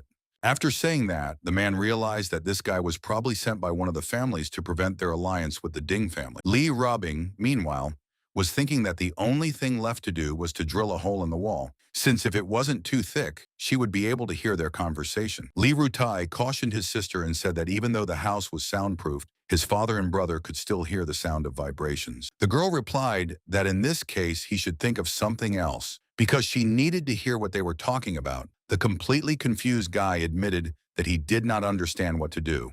Meanwhile, Wu Qing turned to the man and explained that it wasn't what he thought, because he was protecting the interests of Li Robing and their family. After that, he started talking about the Dong family and remarked that Dong's cousin, Yuan Tao, had recently graduated from university and would make a great match for Tai. The man noted that this sounds like a great joke, but doubted that marriage between members of two different families can be such a simple matter, because there is not a drop of trust between their families, let alone a wedding. The guy replied that if this option is to his liking, then he can organize everything, and the results will appear next week. The master looked at him carefully and doubted if he was serious, because marriage with the Dong family is dangerous now, so he warned Wu Chen and demanded to reveal the real purpose. The guy explained that it was quite simple. He wanted Ding Rulin dead. After all, his daughter is too attractive. Ding Rulin might have the nerve to kidnap her, so someone has to strike the first blow, and the only question is who will do it. The man asked if he had any dirt on the Wei family in this case. Wu Cheng replied that of course he had such compromising information, and added that he was ready to tell everything he knew if the master promised not to return to Donghai and not to disturb him and Robing for half a year. Meanwhile, 2 hours had passed, and various tools were scattered around Li Robing. The girl looked at the small shovel and thought that it would probably be possible to work with such a tool without noise. She wanted to hear what was being said so much that she was ready to destroy any wall. At that moment, Li Rutai turned to her and told her to drop everything because they were already on their way. The young lady walked forward resolutely and let out a sigh of relief. She immediately grabbed Wu Chen's arm and asked him how the conversation had gone and if they were done yet. My father finally informed me that they could go about their business and he was coming back. With these words, the man got into the helicopter and just flew away. Li Robing immediately started asking what he had talked to her father about and why he had left so quickly. For the sake of this, she even began to pretend to be sweet and affectionate in the hope of getting information out of him in this way. Li Rutai at this moment noticed in embarrassment that it seemed like he wasn't needed here, so he decided to leave. Li Robing, meanwhile, turned to Wu Chen again and hinted that if he told her everything, they might come up with something. He noticed that he hadn't been feeling well lately because Qingying had become too intrusive, which made him very tired. Li Robing abruptly pulled away from him and declared that this guy was just a real shameless person. However, instead of answering, the guy firmly grabbed her arm. After that, he pulled the girl to him and said that, given her behavior, this lady could also be called shameless. The girl just gave a determined grunt, but didn't answer it. The hero suggested that she was just jealous, but in the next moment added that it was just a joke. After that, he told her that he had told her father the unpleasant truth about Ding Rilin, and that their conversation had also touched on the Wei family. Then Wu Cheng told her the whole story about Dong Yuan Tao and He Shiqin. She thought that when the whole Dong family's abomination came out, Ding Rilin would have new enemies who would want him dead. She approached Wu Chen and noticed that he was a big fellow and really smart. The next moment, the girl offered him a reward, and Wu Cheng noticed that this place wasn't suitable for such things at all. The girl asked what he was thinking at all, and noticed that he was still in love with her. The young man said that, most likely, it was mutual. The young lady abruptly pulled away and became more strict. The friend really suits her on all points as a partner for life, so he is right and she is really in love with him. However, the girl warned that he should not count on the fact that she can just become an obedient cat. Woochung was quite moved by her words and confessed that this speech had touched him right to the heart. After that, he reminded her that they seemed to be talking about a reward and asked her about a massage, and she said that if her friend begged, she might agree. Wooting replied that in that case, he would just ask someone else. Li Robing looked at him suspiciously and suggested that he would go to Qing Ying's place, but Wu Chung said that he didn't, because she was busy with work and he wasn't going to distract her. The young hero added that he has in mind another girl who does not belong to him yet, but with a closer acquaintance, it is quite possible. He also noted that this lady is younger and more beautiful than Li Robing, and her family is even richer. After these words, the young man dialed the number and turned on the speakerphone. A moment later, the phone answered, and it turned out to be Miss Sun.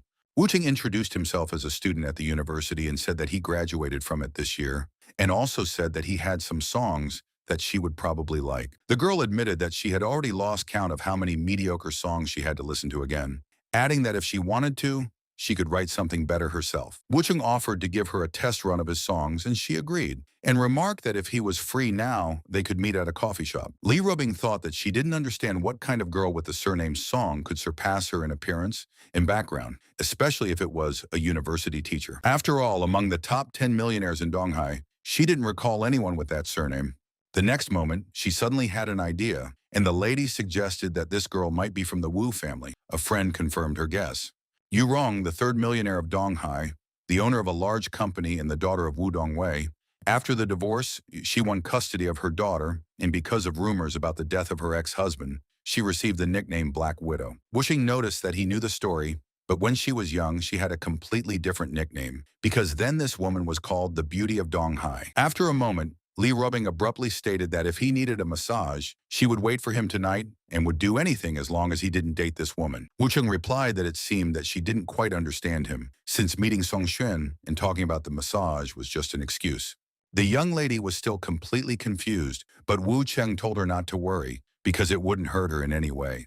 After saying this, the young man waved goodbye and went on his way. After a while, he had a meeting with Song Xuan, who happily introduced herself. Wu Cheng shook her hand and said that he was glad to meet her, and then they sat down at a table. The girl asked what was going on with the songs and how they were recorded on a USB drive or by hand. Wu Cheng asked if she had any paper or pen with her. After that, he said that he would like to write a song for her right now.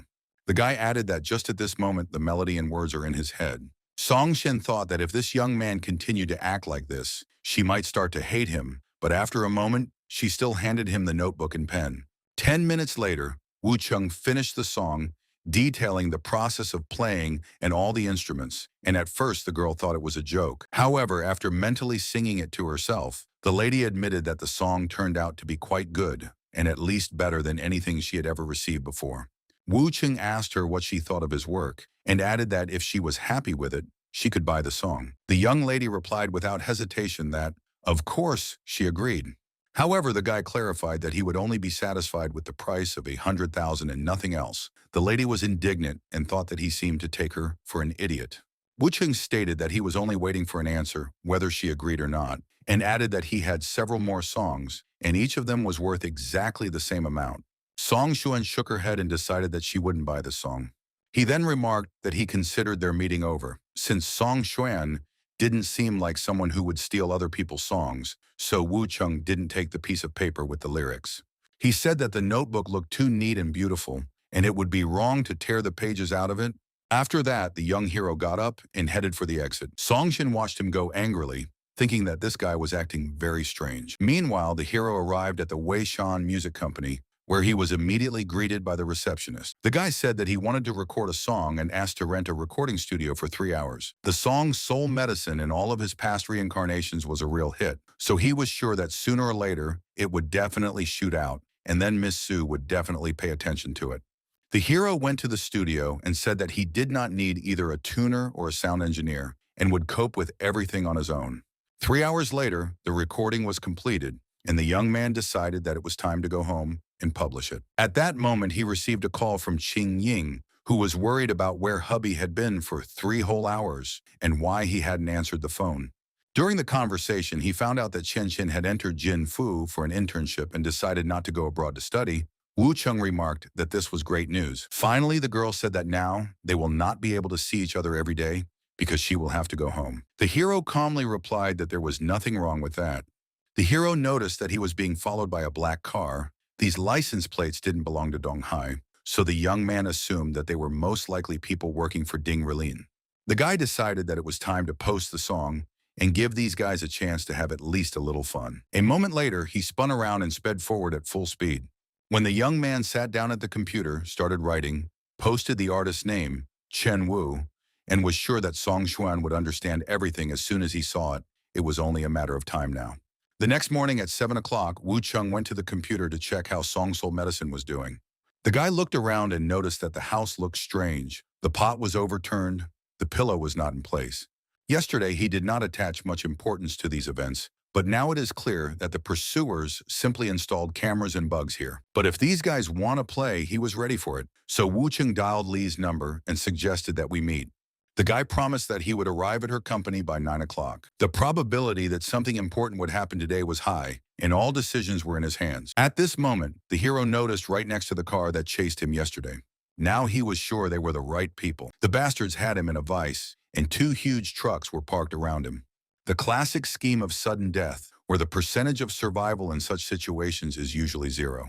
Wu Cheng realized that it was time to apply a reset and change the course of events. The hero woke up again in the early morning. The next game was starting, and now everything had to go exactly as he needed. The guy dialed the number and reported that Ding Rulin's men were currently in Donghai, followed by 2 white trucks, a black SUV, and a black pickup truck. The license plates he wrote down. At the other end of the line, they promised to take care of the attack, but the young man said that the pursuers were needed alive, and if they were hiding, it would be too difficult to catch them. He realized that the easiest way to catch opponents on the road, so it is better to go to the underground parking of the San Mao shopping center. Li Jitai said that he sent people to look for enemies. The guy replied that he was on the eastern road to San Mao and allowed them to act as they saw fit. Now the hero will wait for a backup plan, which Ding Rilin will surely provide. The driver of the truck noticed that the target was heading for the underground parking lot and realized that the plans had changed. The next moment, with a loud crash, a bus crashed right into his car. The man shouted angrily that a brainless dumbass was looking for trouble. But suddenly, a huge group of people who looked very intimidating appeared in front of him, and one of them suggested that they discuss the situation in a big conversation. As a result, all the drivers who tried to attack Wu Cheng were caught, and the leader reported this to the master, who ordered them to proceed to Plan B, said that he wanted Wu Cheng dead today. Jia Chuan, Ding Rilin's trusted subordinate, said that he was doubling the reward for investigating the Xinmao Mall's underground parking lot. 20 minutes later, Wu Cheng was walking down the corridor of the Xinmao shopping center. Li Robing warned that her brother had already captured these people, but she also warned that the guy should go to a safe place. Wu Cheng obediently said that he would fulfill all the conditions and wait for his dear Li. On the way, the guy noticed that the camera was broken and reinforcements were already here. A moment later, many thugs appeared right in front of him, watching him closely. They immediately charged at the youth with knives in their hands, but Wu Cheng acted decisively. 1 second was enough to disarm the enemies. A moment later, he kicked the ladder and knocked him out. However, the others immediately ran over, waving their knives, and they were eager for victory. But the enemies didn't succeed. Wu Cheng easily dodged all the attacks. One of the guys looked at him helplessly. At this moment, Wu Chen's fist was already closing in. Meanwhile, Li Robing couldn't stop worrying. She didn't understand where Chen was or why she wasn't responding. She ordered the guards to look around and find him immediately. The girl asked at what floor the elevator stopped to go there. A moment later, the elevator arrived, and a completely disarmed man fell out of the cab. Li Robing stood there in complete shock and couldn't believe what she had just seen. Wu Duqing had dealt with all the thugs who had attacked him and was covered in bruises, but he was still alive. The young lady, still in shock, asked what had happened in the first place. Shyly, Wu Cheng began to explain how it happened. However, the girl immediately ran towards him as fast as she could and wrapped her arms around his neck, her hands shaking. The guy asked if she was afraid of getting her clothes dirty. The lady replied that if he had at least some energy left for jokes, then everything was not so bad, and added that she needed to take her friend to the hospital faster. Wu Cheng asked why it was necessary and added that he was fine. He always feels great. The young lady replied that he was covered in blood and probably injured, so it all needs to be washed. The guy shook his head negatively. And he said that Li Robin didn't miss the opportunity to touch him anywhere. Wu Cheng noticed that she also wanted to have some fun, but she had just gotten her clothes dirty, so she needed to take a shower. But first there was something to do. The young man took out the phone of one of the bandits from his pocket. The guy took a selfie against the background of thugs who were lying unconscious. This photo should have gone straight to the ringleader. The phone immediately rang, and Wu Cheng heard his enemy ask how he was doing and if they had finished their business yet. The guy replied that he probably already saw the photo that he sent, and the other end of the line asked who it was and what the phone of Fong Lao Dao was doing in the hands of this person. Wu Jing suggested sending this photo to Ding Rilin and noticed that his enemy didn't have much time left. After that, the guy turned to the guards and told them to call an ambulance, warned them that he needed Von Lao Dao alive. After a while, he turned to Li Robing and said that he would leave Donghai for 2 days and head south. The girl asked if he was going to kill Ding Rilin. The young man replied that now was not the best time for such conversations and suggested that they return home, wash up, and continue the discussion later. Meanwhile, Song Xuan watched in confusion as the song that she was recently offered reached the top of the charts. More than 4,000 positive comments, even from professionals, made her remember that this is the same song Medicine for the Soul written by Wu Chen. Her friend couldn't believe they were really handwritten sheet music. The girl decided that she should definitely check with Wu Chen because she didn't fully understand how he did it. Meanwhile, Li Rubbing suddenly heard the phone ring and at first thought it was just another prank by Ding Rilin. The young lady picked up the phone and irritably asked him what else he wanted and if he was really looking for death. However, in response, she heard a female voice say that she would like to talk to Wu Chen about the song. Li Rubbing was surprised and asked what song exactly she was talking about. Song Xuan explained that there was some misunderstanding between them yesterday, so she would like to apologize to this guy. But Li still didn't understand what the conversation was about, and Song Xuan, in turn, was surprised that Wu Chen's girlfriend didn't know about his affairs and didn't even know about the song. However, Li Rubbing angrily asked if she was being suspected of anything. She sharply knocked on the door and demanded that Wu Cheng answer it and took the call from the younger one. Through the door, she could hear the guy making an appointment with Song Xuan. After a short pause, Wu Cheng explained that it really was Song Xuan and that she wanted to buy a song from him. Li Rubbing couldn't hide her admiration and admitted that this young man was definitely very talented and asked to talk about other abilities. But suddenly they were interrupted by a phone call. It turned out to be Ding Rilin. When the girl picked up the phone, she heard Ding Rilin promise to explain something to her. He swore that he had nothing to do with what happened today, that it was Jia Chuan's doing, that he just misunderstood his words. Li Rubbing replied that of course these weaklings couldn't be young master's people, and pointedly turned to Wu Chen and said that she was talking to an idiot, Ding Rilin. Ding Rilin, who was on the other end of the phone, couldn't contain the rage that filled him. Wu Chen remarked that beautiful girls shouldn't use foul language and threatened that if she didn't realize her mistake, she would be punished. The young lady laughed and said that of course, dear, she understood everything and would not swear again and asked not to punish her. After saying that, Ding Rilin became completely enraged and threw the phone on the floor with all his might. The guy then crushed it under his boot in a rage. Li Rubbing said that this oaf hung up the phone. Judging by the sounds, he smashed his phone, and he might even die of anger because of what he heard. After that, the girl said that she did not want to discuss this scoundrel anymore and suggested that we talk about the punishment that awaits her at night. Wu Chen replied that he was ready for anything and let his friend choose the way she would be punished. Then the guy said that he had a meeting with Yu Rong and Robing could play along with them. The girl was surprised because her boyfriend was supposed to be dating Song Xuan. The hero replied that it was true, but in addition to her, he would also meet Yu Rong and they would definitely see each other. Suddenly, their conversation was interrupted by Li Rutai, who suddenly walked into the room. He said that he was to blame for what happened today, but promised that it would never happen again, and he was ready to provide as many bodyguards as needed. Li Robing noticed that she was aware of her brother's plans and warned him not to even think about it. The guy said that it couldn't go on like this. Wu Chen was lucky that he was able to fight them off without getting hurt this time, but no one can promise anything about the next time. The young lady turned to Wu Chen and asked him to influence Li Bai, because after all, he is his brother-in-law and is willing to listen. The hero, meanwhile, inquired about Lao Dao, and Li Jitai assured him that he was fine. The young hero said that in this case, he would have a serious conversation with this guy. Li Jitai suggested that it was about compromising material on Ding Rilin, with which he could be destroyed. The hero confirmed this and offered to join. The guy replied that he was only willing if Ding Rilin died in the end. Wu Chen nodded and then turned to the guys, telling them that he had urgent business to attend to. After some time, the young hero arrived at the meeting point with Song Xuan, but he was being watched from the car. He walked over to the table where Miss Sun was waiting and greeted her. The young lady looked at him carefully and asked if he was the one in front of her. The guy replied that it was all right and said that he had come here to talk. Song Shen, meanwhile, said that she knew about Tom his family business, and owning a small restaurant. The guy said that's right, it's a small shop in a small town. The lady said that it probably is on the support of the woman with whom she spoke. The beauty assumed that he sold the song at such a high price to earn money and get rid of it. Wu Chen couldn't help but smile. At this time, Song Xuan continued to speak as she expressed her sympathy for the guy who had to waste his talent on some old woman.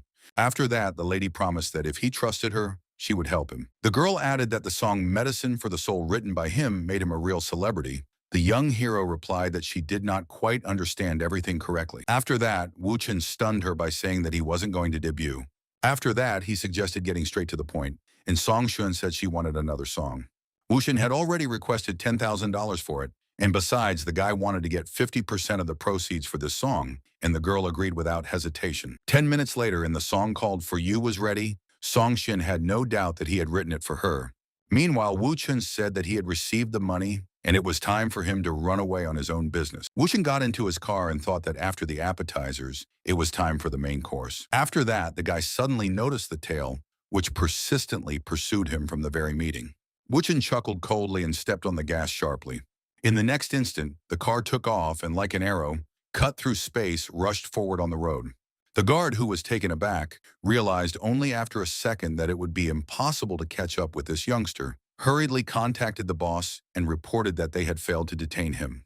The lady asked in complete shock how such a thing was even possible. She was told that Wu Chen seemed to have discovered their plan and was now heading straight to the company. The woman thought for a moment and then calmly said that in that case he could be escorted to the 16th floor. When Wu Chen arrived at the office, the security guard warned the lady that they had already let him in. Wu Chen confidently entered the office and gave everyone present a sharp, appraising look. In front of him sat a woman who was known in business circles as the Black Widow of the Donghai business world, Wu Yu Rong, and next to her was her bodyguard, former Special Forces member Chun Yan. The guy said that this is a rather rude way to invite a person to a meeting. Wu Yu Rong replied that she still did not understand his motives, and his behavior showed considerable rudeness himself. After saying that, the woman ordered Chong Yan and the others to leave the office. The bodyguard slowly walked past Wu Chen and paused for a moment, quietly warning him not to even think about doing anything out of the ordinary. Wu Yu Rong, meanwhile, graciously allowed him to sit down and tell him why the guy wanted her and her daughter, and suggested that it probably had nothing to do with money. The guy suddenly asked why she was so worried about her daughter, because in fact she is not even her real mother. Wu Yu Rong stared at him, her expression clearly showing genuine surprise at this statement. Wu Chen, meanwhile, calmly continued to speak, as if he didn't notice her reaction. He said that the lady was married at 21, but she agreed with her father that after the birth of the child, she would be left alone. Since then, she hid the knife under her pillow and did not let her husband near her. In the morning, she again pretended to be innocent, said that she was too beautiful for stretch marks that appear after pregnancy, and assured her husband that if you give her time, the lady will agree to surrogacy. But who would have thought that after Song Xuan was born, the lady would completely refuse to fulfill her promise and go against her husband's family? One other Yurong noticed that this story was indeed very entertaining, but Song Sheng was already long dead, and right now, it was Song Xuan who was being talked about. The woman warned that she considers the girl her daughter, even if she was not born from her. Wu Chen looked at her carefully and said calmly that he wasn't really interested in Song Xuan at all, but in Wu Yu Rong herself. The lady fixed her hair coquettishly, remarked with a slight smile that the current youth was extremely ambitious, and asked exactly what thoughts Wu Chen had about her. The guy replied that everything is quite complicated, and his words may seem sudden. He explained that since the madam was used to being wary, especially towards men, he simply had no choice but to resort to such a method to meet her. Wenother Wu Young narrowed her eyes slightly and wondered if it was really that serious. She then asked what Li Robin thought about the whole story. The guy calmly assured that she knows everything that happened in his life and perfectly understands his thoughts. Wenother Rong noticed that in this case they were now alone. No one was bothering them, and finally offered to tell him what thoughts had been floating in his head all this time. The young man replied that she probably knew a man named Ding Rulin, who was now literally hunting for his head. The lady admitted that she knew him, but she didn't understand what Wu Chen had to do with it, so he just smiled, looked her in the eye, and calmly said that he was going to kill him. The guy had come here to advise her to withdraw her investment from the Chuan Han Foundation while she still had the chance. Webon Yu Rong didn't believe it, but Wu Chung said that the Chuan Han Foundation and Tonghai Yuan operations, the business she had been building for 5 years, would soon collapse because of him. The lady barely suppressed her disbelief and exclaimed, "Is it possible that he is trying to bully her?" The guy replied that he was only interested in Ding Rilin, but they would still be caught up in the conflict. Yu Rong was sure that she had nothing to do with Ding Rilin. The young man quickly explained that the largest shareholder of the Chunhan Foundation is Huo Wanqiu, who is also the second largest shareholder of the Beiwang Foundation, and the real owner of Ben Wang is Ding Weifei. Wen Weiyong noticed that he was called the third master. He belongs to the second generation of the Ding family, and is also the third son of Master Ding. The young man added that he was also Ding Rilin's third uncle. Wuana Yurong sighed, once again insisting that she had nothing to do with Ding Weifei and the Beiwei Foundation. Wooding noticed that the woman did not fully understand how closely Huo Wanqiu was connected to the Ding family, and if something happened to them, the earthquake would reach them through Huo Wanqiu. Wunanda Yurong was completely shocked for a few moments and thought about the scale of the possible consequences. After a moment, the lady asked if he was going to compete with the Ding family and wondered how the young man would be able to stand up to them without having any background. The guy replied that Wu Yurong really liked Li Robing. She highlighted her qualities as a role model, which was why he came to her for advice. Wunamaber Yurong thought that this was completely absurd, and what kind of nonsense was this guy even talking about? But if he mentioned Li Robing, it could be verified. So the madam picked up the phone and dialed Li Robing on the phone.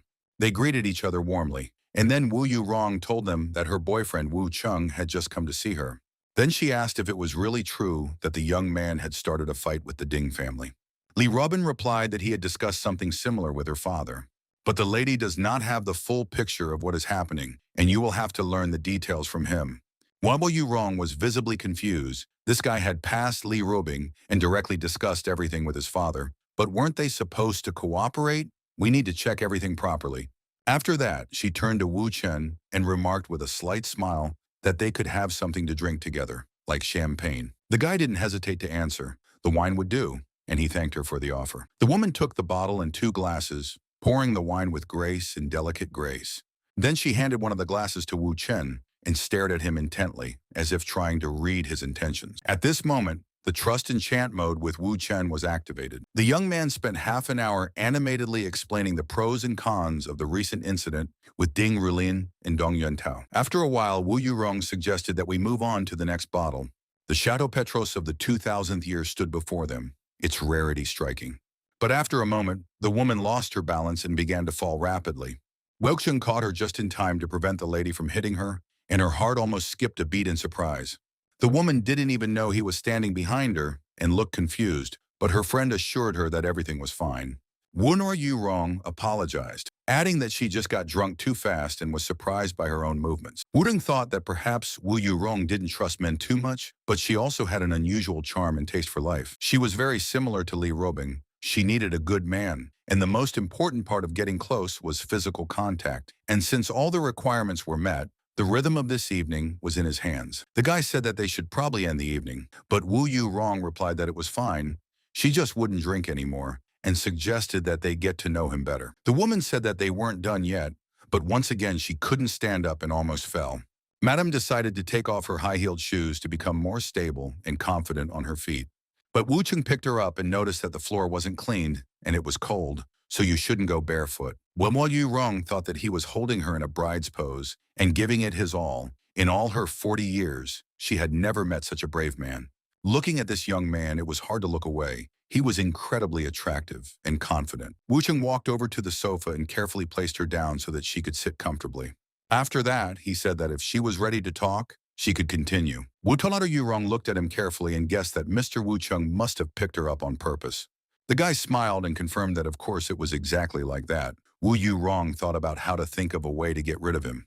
Wu Gong meanwhile noticed that the lady seemed to be angry, but reminded him that it was what she wanted when he hugged her. Was she really sobered up so abruptly? Because just a moment ago, she couldn't stand on her feet. Wu Noda Yurong became alert at this moment, as if this guy had discovered her. Meanwhile, Wu Chung leaned closer and said that she had given this opportunity herself, but it seemed that there was no need to use the tactics that she uses with most men. The young man, of course, understood her, perhaps even better than she did, and offered to have a heart-to-heart talk, remarking that he hadn't come here to be her enemy. Wapanada Yurong said that this guy was overconfident and asked what he meant when he said that he understood her better than she did. The guy took a sip of wine and asked her what had happened to her husband. whether he had really passed away on his own accord or not. After all, in fact, she ordered the creditors to drive him to the roof where the unfortunate man was humiliated in all possible ways, which made him fall into despair. Wu Cheng smiled and said that the most interesting thing is still ahead. Director Wu, who is in front of him, is a 42-year-old unmarried woman. Wu Yurong stiffened and continued to listen in silence. The guy said that at night, when she is especially lonely, the lady uses a toy from the bottom drawer of her bedside table. At her age, such a desire is normal. Wu Cheng understands everything perfectly. He asked her to imagine life from scratch and quoted the lines that the dust after fun is brighter than the fading of love, and the darkness after meteorites intoxicates stronger than night. Wu Yurong thought back to that song, Dust After Reckless Fun, that she had spontaneously written 12 years ago under the influence of alcohol. No one else knew about it. Wu Cheng, meanwhile, casually offered another drink. The woman, completely confused, asked who he was.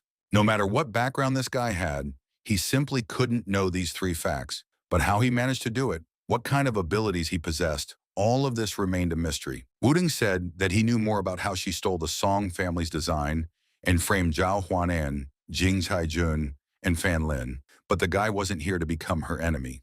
The woman understood that he knew even those things for which she could be put in prison. This person is really capable of making people lose sleep. Now she had only two choices: kill him and make him disappear, or get close to him and use his abilities. But this guy was too mysterious, so there was no murder option. In other words, she only had one choice. Wu Yurong had to admit that he had quite an attractive appearance and build, and if they weren't going to become enemies, then it was fine to continue the conversation. Therefore, the woman suggested that a conflict with the Ding family is absolutely inevitable. The guy said that his plan would come to fruition soon and hoped for Wu Yurong's support, but the lady was worried that Li Robing might get jealous. Wu Ding replied that Su Qingying was also his woman, and Li Robing didn't mind at all. After all, she was an unusual woman. Wu Yurong said that in this case, the results of the Jinfu Board of Directors wouldn't bother her at all. The woman thought that this meant that even if she decided to make her move, she wouldn't become an outsider in their love relationship. Since Li Robin doesn't mind it, she doesn't mind it, and then the decision is made. The woman said that she had drunk enough and suggested that Wu Cheng go to his place and have a cup of tea to sober up. Wu Cheng smiled and said that if the headmaster insisted, they would do so. During the training camp, Madame asked about the young man's free time. Wu Cheng assured them that he had plenty of free time and that they would not be interrupted. In this case, the woman did not hesitate, immediately approached him. Wu Cheng reminded her that the initiator of such things should be a man. Did she really want to do it right here? After that, he picked her up and told her to be patient with Wu Yurong, as he had already said that he was always in their good graces. The young man suggested not to rush and forever remember the moments spent alone. Wu Yurong brightened up and asked her friend to do his best. The next morning, Song Shen went into the house and found her mother's shoes on the doorstep, as well as some of the man's sneakers. The girl anxiously called her mother and asked what was going on. Wu Yurong was completely shocked when she heard from her bedroom that Song Shen had returned. So she ordered Wu Cheng to hide under the bed and not give himself away. But at that moment, the door opened, and Song Shen asked in complete shock what had happened. Wu Yurong turned to her daughter in some embarrassment and said that everything was fine. The girl said that it seemed to her that a robber had made his way to them, but if she was visiting her mother, she would come and go. Wu Yurong leaned back on the pillow and took a deep breath. At that moment, Wu Chen's phone rang, and an angry hello was heard on the line. Wu Yurong picked up the phone and answered it. It was Li Robing, who thought that Wu Cheng had decided to check on her early in the morning. The woman sighed with alarm and replied that this was not entirely true. She clearly could not find the words to explain the situation. Li Robing said with a slight disbelief that she probably found it from Chen herself. However, the woman firmly shook her head and replied that this was also incorrect. She explained that they were at her home, her voice trembling with a little excitement.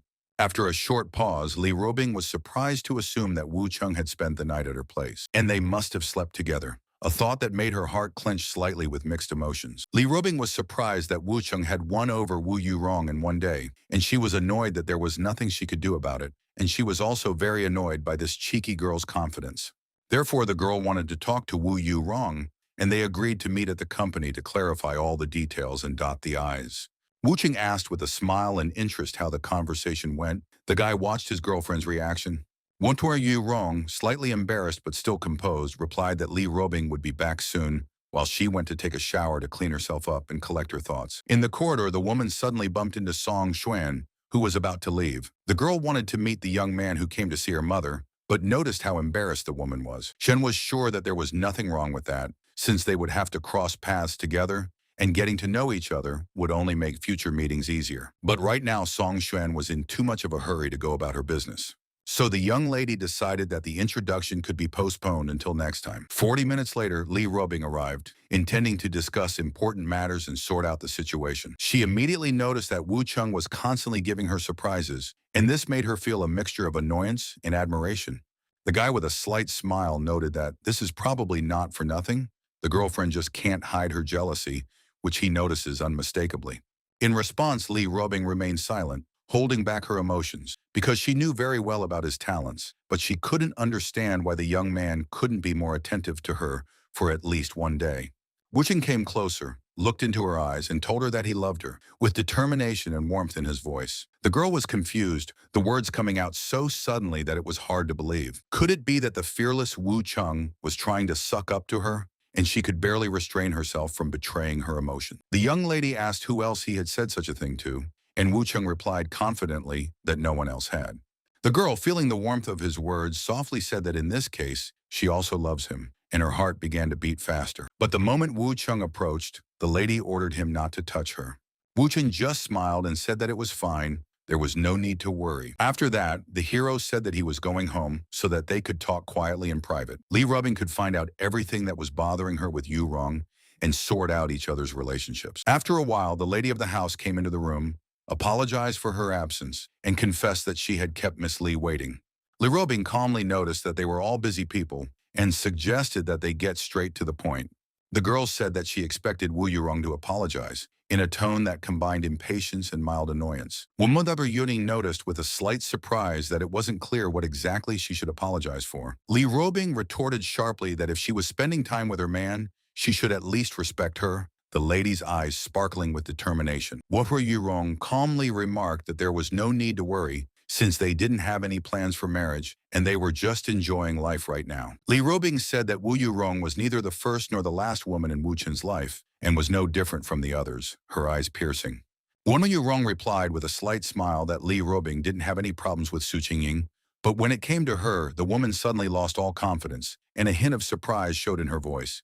To prove her point, the woman remarked that it seemed that Miss Li hadn't moved in with Wu Chen yet. She admitted that this guy can be extremely unpredictable. A little earlier, he said that Su Qingying would become his wife in just one day, and in the end, everything really happened. And now, with a similar story unfolding with Wu Yurong, the lady thought for a moment and interpreted these words as if she and Su Qingying really meant nothing to him.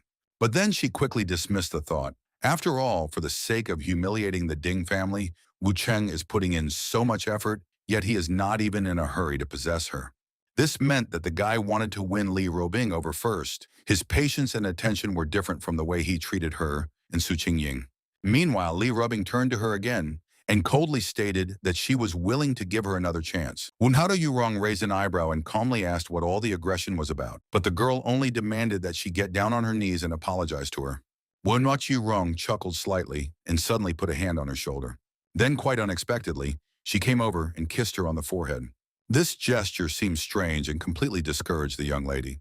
Li Robing looked at her in complete shock, while Wu Yurong looked at her as if she was showing that she had already returned the favor with this kiss. After that, she arranged her hair coquettishly and remarked with a slight smile that Miss Li must be satisfied. However, Li Robing only glared at her angrily, unable to utter a single word out of indignation. What were you wrong? As if enjoying her reaction, calmly added that it was a pity that Miss Li wasn't here last night. Li Robing glanced at her in annoyance and thought to herself, what nonsense is this crazy woman talking about? Womadia Wuyurong said with a smile that Miss Li must have felt the sincerity of her apology. Then the woman added that, if this was not enough, then she can repeat it. Li Robing said coldly through her teeth to show her respect. It occurred to her that such things could only be said by a person who was not in his right mind, and there was simply no point in continuing this conversation. So the lady coldly said that they didn't have anything else to talk about, and Wu Yurong calmly watched her go.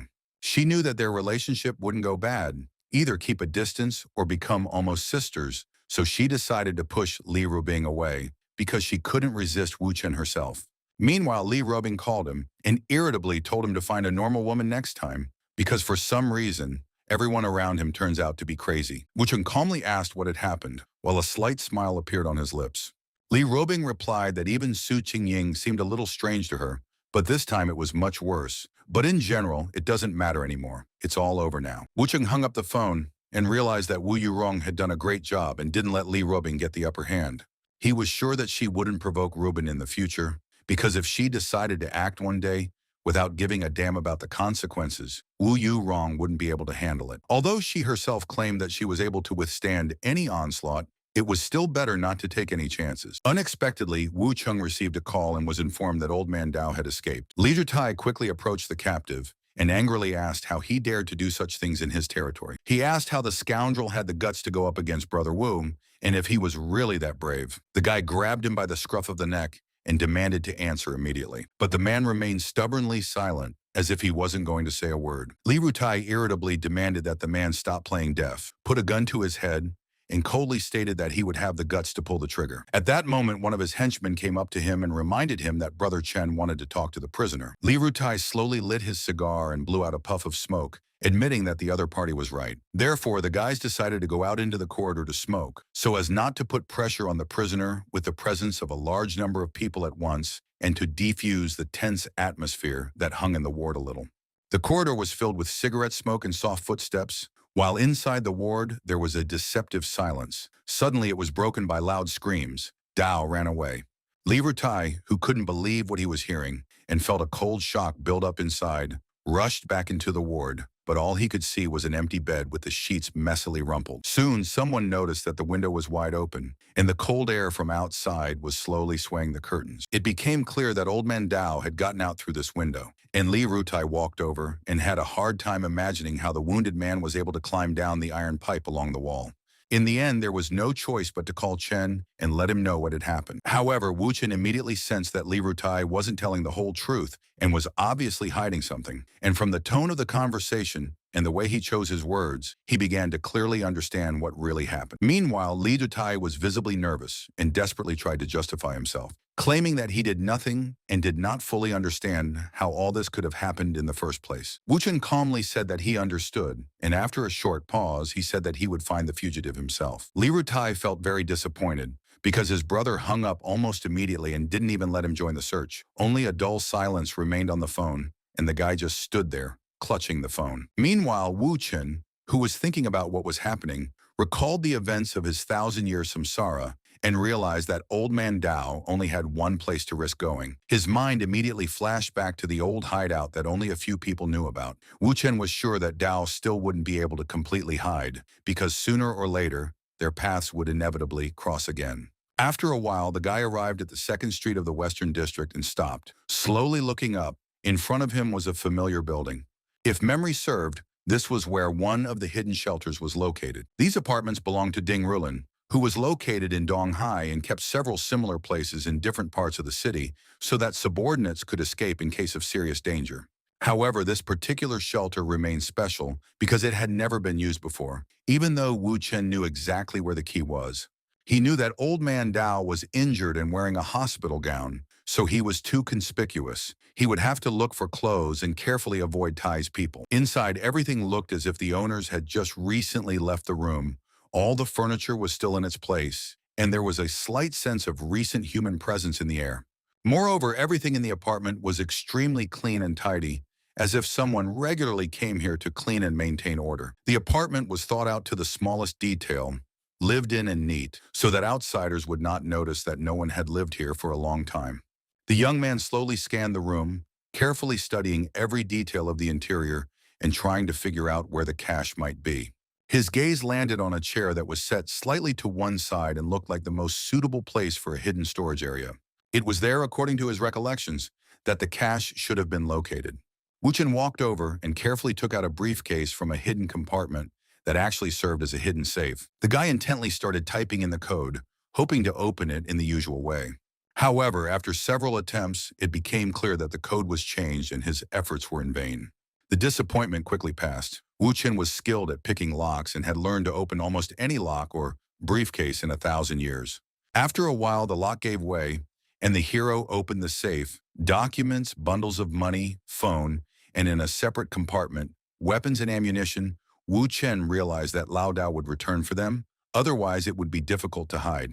The guy took out his phone and dialed Li Bai's number, after which a familiar voice quickly rang out on the other end of the line. The guy gave the address and asked to send an ambulance there, without going into unnecessary explanations. It was only about 2 minutes later when the front door began to open slowly and carefully. Laudo took a deep breath, because the long journey and injuries had drained his strength greatly, and for a brief moment, the man was relieved. However, this feeling didn't last long, because in the very next moment, his instincts abruptly told him that something wasn't right. He clearly sensed that there was someone else in the apartment, and without hesitation, the man prepared a knife, preparing to defend himself at any moment. But just as he took a few steps forward, a familiar figure suddenly blocked his path. Laudo swung sharply, intending to land a precise and fast blow. However, in the next moment, his gaze clearly saw the face of the person in front of him, and his hand involuntarily froze. The man froze in utter amazement for a few moments. In front of him was indeed the fearless Wu Chen, who had brought down the entire team. This seemed completely unthinkable,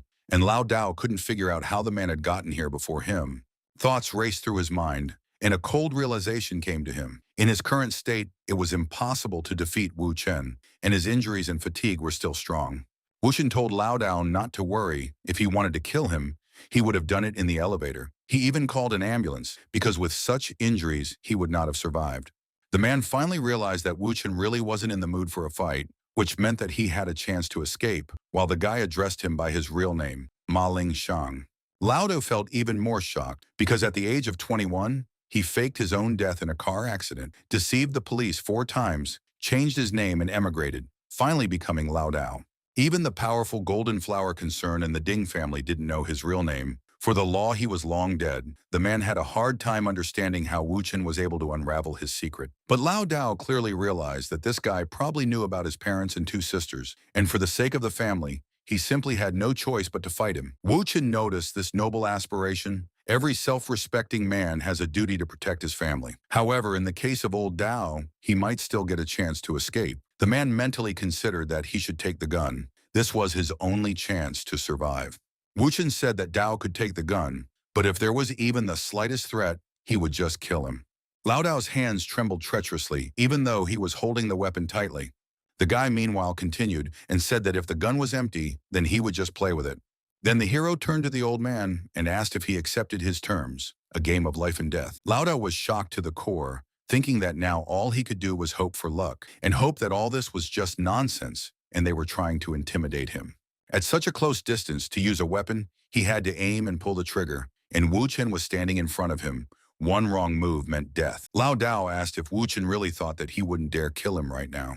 The young man only explained that this wasn't a game at all, and for the first time Lao Dao felt unusually calm, as if this was a really serious person. The man quietly replied that he had never told anyone about himself, and sternly warned that he would not allow himself to be distracted by words. It was useless.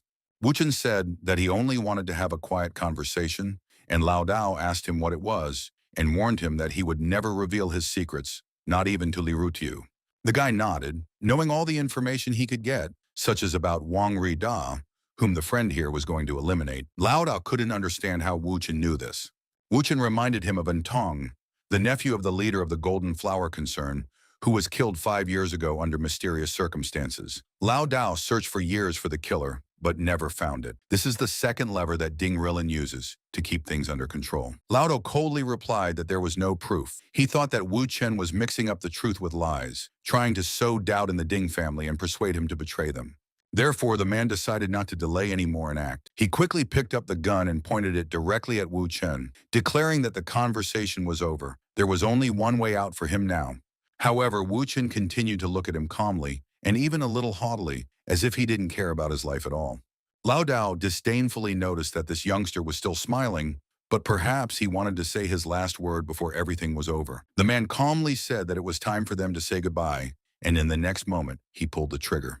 A bullet whizzed out of the barrel and passed close to Wu Chen's head. He stood perfectly still, not even trying to dodge. Lao Dao couldn't help but be surprised, because even that didn't give the guy the slightest fright, and there was still no trace of fear on his face. Wu Chen calmly remarked that he had originally believed that Lao Dao would not shoot him.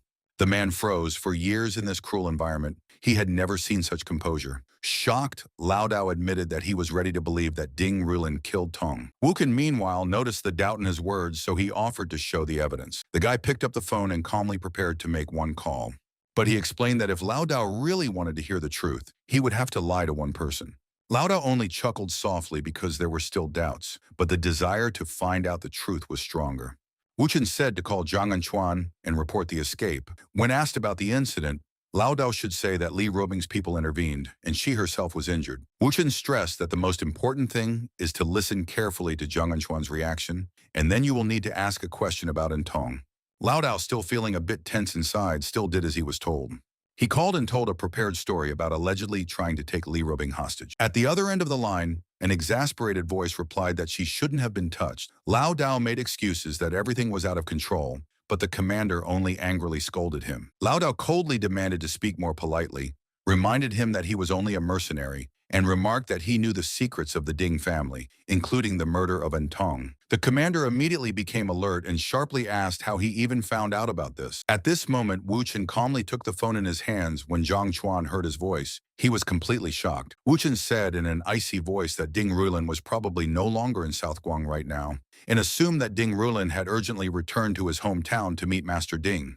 These words coincided with events. Last night, Zhang Chuan found out that Ding Rulin had left urgently after Li Robing was injured, and this could destroy the alliance of the Ding and Li families. Zhang Chuan's mind was filled with an unsettling picture of Ding Rulin being behind what was happening, and now he could only wait for him to return and hope for the success of their plan. Wu Chen, meanwhile, calmly ended the call, hung up, and briefly wished him luck. He was completely sure that Zhang Chuan wouldn't tell the Ding family anything. He understood human nature perfectly, and he knew that no matter how strong the previous loyalty was, everything changed the moment a person was sacrificed. Then that loyalty disappears. Wu Chen was sure Zhang Chuan wouldn't want to die, but would go back for things first, so Lao Dao should prepare people to intercept. Lao Dao himself was still in a state of deep shock. The thought that these people could actually kill Entong was gradually eroding all of his previous trust in the Ding family. He wasn't going to continue working for them after what he found out. If Wu Chen helped fulfill his long-held desire to get closer to the truth, then he was willing to help capture Zhang Chuan. However, at this moment, a sudden sound came from outside the door, and Lao Dao instantly became alert and looked at Wu Chen carefully. The door opened slowly, and a man appeared in the doorway, addressing Mr. W respectfully. The young man ordered him to wait downstairs, not allow anyone to enter the building, and make sure that no extra people appeared near the apartment. He also added that if one of the residents of the complex wants to go outside, they do not need to interfere. Most importantly, do not disturb the locals and do not create unnecessary noise. The man silently nodded and immediately left the room. Lao Dao, meanwhile, quickly dialed the number and curtly ordered his men to send a few trusted brothers there urgently. He ordered that, when Zhang Chuan appeared, he should be immediately captured and prevented from escaping. Wu Chen, meanwhile, said that he could explain in detail how Ding Rulin killed Entong, and added that after that, Lao Dao would have no doubts about the truth of what he had heard. The young man began to explain that 5 years ago, Entun had brought his own people across the border. Then he intended to start a new business in this country and hoped to quickly gain a foothold in the new market. Ding Rulin was going to start smuggling jade within Tong and open a new supply channel through the Ding family. He hoped to greatly strengthen his position within the Manhwa Corporation and move closer to power. The guy was not interested in illegal methods and immediately refused Rulin, not wanting to risk the family's reputation. Entun still did not understand what he really was. Believing that he could get his way by force of pressure, the businessman decided to intimidate him and thus force him to give consent. But that same evening, Entun disappeared without a trace. Lao Dao listened carefully to the whole story, and a heavy silence hung in the room for a few moments. Wu Chen, meanwhile, noticed that he had already fulfilled one of his long-held wishes and brought him closer to the truth. However, the hero added that everything does not end there and is ready to give him even more. After saying this, the guy picked up the phone and dialed Kun Han's number, and when they answered, Wu Chen offered to buy Lao Dao out for $100 million. These words caused Lao Dao to freeze in utter shock. He just couldn't believe what was happening. Meanwhile, Kun Han clearly didn't understand who exactly he was talking to, and he cautiously asked who was in touch. Wu Chen calmly introduced himself and then asked if his name meant anything to him. After hearing all this, Kun Han quickly realized that Lao Dao had failed in his task. There was a hint of tension in his voice, and he directly asked if Wu Chen really expected to get $100 million for it. Wu Chen explained that Lao Dao had come here to kill him, but ended up being trapped himself, and added that all he was asking for was money, which could already be considered a rather condescending offer on his part. There was silence on the line as Kun Hun considered what he had just heard. Then he said that Old Man Dao's commission was $30 million and suggested adding $20 million for a total of $50 million. The young man noticed that it was obvious from the conversation that this was the real boss, and then he added that they had already dealt with Old Man Dao. However, another question remains. The fate of Antong. Wuchen suggested that Kun Hong must be interested in knowing who exactly killed him. The person who spoke to him immediately confirmed that this was indeed the case. Kun Hun visibly tensed up and prepared to listen carefully.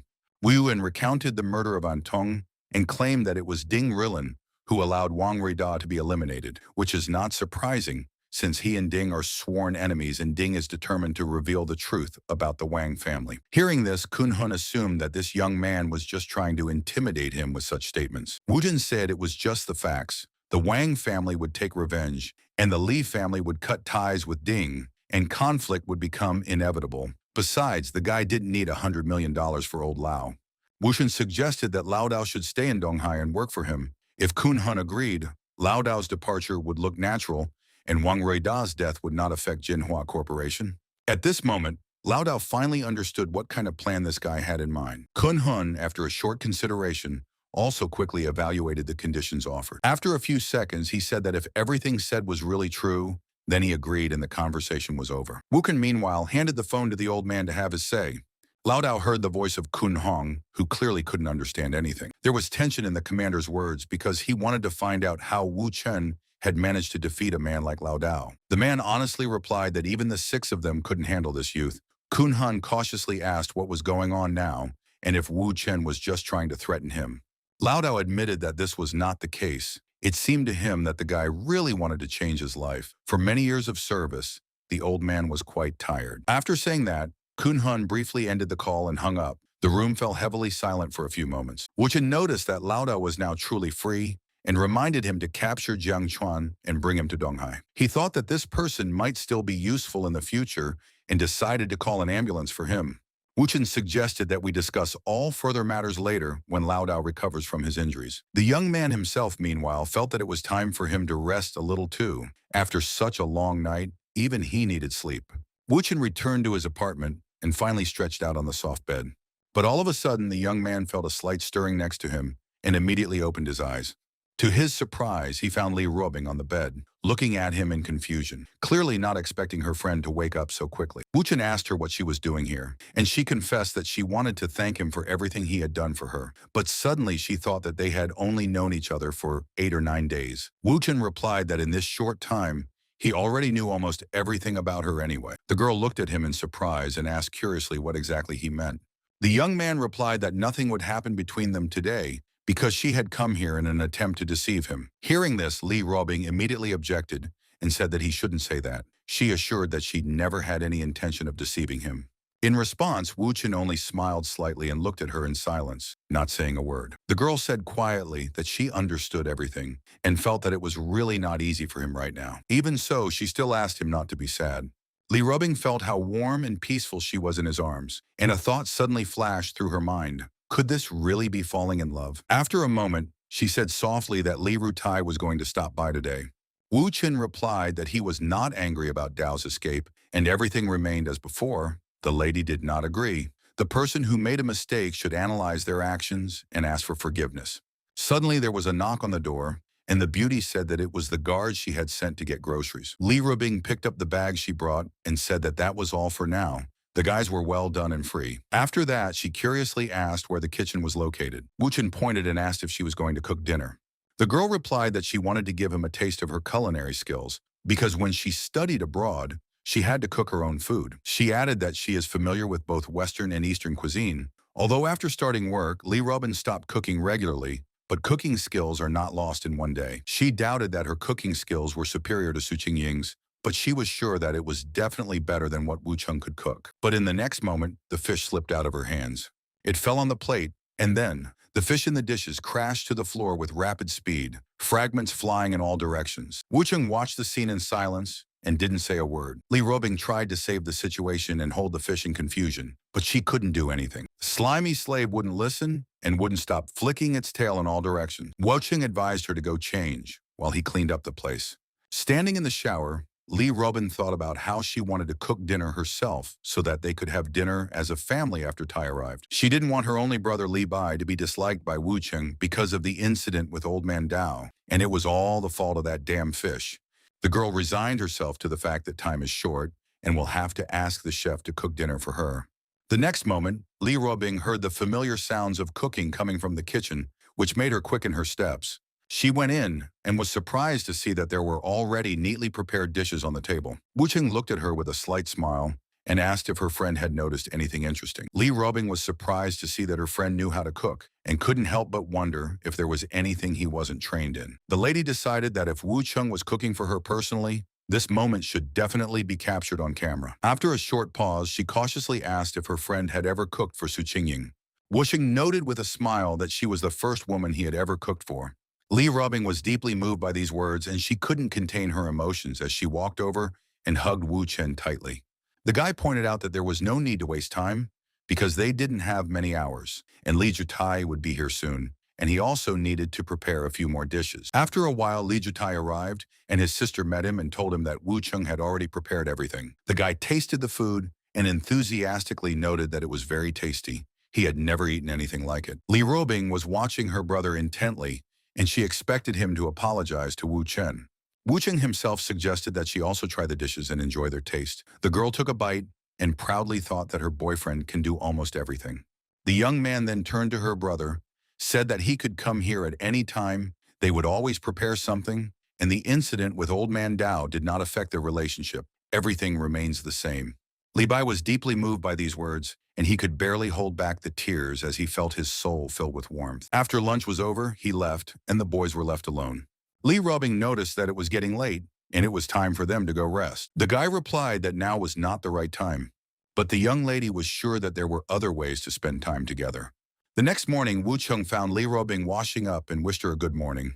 The young lady replied that she didn't have time to sleep. The night ended too quickly. Wu Cheng invited her to have breakfast, but the girl refused and explained that she was waiting for business in the company. The hero replied that he would not be there today because he already had other things planned. Li Robing assumed that he was going to find Wu Yu wrong, but the guy denied it and left her a little surprised. In conclusion, the lady advised him to behave well and be a smart boy. At work, Li Robing heard her phone ring and thought that she must have some important news waiting for her. The lady picked up the phone and heard Su Qingying nervously report that she couldn't find Wu Chen, her voice trembling with worry. The friend only said that he wasn't in Donghai right now, but he didn't reveal his exact location. Li Robing nodded, hung up and pondered for a while, trying to figure out where Wu Cheng might have gone. The girl decided to call him herself and asked where exactly the guy was. Wu Cheng said that he was busy with business, and in the background of the conversation, the voice of a strange woman could be heard. When he refused to reveal the details, Li Robing realized that it wasn't worth distracting him and hung up the phone. Meanwhile, Wu Cheng ended the call, and the man sitting across from him was visibly nervous from the constant ringing of the phone. It was Mo Dumao's fifth elder, Si Rusong, who suggested that we get down to business immediately. But just as he finished speaking, Chen's phone rang again, interrupting a moment of relative calm. Si Rusong lost his composure when he realized that this guy was clearly trying to show him disdain and didn't even deign to turn down the sound during such an important negotiation. The guy suddenly pointed a gun at him and strictly ordered him not to touch the phone, not to play cat and mouse with him. But Wu Cheng drew his weapon with a deft movement, so fast that the scoundrel was taken aback. The youth instantly took up a stance, aiming without the slightest hesitation. Si Rusong and his companion were completely shocked, not understanding how he had pulled off this trick so quickly. At this moment, thugs ran over, intending to intervene and restore order by force, but the situation was too tense. Immediately, Wu Chen's phone rang again, and a ringtone song rang out in the hall. Si Rusong grasped the bell as if it were a saving straw and already suggested that the young man answer it. Wu Chen calmly put his hand to the phone and picked up the receiver without lowering the gun. Wu Yurong jealously assumed that he must be with some woman for not answering for so long, but the guy said that he was busy with business negotiations. She admitted that she would like to meet him in person because she really missed him and was looking forward to this moment with impatience. The lady offered to drop in on her today, and there was a hint of playfulness in her voice. But Wu Cheng coolly informed her that he was out of town and would return to Donghai in 2 days, time in the evening, and promised to call her then. While talking, a thug was already approaching him, holding a knife in his hands, and he intended to attack stealthily. The guy immediately noticed the movement, turned around, and carefully looked at the threat. After a moment, he pulled the trigger and fired the bullet, hitting the target accurately before the enemy could do anything. The gunman released the knife and began to fall rapidly, overcome by shock and panic. The other witnesses stood there in complete shock, unable to believe their eyes, unable to move from horror and amazement. Si Ru's Song was taken aback now that the weapon was pointed directly at him. In desperation and fear, the man had no choice but to get down on his knees and promise $20 million for his life. Si Jung added that he was willing to pay $50 million to be released, and he felt icy fear from Wu Chen's cold-blooded gaze. But the hero continued to stand with his weapon, silent and unyielding. The unfortunate man thought that even $50 million was too little, and more should be offered. In desperation, he begged not to kill him, willing to pay $100 million or any amount to stay alive. The young man said that he wasn't interested in money and demanded that the fifth elder be left alone. They needed to talk in private. Si Ru's Song ordered his subordinates to put away their weapons and move away. Wooden gave him his hand and asked him to stand up, saying that there was only one round left in the gun. He held out the weapon, warned to be careful and not to injure anyone. Si Ru's Song nervously noticed that this person really had a sense of humor. Wu Cheng recalled that 3 years ago, Si Ru's Song had prepared the beautiful Yang Kai for Ding Rulin, who had prevented him from investing in Modu, and now they had prepared an even younger and more beautiful girl for him. The man stared at him in bewilderment, unable to understand how Wu Cheng had found out about his trick, or if Ding himself had sent him. The guy noticed that the fifth elder had spent 20 years to raise his 9-degree bar to the very peaks of Modu, and it alone brought him over $30 million in profit every month. He also added that this is still without taking into account other companies, as well as a lot of hidden assets. According to his calculations, the elder's fortune should exceed $30 billion. Si Ru Song listened to all this and gradually realized that this was clearly not an ordinary assassin sent by Ding Rulin. This guy had studied his background too well, and the thought flashed through the man's mind that perhaps the 100,000 offered earlier was not enough. But Wu Cheng reminded him that last time the elder had to resort to deception, it was a request from the Gu family of Modu. Hearing the mention of the Gu family, the man became completely wary, and a question popped up in his mind as to what this guy was really up to. Wu Cheng pointed out that the Gu family is almost among the strongest due to local connections, so it's not surprising that the fifth elder has contact with them. Si Ru Song realized that the boy was thinking like him, but his motives were still a mystery, while Wu Cheng said that the fifth elder had done a great job with Ding Rulin's project. The man guessed that the hero didn't like Ding Rulin, so he broke into a smile and admitted that Wu Cheng had already scared him to death. He said that in this situation they might become allies, and offered to discuss things calmly, but Wu Cheng remarked that Boss Mao must have been eyeing his shooting for a long time. Si Ru Song couldn't help but recall the moment of their first meeting and what he was thinking back then, how he tried to charm her. However, this lady's cold and dangerous aura immediately warned him that this person was extremely dangerous. That's why he started a secret investigation and began to observe her unnoticed. As time passed, the elder noticed that the loneliness in her eyes was real, and it suddenly stung him, and at times he could barely contain the urge to help her. However, the man understood that such an intervention could lead to extremely dangerous consequences. Therefore, he restrained himself with all his might and contented himself with continuing to secretly follow her. Part of the reason he did this was so that other men wouldn't get close to her, because no one was going to get what he couldn't get. Another reason was to repay Ding Rulin for his previous services, but when Wu Cheng mentioned He Shuqing, Si Ru Song immediately understood his dislike. Such a killer girlfriend was just right for him. It was clear that He Shuqing needed attention and would stop being afraid of Ding Rulin next to such a man. Si Ru Song said that he understood everything and would arrange everything. However, Wu Cheng said that he wanted her to be brought to Donghai. Si Ru Song scratched his chin thoughtfully and noticed that it seemed that this guy didn't have enough of the old conditions anymore, and now he decided to choose a meeting place. Wu Cheng replied that he had already met He Shuqing. He had been her tutor for a while, but the guy had asked the fifth elder not to talk about it. Since he had his own plans for the girl, he was ready to take her away. Sejong was visibly surprised and immediately asked where exactly he was going to take her. Perhaps it was Donghai, but this city was under the influence of Li Bai. The man began to suspect that this person was much more significant than he had initially assumed, and so he asked who this guy was. Wu Cheng looked at him and replied that his name was Wu Cheng. After that, Sejong said that he had to make a call to clarify something. The young hero calmly agreed and said that he didn't mind. Sejong then called Brother Gu and asked what he knew about the man named Wu Chung. The friend was initially surprised by the question and asked why there was a sudden interest in this name. But when they heard that this guy was now right in the office, he meekly promised that he would come soon. Hearing this, Wu Chung only smiled condescendingly. Did he really decide to head here? Si Ru-song assumed that the two of them knew each other, but he didn't understand why there would be such a long detour. Wu Chung replied that they didn't know each other personally, but he had heard of him before. After that, the guy suggested that we return to the topic of Hishiching, and Si Ru-sun assured that Wu Chen-yu should not worry, since he would not tell anyone anything. However, at this moment, Wu Chen's phone rang again. He glanced at the screen and accepted the call.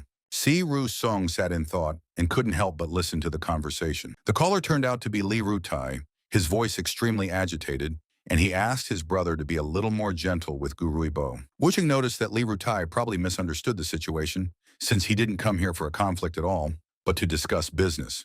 The next moment, the young man became alert as the right person had already arrived. He postponed the conversation and said that they could discuss the rest of the issues later. At this moment, a certain gentleman who immediately recognized Wu Chen actually appeared in front of him. Li Jutai called him and strongly ordered him not to cause any harm to his brother. Hearing this, Gu Ruibo wondered in surprise if his friend was trying to bully him. However, Jutai said that it was quite the opposite and warned that it was better to talk more politely with this person. Such a tone seemed very strange to Gu Ruibo.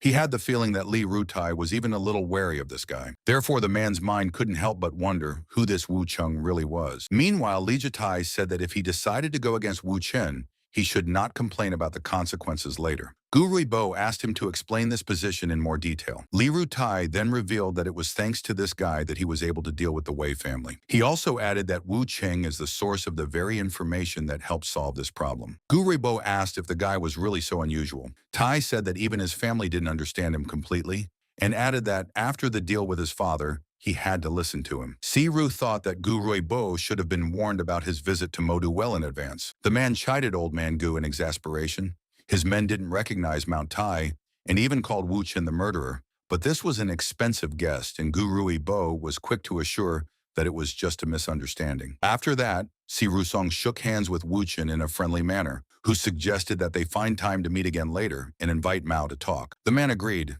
adding that he wanted to introduce him to his brother, who has a very unusual ability to see the future. But Wu Chen assured him that it wouldn't be difficult for him to defeat this big brother.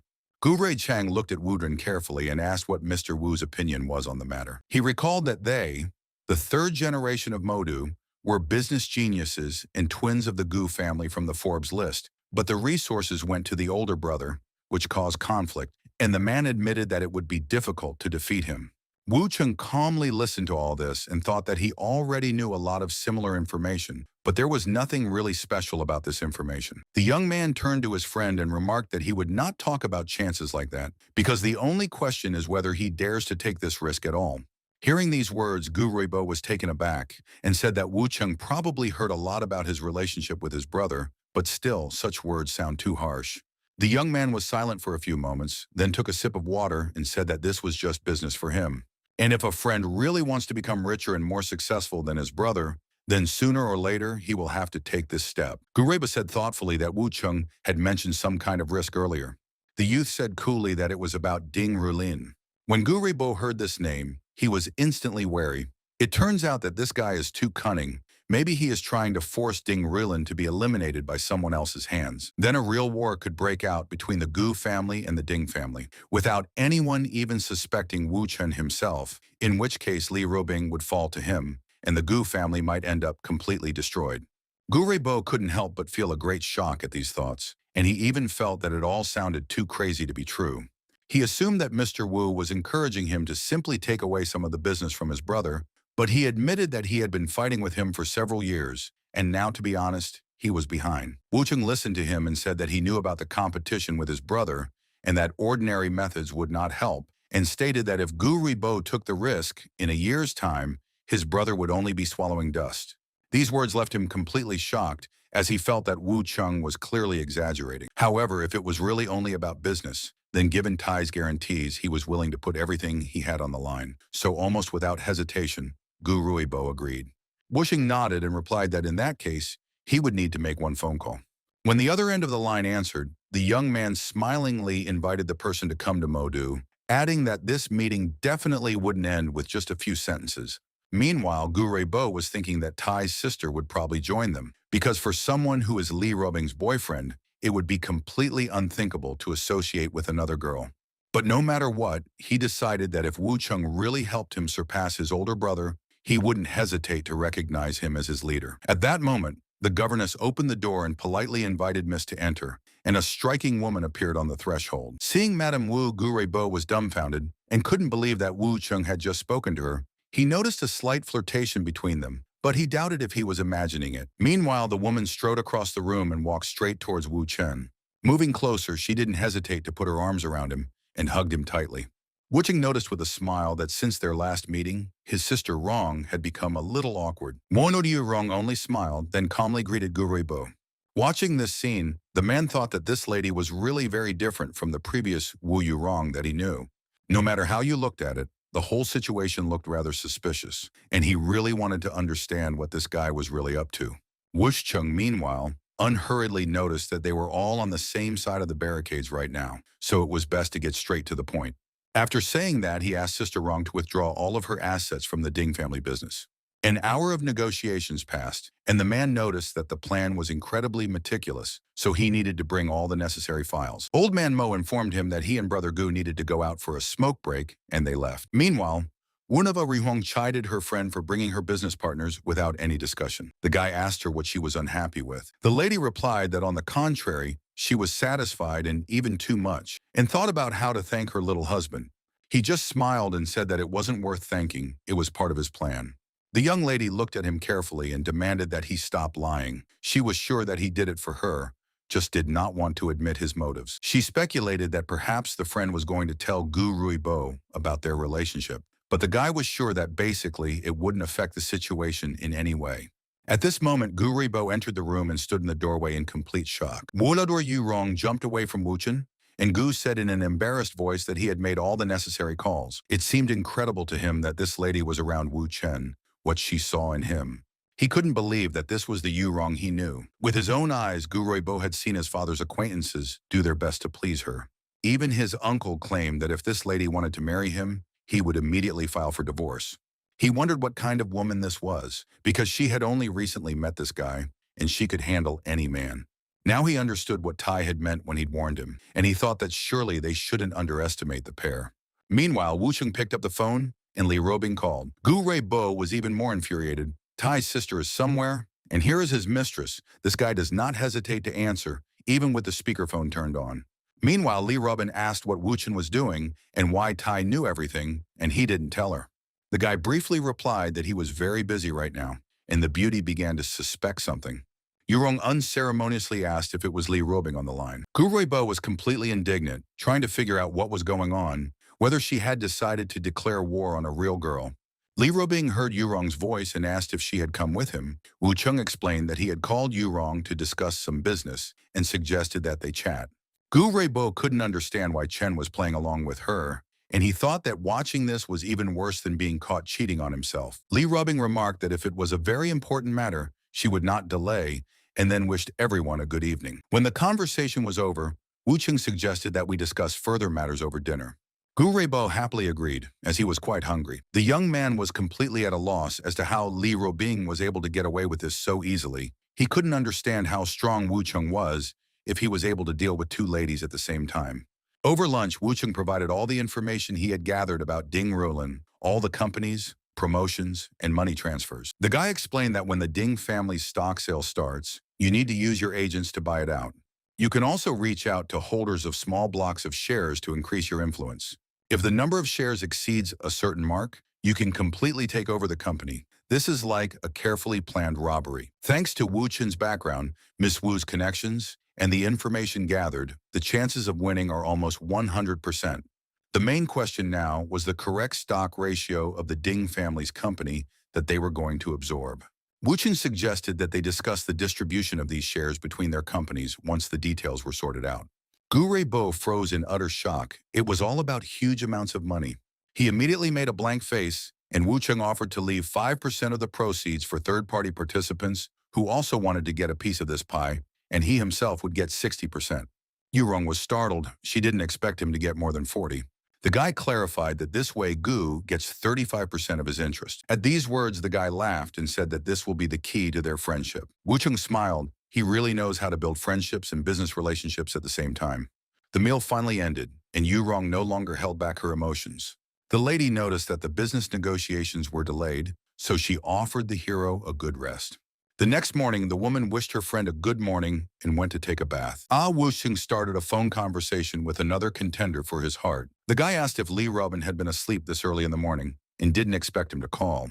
Yurong listened and noticed that this story wasn't all that simple, and she was clearly worried about something. Meanwhile, the girl replied that she had not slept at all and was still in the company.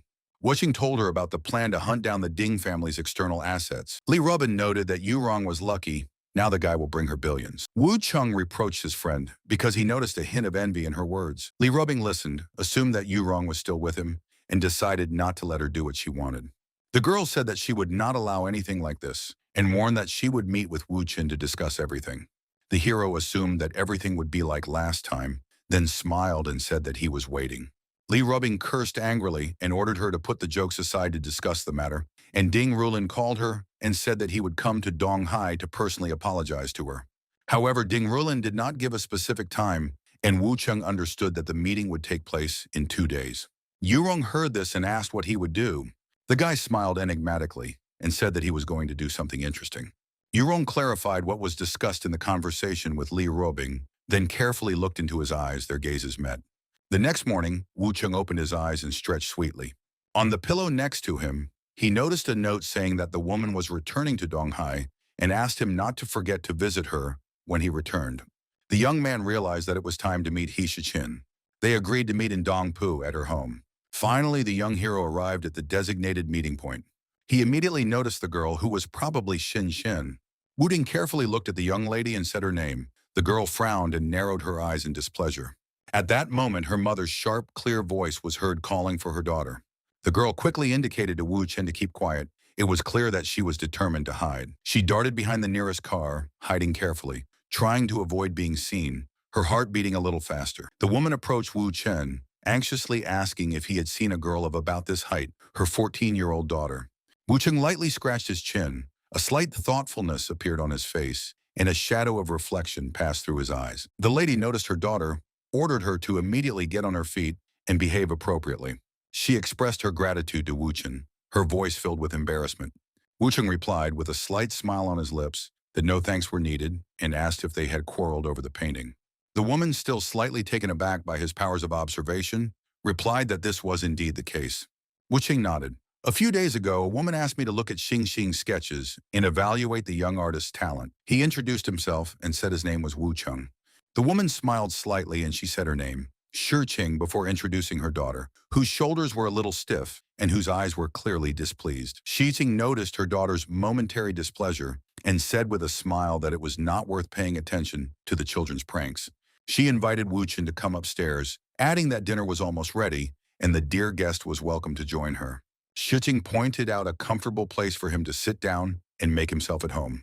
At that moment, the door opened a crack and Xing Xing entered the room. Wu Cheng turned around, his eyes lingering on the young lady. Xing Xing smiled slightly, a new plan to annoy this unexpected guest forming in her mind.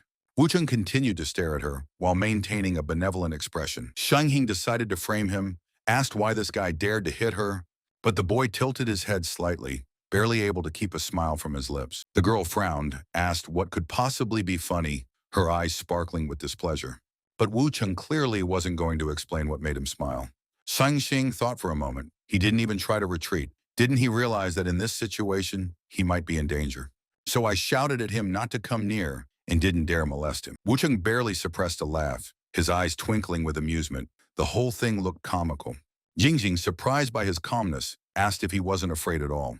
The guy replied that he had absolutely nothing to be afraid of, and she exclaimed angrily that she would call her mother. Wu Xing was sure that no one would believe that he had started molesting her, but Xing Xing claimed that he had raised a hand against her. Fans of this young beast are many, but only the mysterious teacher caused a strong reaction. Shang Xing looked at Wu Chen with disdain and considered him just another rival. The girl clearly understood that any mother in such situations will always be on the side of her daughter, and here no man can win, but if he immediately leaves their house, then she is ready to show mercy to him. Warung, with a condescending smile on his face, replied that he could do it. He wasn't going to give up and leave. The girl frowned and sternly threatened that the guy should think carefully about his decision. At that tense moment, the door opened softly and my mother came in. The three of them looked at each other. Xing Xing's gaze was full of expectation. Wu Cheng remained calm. Wu Cheng picked up the phone and showed the recording from the dictaphone. The entire conversation was recorded, and it was useless to deny it. Xing Xing noticed that the timer on the device was still ticking, and the recording hadn't finished yet.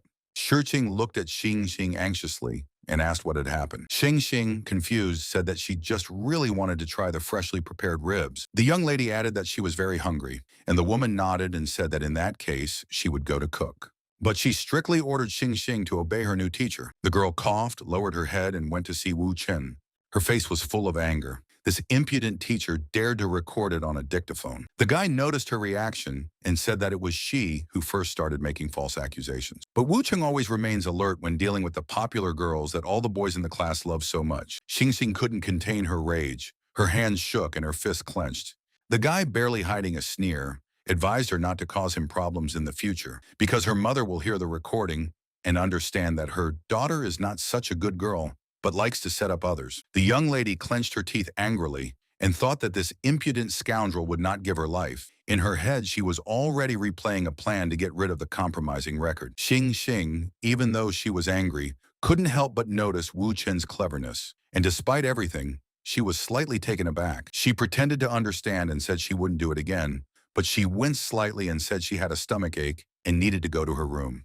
Wu Cheng, with a smile, said that everything was fine. He understood everything and said it without the slightest annoyance. Xing Xing went to her room, and as soon as she closed the door, she dialed her sister's number, complained about the bullying from the teacher, and continued to seethe inwardly. My sister advised me not to worry and assured me that everything would be sorted out. If necessary, they would gather hundreds of people to put an end to this impudent man once and for all. The young lady imagined how this guy would ask for her forgiveness, with tears in his eyes admitting that he was wrong. In her mind, it looked comical. With that smile on his face, he would have to walk for a long time. At this moment, Shurjing entered the room, and her stern gaze instantly attracted her daughter's attention. She reminded Xing Xing that she had ordered her to obey her teacher, and running to the bathroom and trying to get out of class this time wouldn't work. Xing Xing, a little embarrassed and annoyed, crossed her arms and mumbled in confusion that she really needed to go to the bathroom. The mother replied that it didn't matter. The food was already ready, and it was time to start classes with the new teacher. Xing Xing obediently walked over to Wu Chen, slightly bending her back, and said that she was ready to start. Wu Chen nodded and showed the first stroke. He explained where to start. The girl thought to herself that for now she would pretend to be a diligent student so that Sister Shan Shan wouldn't notice her little pranks. At this time, the children were called to the table, and they hurried to join the dinner. Xing Xing said that she wanted to learn how to draw landscapes from nature and suggested that they go outside. The woman looked at Wu Chen as if asking for permission and added with a slight smile that she would appreciate his opinion. Wu Cheng, with a friendly smile, said that everything was fine and he didn't mind. His voice was calm and confident, instilling Xing Xing's confidence. The little girl jumped up and down with joy and said that she was very happy. After a while, they went outside together, where the fresh air filled the shroud from all directions. Wooding suggested that we go to the sports field, where there is a more suitable place. But as soon as they got there was a crowd of kids who were obviously not in the mood to talk about painting. These guys showed with all their appearance that they had been waiting for a long time for the moment when they could show who was in charge here. And although the canvas was ready, clean, white, inviting, but the atmosphere is incredibly tense. Xing Xing happily called out to Shan Shan, her older sister, and her older brother. However, the girl was perplexed why her brother called so many people. He replied that he wanted to see the idiot who dared to offend his younger sister. This impudent fellow has a lot of courage, but how long will this enthusiasm last? The bandits were sure that victory was already in their pocket, and they took it as an easy walk, clearly underestimating their opponent. Wu Qing just calmly looked around at everyone present, slowly and confidently. Qi, clenching his fist tightly, asked his comrades what they would do with this scoundrel. Meanwhile, a gentleman was watching intently from the thick bushes, and when he noticed Mr. Wu in the crowd, he thought that if anything happened to him, he would have to inform his boss immediately. She coldly said that his sister was too kind, so she was constantly bullied by various impudent people and demanded that Wu Chung kneel down and apologize. Instead of answering, Wu Chung calmly asked if his family didn't know how lucky he was on the streets. Chi smiled wryly, and in the next second he cursed in exasperation. It didn't occur to him that this brat knew who was standing in front of him and still continued to act so cocky. Wu Chung calmly noticed that he was only teasing the girl a little. The enemy looked him straight in the eye and coldly asked him who he thought he was. The crowd immediately began to whisper, many saying that this guy was seriously in trouble, and it was unlikely that he really expected to deal with all of them alone. Jay testily stated that Wu Chung was the first person who dared to act so arrogantly in front of him. At that moment, his phone rang, and when he saw Old Man Mo's name on the screen, he was taken aback for a second and abruptly ordered everyone to be quiet. After that, he turned back to Wu Chen and coldly said that he could say his last word. The young man picked up the phone and asked Mo what had happened, but the answer was an angry shout, and the old man sharply demanded that he calm down immediately and not touch Mr. Wu in any way. He was shocked to the core because his own father had absolutely forbidden him from even going near this person. The old man ordered that no one should dare approach Wu Chen, much less try to harm him, and then added that it was better to hand him the phone. Therefore, there was nothing left but to submit. The gunman handed the phone to the guy and said that his father wanted to talk to him. The other kids were standing there in total shock, looking at each other and not understanding what was going on at all. Wu Chen Temong picked up the phone and politely greeted Boss Mao. On the other end of the line, the man hurriedly apologized for his unreasonable offspring. He expressed genuine concern. Wu Cheng replied that everything was fine and he did not hold a grudge, but the man still promised that he would not leave it like this and would definitely teach his son a serious lesson. After finishing the call, Wu Cheng calmly put away his phone and said that he still had things to do.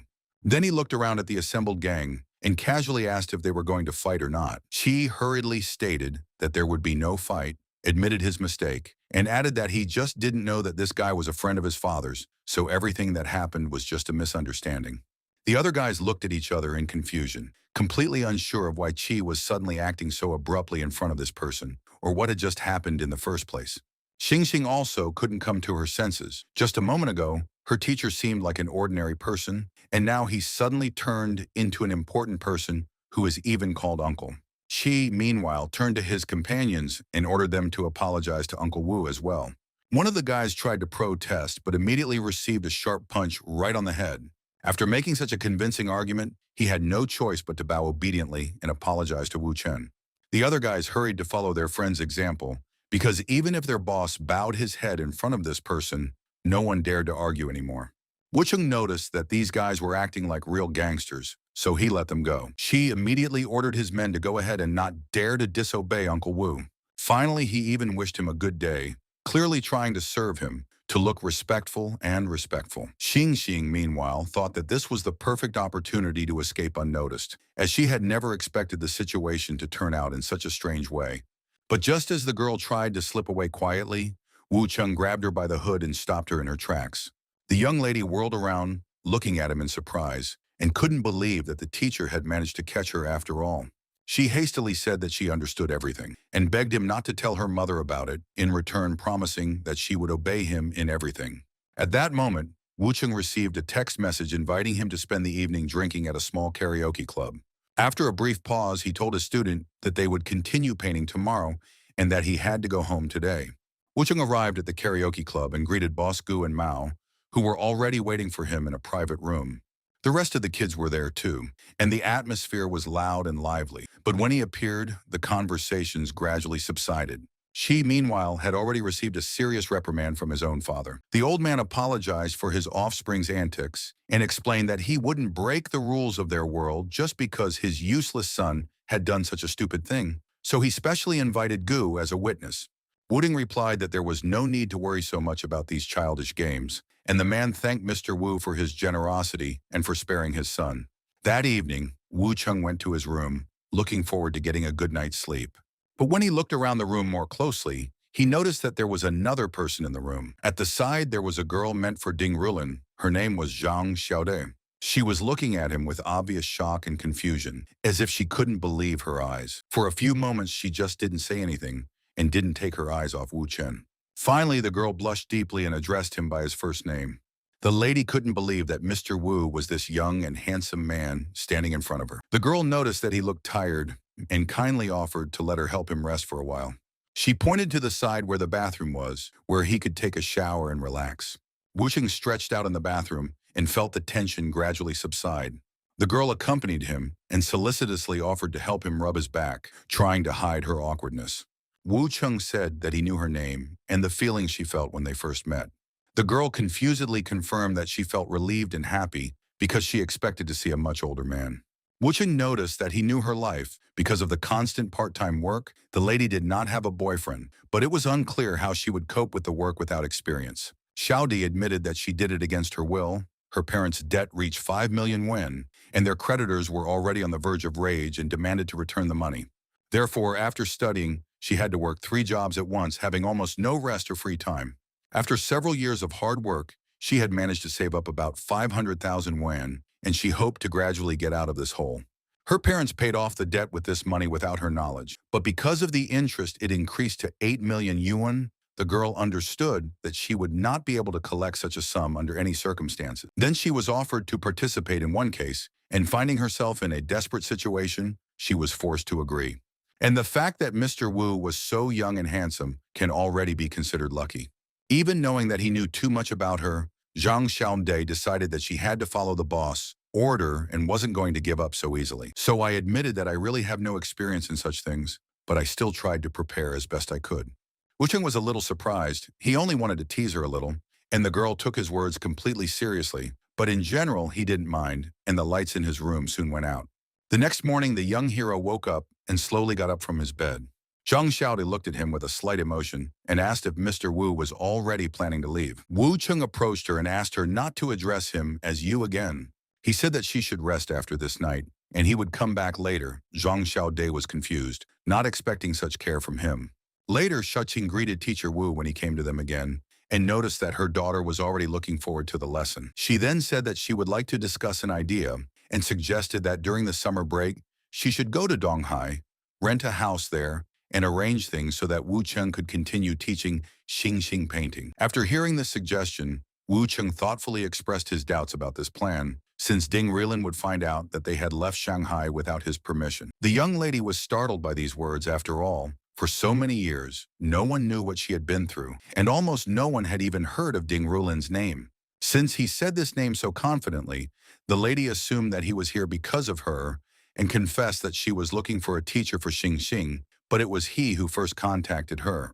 Wu Cheng knew about her complicated relationship with Ding Rilin, and it scared her, as if this guy was controlling her fate. The young man advised not to worry. Many things do not concern Ding Rilin, and as long as it is not about exporting abroad, everything is within the normal range. The woman suggested that perhaps he was just trying to find a way to approach her, and Wu Cheng replied that they could discuss it in more detail. The girl, meanwhile, thought that this man knew even about the most crucial moment of her life, and the young hero suggested to continue this conversation in another place. After a while, they arrived at one of the hotels. Shuqing looked around in bewilderment and couldn't understand why it was here that he decided to continue the conversation. Meanwhile, Wu Cheng went to the reception desk, where he was immediately greeted politely and asked to go to a pre-booked room. The guy replied that one room would suit him perfectly. The woman at the counter took his documents to check, quickly scanned them, and then told him what floor the room was on. After that, they made their way to the elevator, and a quiet, slightly tense atmosphere reigned in the lobby. On the way, Wu Cheng noticed that he had chosen this place for a reason, because no one would disturb them here. Xijing looked at him with displeasure and said with obvious annoyance that men always think of only one thing. She even chided him for not inviting her to some normal place where people just ate lunch and talked quietly. Wu Cheng strode forward and quietly said that they would continue the conversation in the room. The guy closed the door of the room, then offered Shijing a seat, but noticed that she was still crying. Xijing wiped away her tears and said bitterly that she thought he was a true gentleman, but it seemed like he was no different from other men. Wu Cheng sighed and said that she had misunderstood, and he was willing to apologize for the misunderstanding. She sobbed, wondering if her boyfriend really thought she didn't see an ulterior motive, just sleep with her and never show up in her life again. Wu Cheng replied that she had thought up too much on her own, because in fact, she knew absolutely nothing about him and did not understand why he had come into contact with her in the first place. The woman shook her head skeptically and said that she was not going to believe in such explanations, because if all this was not true, then why did he deceive her so much and create ambiguous situations? The young man admitted that he hugged her for a reason. Shurching replied irritably that his satisfied appearance looks disgusting. Wucheng paused for a moment, then said that he didn't do it for her, but for Ding Rulin. Hearing his words, Shurching froze in utter shock. After a few seconds, it gradually dawned on her. This young man intentionally wanted them to be seen together. Wucheng meanwhile added that the security cameras in the lobby had already recorded everything. He suggested that she sit down and discuss things calmly, since Ding Rilin would sooner or later have access to the hotel's security footage. Then when he saw the footage, he would almost certainly think that he and Shurching had come here together. The girl paled because she knew very well that if Ding Rilin really thought that she had betrayed him, she wouldn't have to wait for mercy. For a moment, she thought this guy was just setting her up. But then it occurred to him that if this was the case, Ding Rulin might also be angry with Wu Chen, which clearly indicated a serious conflict between them. The young man, meanwhile, said that it was all about Li Robing. After all, this girl is his beloved. Shurching looked at him in amazement. Wu Chen, meanwhile, continued and said that when Ding Rulin found out about this, he was really furious. Since things have gone so far that one of them will have to die, and Shurching is the key player here, if the lady confirms Ding Rulin's guilt, the Dong family will start a war with Ding. The woman looked at him in confusion. Wu Chen continued and said that he had already arranged everything with the Dong family, so if she agreed to go to Donghai with her daughter, he would handle all the other arrangements. And he confidently promised that a free life for Shurching was just around the corner. Just a little patience was needed. Shurching agreed to help because she had been waiting for Ding Rilin's punishment for a long time, but decided that everything should be real, and Wu Cheng, the puppet master. The guy shook his head and calmly said that this was not necessary because they already have the same goal, and this is already enough for cooperation. He also noted that in the future, Xing Xing might find out the truth, and then it would be hard for her to accept that Chen was the one who caused the death of her biological father. Shiqing confidently replied that one day her daughter should still find out the truth. After that, she approached him and took him in her arms, but Wu Cheng still believed, said that until then, they should protect Xing Xing from all this. He reminded her that the girl was too young, and promised that if Shurching went to Donghai with her daughter and testified, he would arrange for them to go abroad and return safely. He added that he would continue painting lessons for Xing Xing as promised. Shurching nodded and then voiced one request. The young man looked at her carefully and asked what exactly the request was. Shurching said that she wanted to make Ding Rolin look like the real puppet master of the whole story. Hearing this, Wu Cheng wondered if her request might affect their future cooperation and change the course of events after coming to Donghai. But the lady was determined, and she wasn't going to back down. In the end, it was necessary to do everything naturally so that Ding Rulin would not have any questions while watching the recording. About 2 hours passed, and the conversation gradually came to an end. Wu Cheng hurriedly put on his jacket and said that it was already time for him to go. At this moment, Shurching was standing in front of the mirror and carefully applied her lipstick, and the guy couldn't help but think that with each new look, she seemed more beautiful. He said that he had some urgent matters to attend to, and then he needed to return home and start packing, as they would be leaving for Donghai tomorrow. After a while, Wu Cheng reappeared at the karaoke club, where a friend of Mao presented a small gift. The man handed over the documents, said that only his signature was required. Wu Cheng realized that it was about giving him a 45% stake in the entertainment sector, worth about 200 million, which boss Mao considered a fair gesture of gratitude. The young man said that they were friends, but reminded that he and Ding Rulin were now actively collecting information about each other, so it might be dangerous for Mao to keep these shares. The man laughed, appreciated his prudence, and said that Wu Chenyu should appoint a trusted agent for this case. The guy said that if they were so insistent, he really didn't seem to have any other choice. After some time, Zhuang Xiaodi arrived, who now needs to sign this document.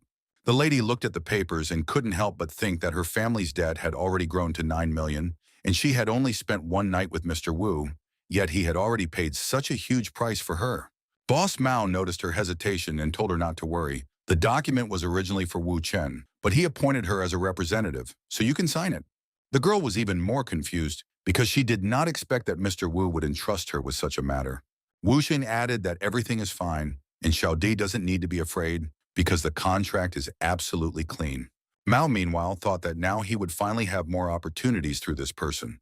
The girl said softly that she would try her best and not let her down. After a while, a car pulled up to the building, and the driver respectfully invited Mr. Wu to take a seat inside. Wu Ding got into the car and turned to his companion, asking what exactly had brought his uncle to Shanghai. The man replied that there was no point beating around the bush, and immediately asked about Ding Ruilin, who was going to go to Donghai, and then asked what Wu Chen's plans were. The guy just smiled a little and asked how his uncle thought things should turn out. The man said that he knew about Ding Ruilin's attack on Bingbing, but said that it was too early to escalate the conflict and that he should not be allowed to die in Donghai. Wu Cheng replied that if he really dared to venture into Donghai, then he couldn't guarantee that Ruilin would leave the city unscathed. The man looked at him carefully but didn't say anything. After a short pause, he only said that if he did die, then so be it. Soon the conversation came to an end, and Wu Cheng said goodbye, saying that it was time for them to leave, and they would see each other at the next meeting. Later, he met up with Xiao De, who was already ready to go anywhere with him. Li Rubing called, inquired about his work, and asked if he was going to go to Donghai. Wu Cheng replied that he would be home by noon tomorrow, and added that several other people would be with him in the next 3 days. The rest would be better discussed in person when they finally met. But Li Rubing immediately thought that it was about some girls. She didn't understand how it was possible to bring 3 women at once, and she didn't hide her indignation. Wu Cheng noticed this reaction, which only amused him. Li Rubing became increasingly angry and snapped that he was being too lenient. After all, 3 women in 3 days is already too much. The lady was so angry that Wu Cheng had to take the phone away from his ear. The guy responded by saying that when he returned, she could do whatever she wanted with him, and these words were so unexpected that Li Rubin was taken aback. But Wu Cheng still voiced a single request, not to be jealous without a reason. Hearing this, Li Rubing coldly remarked that he himself had just given her the right to do so. Xiao De, who was next to Wu Cheng, couldn't help but think that this was probably his wife. From the voice on the phone, she looked like she was in a real rage. But Wu Cheng told his companion that as long as he was around, Li Rubing wouldn't do anything to her. The next day, the car slowly drove up to the building, and Wu Cheng and his female companions got out. Li Rubing was already waiting for them, and Wu Cheng walked over and introduced the ladies he had brought with him. One of them was Zhang Xiaode, who looked extremely embarrassed, as if she was embarrassed to be here. Li Rubing immediately noticed her shy expression and immediately made certain conclusions for herself. In addition, Chen was accompanied by He Shiqing and her daughter Xingxing. Li Rubing froze for a moment in utter shock. She was well aware that this was the only witness to that murder. Wu Cheng, meanwhile, casually introduced the 2 women. Li Rubing thought that from their calm demeanor, it was obvious that they had already discussed everything among themselves beforehand. The 2 women exchanged polite handshakes and said they were glad to meet you. Li Rubing glanced at Wu Cheng in disbelief, but didn't say anything to him. Then she turned to the other girl and decided to meet her first. The lady sternly looked at the lady and asked her full name. After that, I also asked about the age of this beautiful lady. The girl looked at her in confusion and quietly replied that she was 21 years old. Li Rubing immediately thought to herself that this girl was still quite young. According to her observations, she was very nervous, and this only reinforced the suspicion that she had almost no life experience. At this point, Wu Cheng stated that the long car ride had left him very tired and he was going to take some rest. Xingxing assured her that she wasn't tired and was ready to go play outside. Li Rubing, meanwhile, was tormented by thoughts, and she was almost certain that Shiqing had already spent the night with Wu Cheng. After a few seconds, the thought finally took root in her mind. Shiqing explained that Li Rubing had misunderstood everything, because in fact, they had just been talking all morning. She added that everything that was happening was only related to their plan against Ding Ruilin, and there was nothing between her and Wu Cheng. Li Rubing said coldly that there was no need to worry here, because in this world there was no woman that Mr. Wu couldn't get along with. After saying that, she carefully looked at the 2 women who had come with him. The lady decided that Shiqing would probably not be emotionally attached to Wu Cheng, but Zhang Xiaode seemed much more dangerous and could eventually become a problem. So Li Rubing said that He Shiqing and her daughter would spend the night at their home, while she and Chen and Zhang Xiaode would go out for dinner. Wu Cheng didn't argue and only said that everything would be as she decided. Zhang Xiaode didn't say anything, although her face showed that she was a little confused, but she didn't object. Soon they were on their way, and by that time it was evening, and it was nearly 7 o'clock. After a while, they met people who greeted Wu Cheng respectfully on their way. The guy had intended to continue the conversation, but Li Rubin thought that it looked like they were going to meet that crazy woman, and she wasn't in the mood to get involved in an argument right now. After a while, they continued on their way.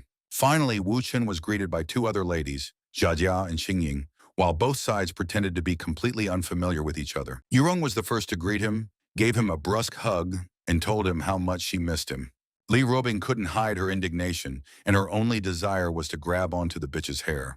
All the other ladies who were next to Wu Cheng froze in utter amazement at this scene, and they were clearly uncomfortable. Xiaodi felt that there was a lot of competition for the attention of this beautiful young man. Li Rubing coldly looked at her opponent and asked what else she could do in this situation. In response, Yurong only looked at her with outright disdain. Li Rubing told everyone to turn away, pulled out a napkin, and gently wiped Wu Chen's mouth. Zhang Xiaode watched in surprise, thinking about how hard it was for Wu Chenyu to be surrounded by all these women. Jia also didn't understand that Li Rubing was officially his girlfriend, but Yu Rong dared to kiss him in front of everyone.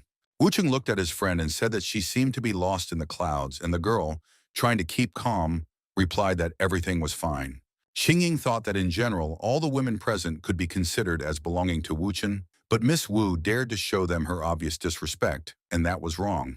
But since she was acting like this, Xingying decided that she wouldn't pretend to hide her intentions either. The girl said that she and her husband had not seen each other for several days. Lei Rubing thought it was bold enough. Qingying decided to fight head-on and switch from defense to offense. Xiaoda was even more confused. They were all too fierce, and maybe she didn't belong here at all. Wucheng, meanwhile, suggested ordering something to eat first and asked how the company was doing and how the board of directors was doing. Su Gingying replied that everything was going smoothly now thanks to his help, and she no longer had any problems to worry about. Yurong asked her friend with interest if Chen hadn't told Qing Ying about them.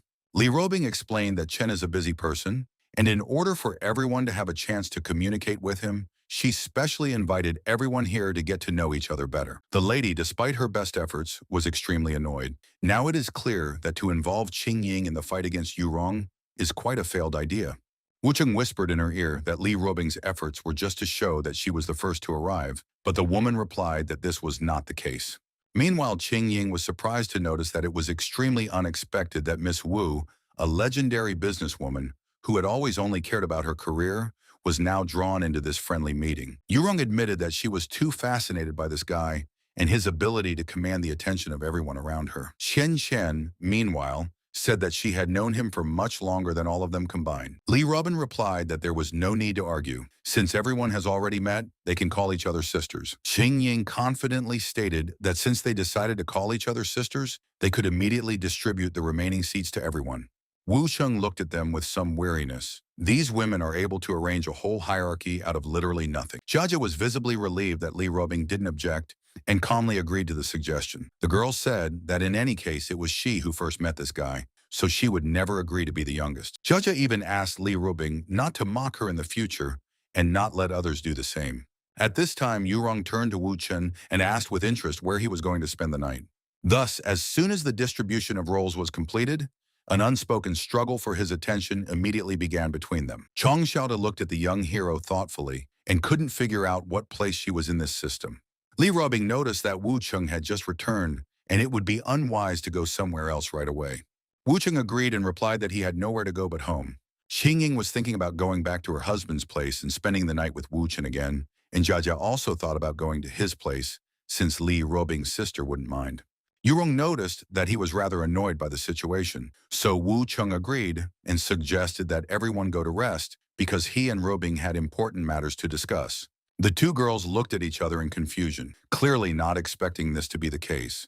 Yurong meanwhile waved goodbye and said that they would see each other again next time, while advising them not to harass themselves at night. When Wu Cheng returned, he saw that Shiqing and Xingxing had fallen asleep, so he decided to look for an apartment for them tomorrow, while Xiaode offered to stay here for the time being. The girl nodded in agreement and said she didn't mind either. When the lady got into bed, her thoughts involuntarily returned to Wu Chen, and she wondered if he should take more care of his health. Shiqing, listening to the sounds in the room, found herself thinking that he wasn't as involved with her that time as he probably was now, and this left a strange, unsettling feeling in her soul. After a while, Miss Xuaner received a call from Menglan, who immediately apologized for the sudden disturbance. The girl was genuinely surprised because she couldn't believe that such a famous star contacted her. With excitement and curiosity, she asked what the question was. And Menglan said that she really likes songs and would like to sign a contract with her and invite her to her company for a more detailed discussion. Xuaner couldn't help but nod, because she couldn't even imagine that their work could lead to such success. However, Menglan added that there is another issue that she is particularly interested in. It was about Wu Chen. She admitted that she would really like to meet him personally, Xuan, or promised that she would contact him first, and then she would definitely give an answer. After finishing the conversation, the lady said that she needed to leave for a while. To her mother's questions, the girl only evasively replied that she could not explain anything yet. The woman, sensing that the matter was serious, decided to go with her. After a while, Xuaner introduced them to each other and told them that Wu Cheng was also a graduate of this year's Donghai University. Yurong pretended to be completely unfamiliar with Wu Chen and calmly contented herself with a polite greeting. The woman looked at him carefully and noticed that he was 2 years older than her daughter, and he looked very attractive, probably from Donghai. Wudeng replied that he wasn't a local at all, but came from a small town. When his mother asked what he was doing, Zhuaner stopped her in displeasure and reminded her that there were more important topics to discuss right now. Zhuaner then got down to business, because the songs Medicine for the Soul and Song for Me had become really popular, so she brought the contract for discussion. After that, the girl suggested that Wu Chen read the documents, and she apologized that she needed to go out for a while. As soon as they were alone, Yurong playfully asked whether she should call him baby or husband. Wu Cheng, without changing his expression, continued to look through the papers and replied that she could call him whatever she saw fit.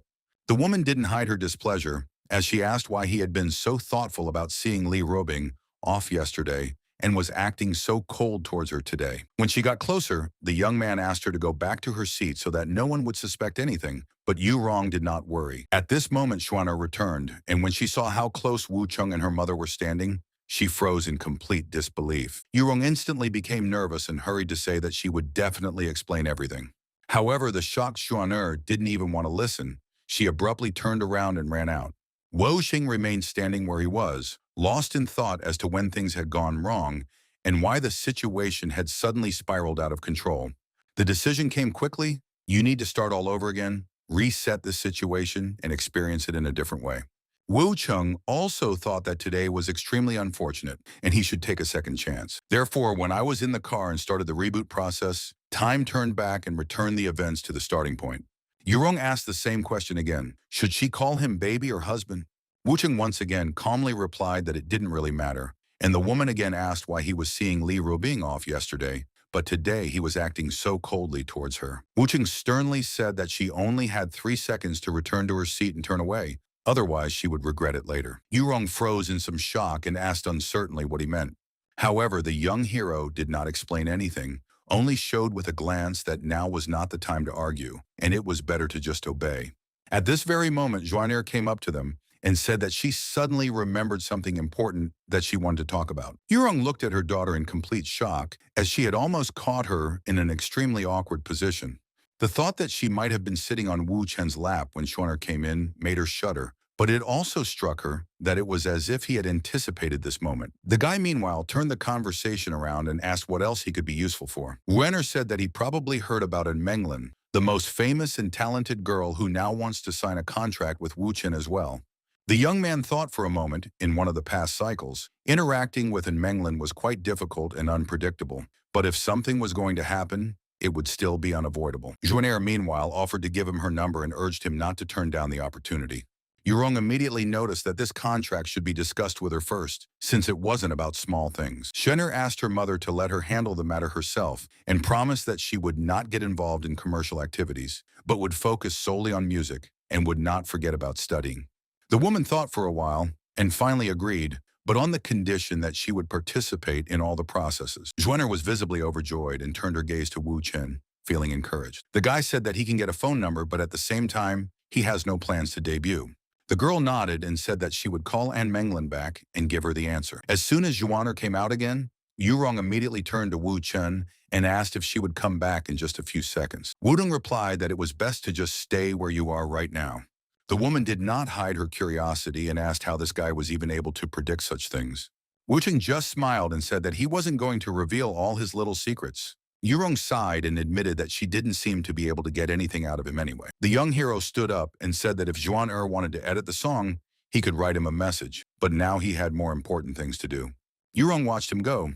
This guy, as if wrapped in some mystical power, involuntarily attracted attention and excited the imagination. After a while, Wu Cheng arrived at the Chuan Old House in Xichen District. He didn't hesitate to go inside and immediately warned Zhang Chuan that from the moment he interfered with his fate, he would no longer be able to escape or die without his permission, so it was best to immediately give up his dangerous thoughts. The man looked up at him, full of anger and tension, like a cornered animal. Wu Cheng thought that the restart was also necessary to test the new risks, since Zhang Chuan had committed suicide earlier.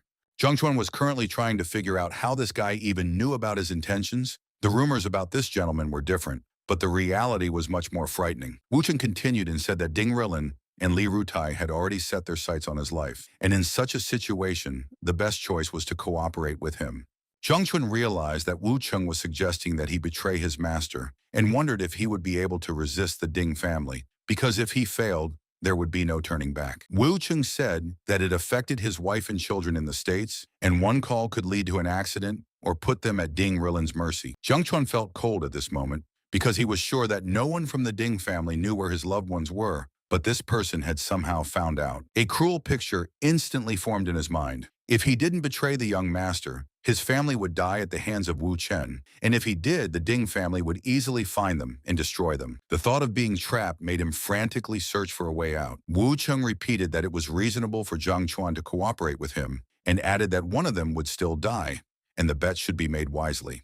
The man sighed heavily, but Wu Cheng could see the faintest hint of relief on his face. This man was definitely not going to lose his life now. The guy ordered his subordinates to untie him and continue to monitor his every move. They immediately bowed and assured that everything would be done flawlessly. Wu Shen glanced at his watch and realized that he had about 20 minutes left, while the two of them were just heading to the cafe, and he had time to take the right seat. 20 minutes later, the young hero was already sitting quietly at the table and pretended to be an ordinary visitor. After a moment, he noticed a couple at the entrance and thought that everything was going exactly according to plan. Wu Sheng sat at his table, his phone ready in advance, like a hunter waiting for the right moment. He surreptitiously started recording a conversation in which the girl said that Liao Hu was coming home these days, and if she wasn't around, it might arouse suspicion. The girl also wanted to know how her companion was doing with his own wife. She hoped she didn't know anything about it. The man reassured her, because his wife, after getting what she deserved, began to behave quietly and submissively. He suggested that they eat first and then go to the hotel. The girl noticed his particularly serious appearance today, and the man was sure that she should like it. Wu Cheng, watching this, was satisfied. He managed to capture dirt on these two and catch them on the hook. Today had been a rough day, but he still had something else to do, and he needed to visit Brother Lei. After returning to his room, he immediately called Zhong Xiaodai and informed her that he would pick her up soon to accompany him to the Zhejian Manor. After a while, they were met by Tao, who said that her godfather was currently upstairs, had just answered an important call, and would be coming down in a minute. The girl suggested that everyone drink tea while waiting. After a while, the godfather approached. He was talking on the phone, giving instructions to leave everything as it is and not to interfere.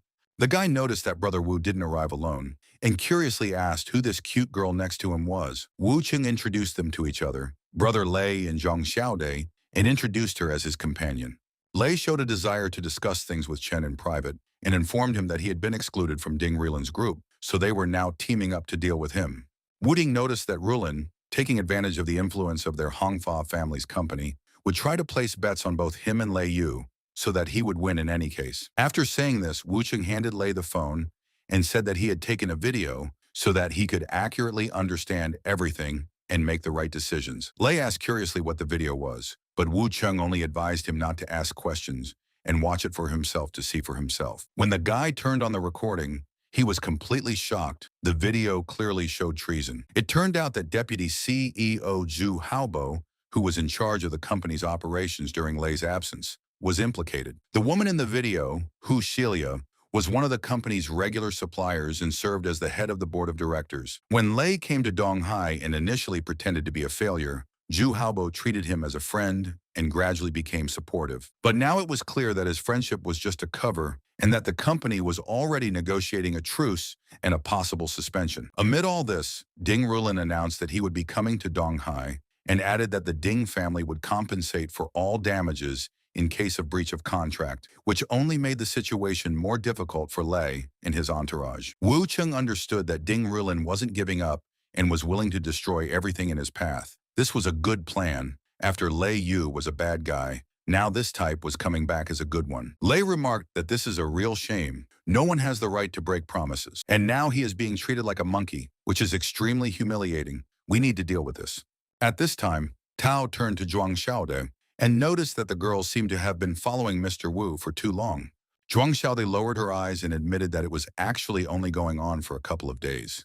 Tao advised her to be careful, because Li Robing is still such a little thing, and you can easily get into trouble. Zhuang Xiaoda said that Miss Li was a great person and had shown her kindness.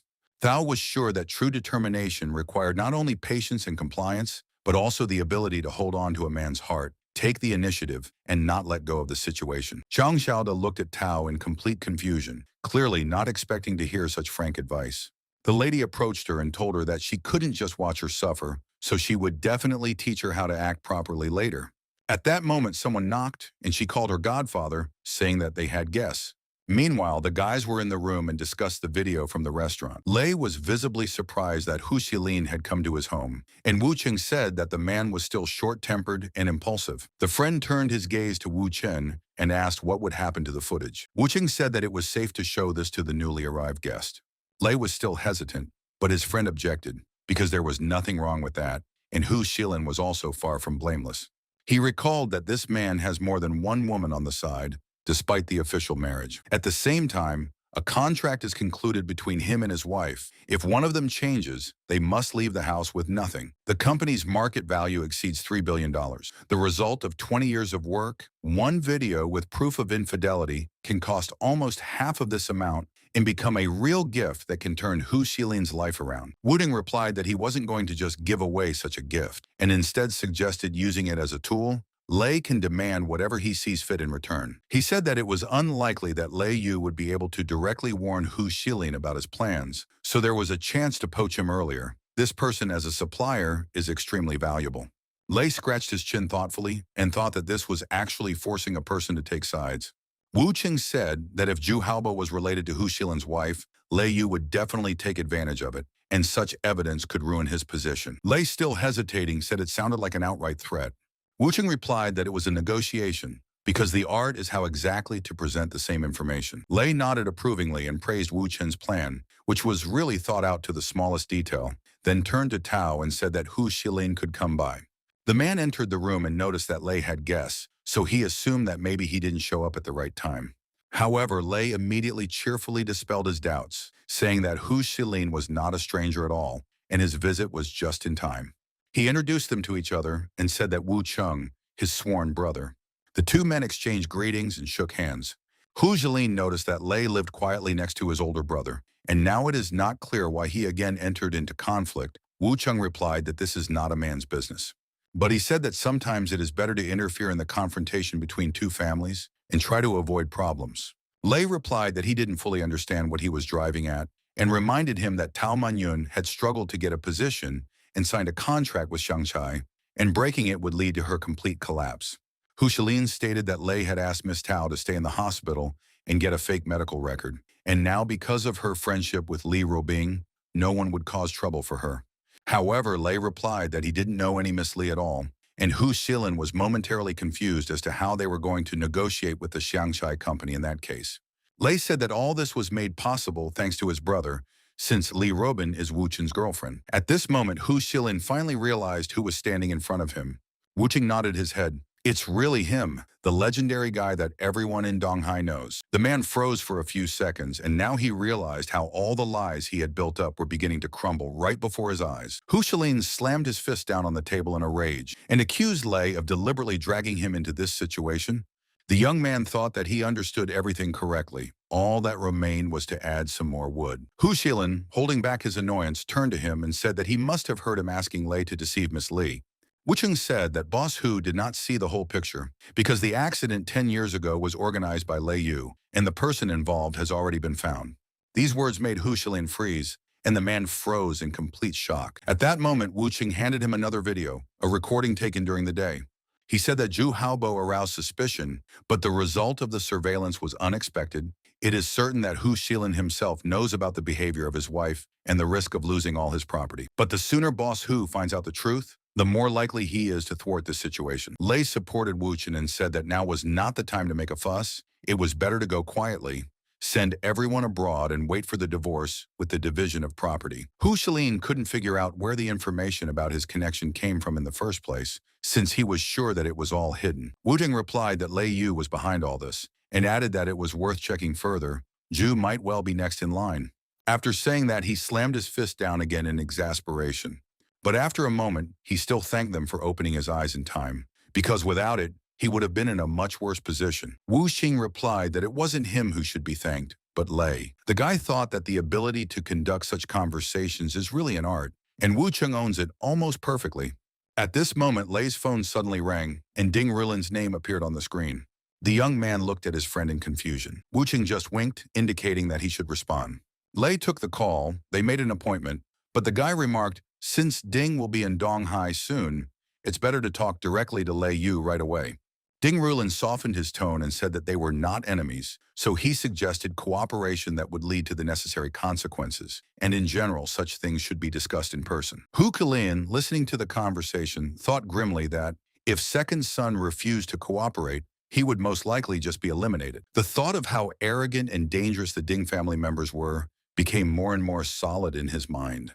Woshin just looked at Lei briefly, and without a word signaled that he should follow the plan and agree. Lei caught the sign and asked what time Ding Rulin would be there tomorrow. He replied that it was about 2 o'clock, but the irritation was accumulating, so he did not hesitate to sharply slap the lady who came to him on a call. The girl hastily apologized and promised that this would not happen again.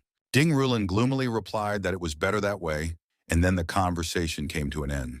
He glanced at Li Robin's portrait and thought that she should forget about Man Yun's support and not rely on anyone's help, but just be obedient.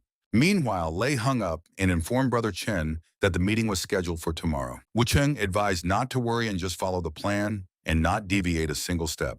At that moment, Zhang Xiaodai entered the room and timidly said that she was ready. Tao happily said that she had already taught her everything she needed, and if you have any questions, you can write to her on WeChat. Lei asked what the conversation was about, why the young beauties were whispering. However, the girl did not go into details and evasively replied that these were their personal affairs. Tao only wished Zhang Xiao the good luck and confidently added that she would definitely manage. After a while, the guys went to the bar, and Zhang Xiaodai asked who the meeting was with. Wu Cheng replied that there wasn't really a meeting scheduled, but something important had happened yesterday that he still needed to come here. At this moment, there was a tough showdown here, and the girl's scream broke the noise of the street. She called for help. One of the guys swung his club with determination and intended to break the glass. The car was blocked, making it impossible to leave. The leader ordered to pull people out of the car and advised them to obey voluntarily. Otherwise, they will have to use force. The terrified couple lowered their heads and silently made their way out, knowing that resisting now would only make the situation worse. The bandit noted with disdain that they had been acting arrogantly just a short time ago, and now they were shaking with fear, but it was too late to regret it. In the next moment, he delivered a crushing blow, after which a real fight broke out. Wu Cheng surreptitiously approached them and watched in silence for a few moments. The guy stopped nearby, looked at everyone, and demanded to know what was going on here. The bandits just laughed and advised him not to meddle in other people's affairs. They clearly didn't take him seriously. However, within a second, their faces changed. This youth seemed too calm. Wu Cheng, meanwhile, pointed out that they should watch their language, his voice low but convincing. One of the bandits, annoyed by this behavior, immediately rushed forward with a fist. He decided that this was just another reckless daredevil. However, before the attacker could finish the blow, Wu Cheng abruptly jumped up, as if he had calculated the trajectory beforehand. In the next instant, the initiative was already on his side. With a roundhouse kick, the young man delivered a powerful punch that knocked the opponent back. Wu Chen's eyes showed cold-blooded determination, and his face showed no emotion or hesitation. The crowd around them froze in utter shock and didn't understand how everything had happened so quickly. The leader, not wanting to lose face, abruptly ordered his men to step in and crush him with numbers. At the same time, a fierce scuffle broke out, and blows rained down one after another. But despite being outnumbered, it didn't work against Wu Chen. One by one, the bandits fell to the ground, and they lost their ability to continue fighting. The couple who had been hiding in fear stared at Wu Chen in complete shock and couldn't believe it was him. The young man showed amazing composure and strength. In one swift movement, he took down all the opponents and did not leave them a single chance. The leader initially thought that this was just a good fighter, possibly related to the big boss, Men, the legendary Wu that was so much rumored about. But it took him a moment to realize that this was the same Mr. Wu. The realization hit abruptly, and he immediately knelt down, hurriedly explaining that his older brother, Haliang, was Zhao Guizi's subordinate, and he deeply regretted not recognizing the master right away. Wu Cheng stopped him in his tracks and advised him not to act like he was the head of the mafia because it wasn't necessary. The guy came to his senses a little. He promised to tell everything without hiding anything. Wu Chung, meanwhile, turned his gaze to the rescued couple and asked if they were all right. The shocked young man quickly replied that they were fine and sincerely thanked them for their help. Then Wu Chung, as if nothing had happened, suggested that he call his older brother. These words surprised the guy even more. He clearly did not expect that his family could be known to such a person. Wu Chung calmly revealed that he had acquaintances in Shanghai and had heard about the modified GTR and the love story between him and Guo Qi. He told me about himself that the guy came from a simple family where his parents only owned a noodle shop in a small town. The rescued youth couldn't help but smile and say that his older brother was much more interesting than he expected. A moment later, a car pulled up to the scene and stopped nearby. Chang Xiaoda quickly contacted her sister and said that Wu Chung got out of the car near Bar Street to help the couple. But the situation changed dramatically. A large group of people has already gathered in this place, and the sight of them inspires outright fear. At that moment, Zhao Guizi appeared in front of Wu Chen and reminded him that they had already met at Mr. Li's. Meanwhile, Zhang Xiaode gave the car's number and driver's identity over the phone. It turned out to be a middle-aged man with a walking stick, limping noticeably, and apparently he was familiar with Wu Chen. In the next second, Zhang Xiaoda's heart felt a sense of foreboding. One of the men pointed a gun at Wu Chen, but Wu Chen reacted instantly, knocking out the attacker in one sharp motion. At that moment, Li Robing demanded to send her the exact geolocation, her voice trembling with excitement. Zhao Guizi, meanwhile, lost his composure and angrily ordered his men to immediately eliminate Wu Chen. However, his subordinates hesitated and clearly did not dare to go against this guy despite the order. Guizi quickly changed his tactics, addressing Wu Chen in a more restrained manner, saying that the young people were just being unreasonable and should not pay attention to their antics. Wu Ting suggested that Tang Sanbo and Guo Qi, members of the third generation of powerful families, were attacked, and that Guizi was responsible. Without waiting for an answer, Wu Chung slapped him on the cheek with all his might. One of the bandits immediately took off and viciously shouted curses in his direction. Guizi ordered him to shut up because he knew that it was better not to aggravate the situation now. Wu Chung, meanwhile, grabbed his head and demanded to know what his problem was. Guizi, his lips trembling, barely managed to say that he understood, and there was no longer any confidence left in his voice. Wu Ting released him and curtly ordered him to get up, then walked away. Tang Sanbo, confused, asked why Wu Chung had even hit this man, since he was in charge of the entire area. The guy did not go into details, translated the conversation, asked about the condition of a friend, and offered to go straight to the hospital. A few minutes later, another car pulled up, and Li Jitai got out and immediately asked what had happened here and why his son-in-law was in the middle of such a mess. Wu Chung greeted him and soon told him what had happened. Li Jitai sharply demanded an explanation. His voice became hard. He didn't understand how Guizi allowed a situation where his people had arranged such a thing. One of the bandits gave a command to his friend Ah Hai to attack. The next moment, the guy took off, threw himself at Tai with a baton, and knocked him to the ground. Tang Sanbo hurriedly intervened and asked everyone to calm down, since he wasn't seriously injured and there was no need to continue this. But Li Tai got to his feet and angrily declared that if it wasn't for the young master's presence, he would have ended the culprit's life without hesitation. Now another car drove up to the scene, and Li Robing appeared. Li Tai greeted her with a good-natured smile, but the lady didn't even glance in his direction and silently walked forward. In the next second, the girl took out her gun and walked towards Guizi. The lady demanded to know why someone had dared to point a gun at her fiancé, and the unfortunate man froze in complete shock, unable to utter a single word. Wu Xing didn't expect her to appear either, and was completely taken aback. Tang Sanbo anxiously thought that the situation had gone too far. It looked like she was really ready to shoot right in the middle of the street. Li Jitai quickly tried to stop his sister, because if she pulled the trigger now, something irreparable would happen. The bullet whizzed past the head of the frozen Guizi, who was already saying goodbye to life. Li Robing was indignant. This guy tried to shoot Wu Chen. Why protect him? But Li Rutai approached and explained how things really were. After saying that, Li Robing came closer and hugged Wu Chen without hesitation. Wu Chen smiled and visibly brightened up at her appearance. The girl admitted that all this time she could not find a place for excitement. Wu Chen sympathetically asked her what she was thinking at that moment. Li Robin replied that her biggest regret was that she still didn't have a child with him. Wu Chen couldn't help but think that such words were completely in her style, straightforward and without a trace of embarrassment. After that, he gave orders to Li Jitai to take Tang to the hospital, and Li Robing asked him to take care of Zhang Xiaode, since she was his son-in-law's woman. Li Jitai looked at them thoughtfully and couldn't quite figure out what was going on. How could little brother Chen have so many women? Tang Sanbo, meanwhile, let out a sigh of relief. It was finally over and no one was injured. Li Robing turned to Wu Chen and whispered that she wanted to spend the night with him. The guy just smiled and agreed, because he is ready to fulfill any of her wishes without further questions. The night passed, and when morning came, the lovers came down to see how the guests were doing. Tang Sanbo spent the night in the hospital under observation, but the doctors confirmed that his condition was fine, and he was now doing well. Wu Cheng heard the call, so he turned to his companion and asked her to stay with the guests while he answered the phone. The next second, he picked up the phone and greeted Mr. Li.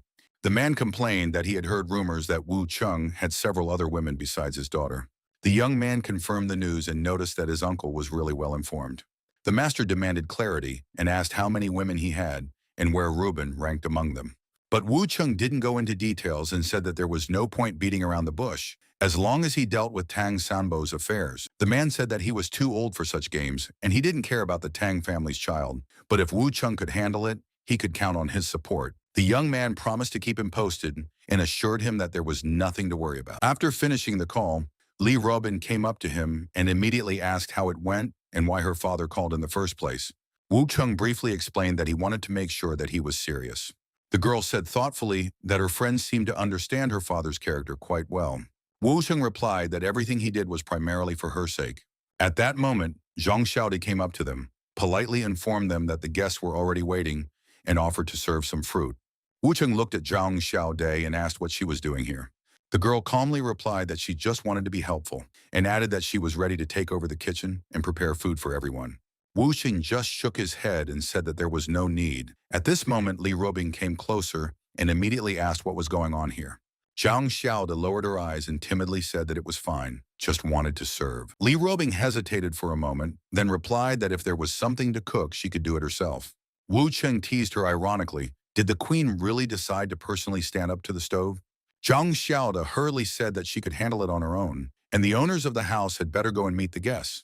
Li Robing didn't argue and only said that she would take care of everything next time. At that moment, Tang Sanbo, who was already looking much more cheerful after yesterday, came up to Wu Chen. The young man hesitated for a bit and then admitted that he had a request. He wanted to learn Kung Fu and hoped that Wu Cheng would agree to train him. Tang Sanbo used to think that all the talk about martial skills was something like fiction, until he saw with his own eyes how Wu Cheng effortlessly took down a whole group of people. So now I'm willing to pay for the training. All you need is time to learn at least a few techniques and learn how to protect yourself. Wu Cheng didn't immediately agree and suggested that they check his current level first to see what they would have to work with. However, first of all, Tang Sanbo must fully recover from yesterday, and only then can he return to this conversation. Meanwhile, at Donghai Airport, the situation gradually escalated as Ding Rulin returned from a long trip. On the way, the guy contacted Li Robin and said that he would be in town tomorrow and wanted to meet her. He asked her not to refuse immediately, and if the lady is not ready to see him, then he can come to her company himself. Li Robing angrily replied that she would just throw him out. Ding Rulin tried to change his tone, expressed remorse, and said that he wanted to apologize. But the girl did not listen to him until the end, and without hesitation cut off the conversation. Ding Rulin smiled angrily and decided that he would see how long Rubing could hold on proudly and not give in to his requests. Meanwhile, Li Rutai excitedly said that if this guy really came tomorrow, we should be fully prepared for it. Wu Cheng calmly warned him that no one should act on their own. All the steps had already been thought out in advance. The young man nodded, agreed to proceed strictly according to the plan, and would trust Wu Chen's strategy. Before leaving, the hero said that dinner was delicious, but he needed to do important things. The guys would go to the company in the afternoon, and Zhuang Xiaodai would stay at home and look after Tang Sanbo. Tang Sanbo thanked them for their concern and assured them that there was no need to worry about them. Wu Cheng made his way to the car, thinking that Ding Rulin would rather stop pretending, and showed him how to eat why he came and what game he was going to start. The hero picked up the phone and said that he needed to know which car Ding Rulin's men had arrived in and what its license plate number was in order to prepare for the upcoming event. The hacker said that although Master Dean did not contact him directly, if necessary, you can contact certain people and find out the number of the car. A few minutes later, Wu Chen was informed that the car had been found, and all the information was sent to WeChat. After that, the young man called Yurong's sister and said that he had sent her a message. The woman replied that if he was bored, he could just come to her house. Why send messages? Wu Cheng explained that it was a serious matter, that she needed to track the car and find out the destination, and that she needed to do it quickly and confidentially. 10 minutes later, the woman found the endpoint in the area of the Northern Road and reminded her friend to come to her after work. Wu Shen said approvingly that it was great. They would meet again in the evening. There is only one hotel in the Kangan district that barely meets Ding Rulin's requirements, and it was room 616. But first, the hero planned to make a small gift for the arriving major. At this moment, Ding Rilin frowned and couldn't understand what was going on. The hotel's electricity suddenly went out. His companion entered the room and informed him with obvious annoyance that there was not even any hot water. The superintendent soon appeared, bowed deeply, and hurried to explain that he had received an urgent notice from the county about a temporary renovation that had begun quite unexpectedly. Ding Ruilin cursed angrily. There was just over an hour left before meeting Lei Chen, and there was no point in waiting here anymore. The manager, meanwhile, added that repairs will be completed quickly. Usually such work takes about 2 hours. However, Ding Ruilin had already made up his mind, and moments later his motorcade drove out, heading straight for the meeting place.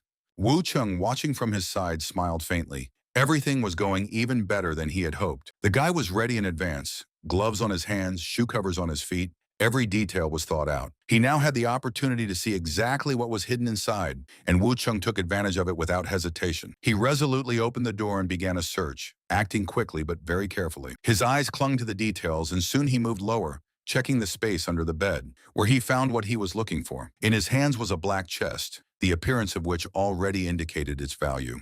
Ding Ruilin only had a few password variations that he changed from time to time, but the logic behind these changes was already familiar to Wu Chen. Therefore, it was not difficult to open the chest. The lock yielded almost immediately. Although also he thought that using the gun he found in the future was a bad idea, there were too many variables that couldn't be completely controlled.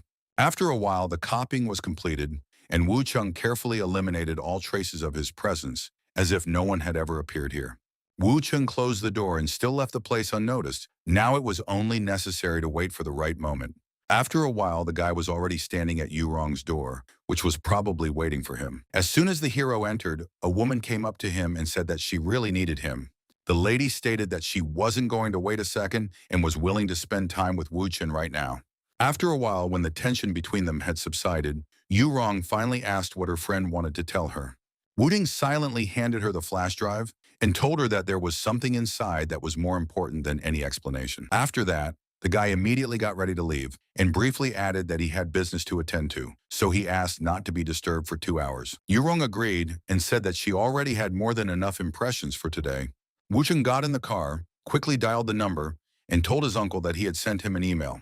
Mr. Li was at a loss to explain what he was talking about or what he had just received.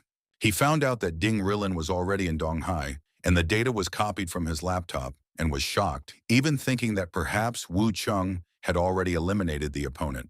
However, the guy assured that it did not come to that. Ding Rilin is alive and does not suspect anything.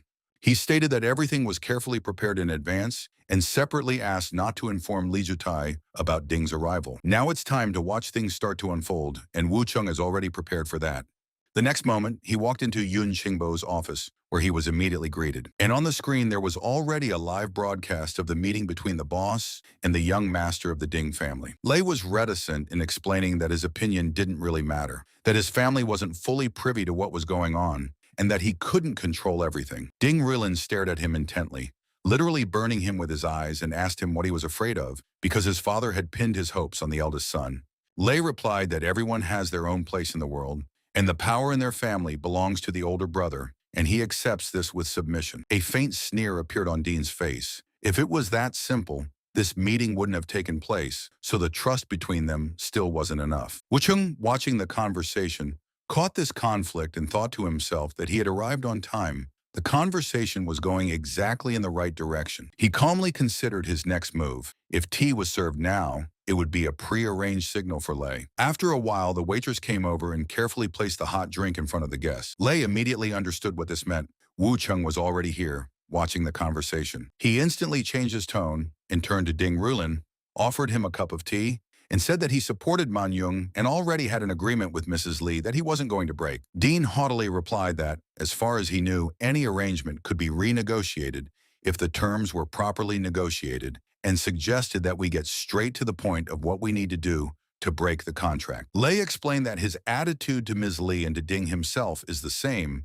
but the agreement remains an agreement, and he does not intend to break it. In addition, there are consequences. The young man assured him that he recognized Ding Rulin's influence, but if he crossed the path of Ms. Lee and her family, there would simply be no place for him in Donghai, and then it would be unclear how to continue living at all.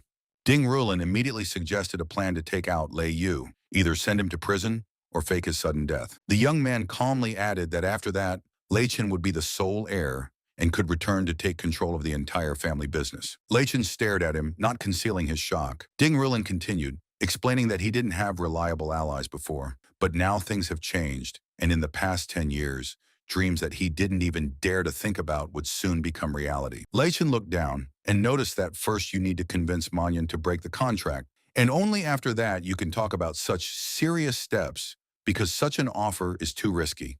Ding Rilin replied that it was natural to have doubts. They didn't know each other well enough yet, but no one and no barrier could stop Lei Chen anymore. At this moment, Wu Cheng, who was watching the scene, smiled contentedly. Everything was developing exactly as he needed it to.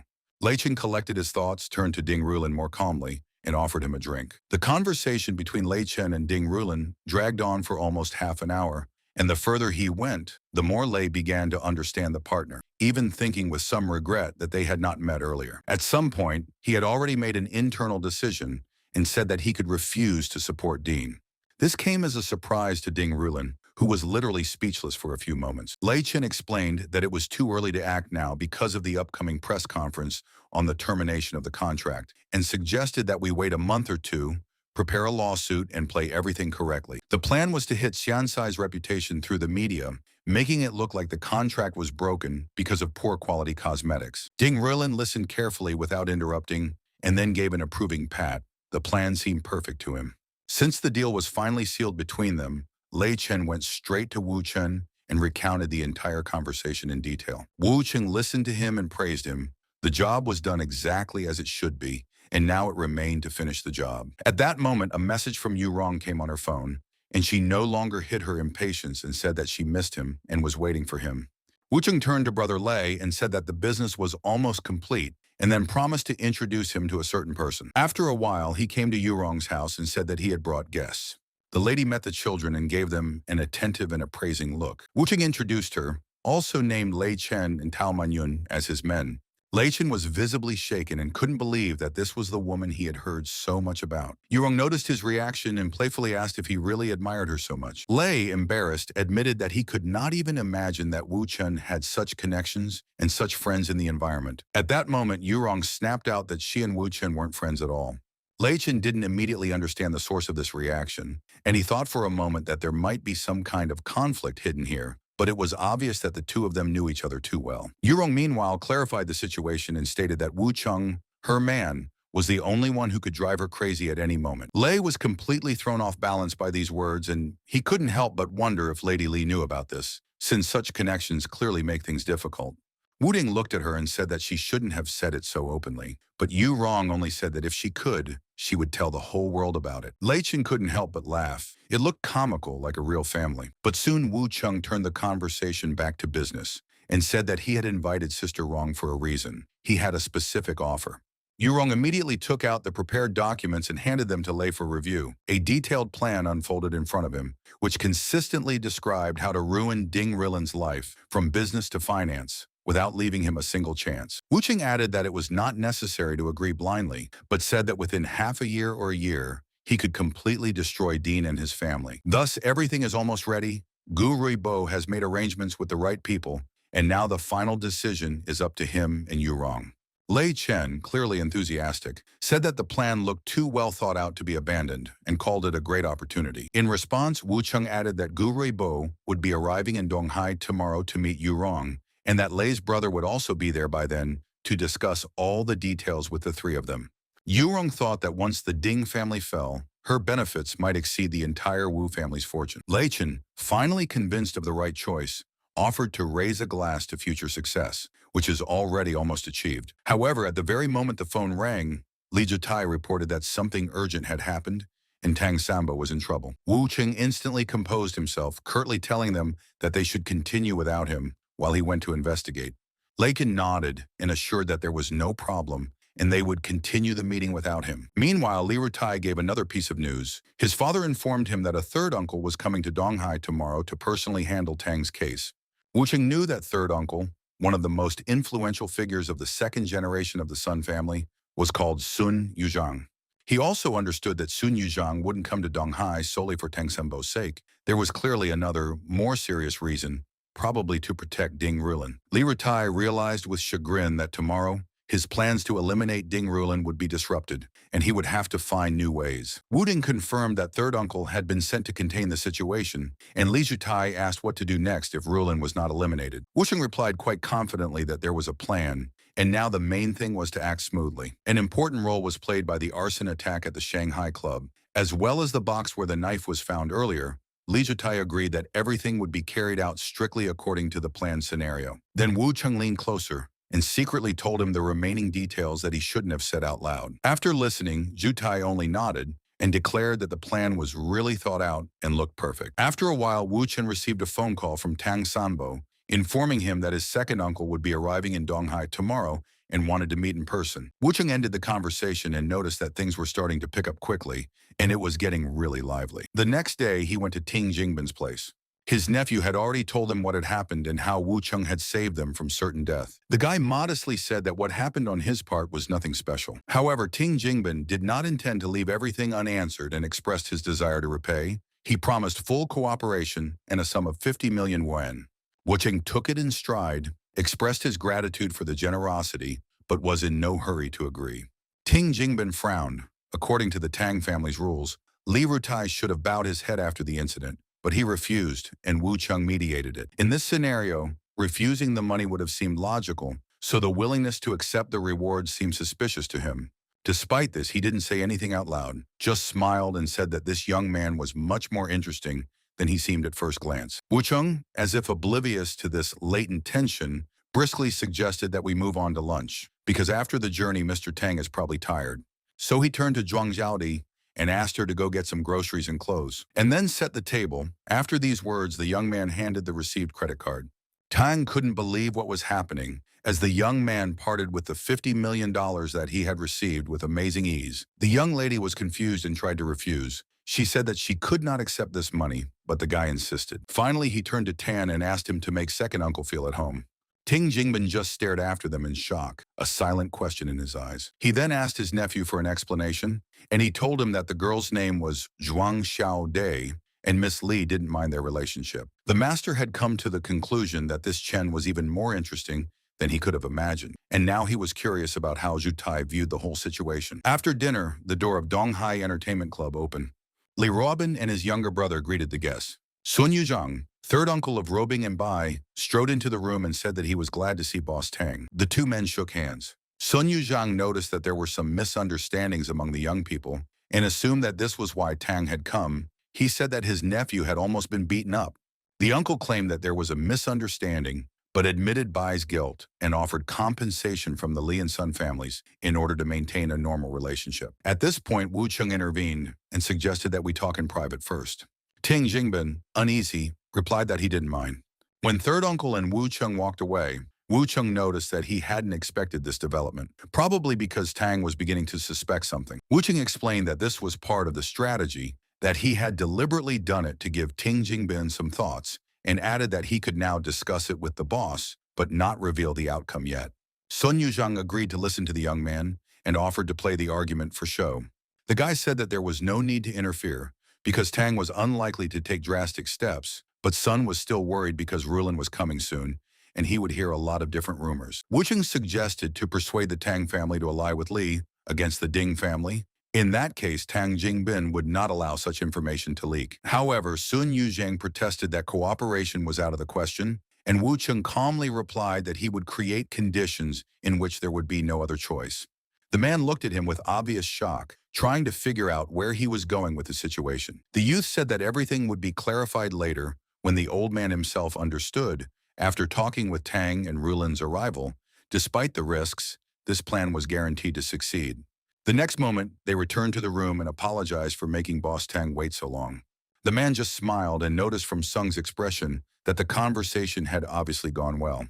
At this time, a worried Ruben came up to Wu Chen and tried to find out what the conversation was about.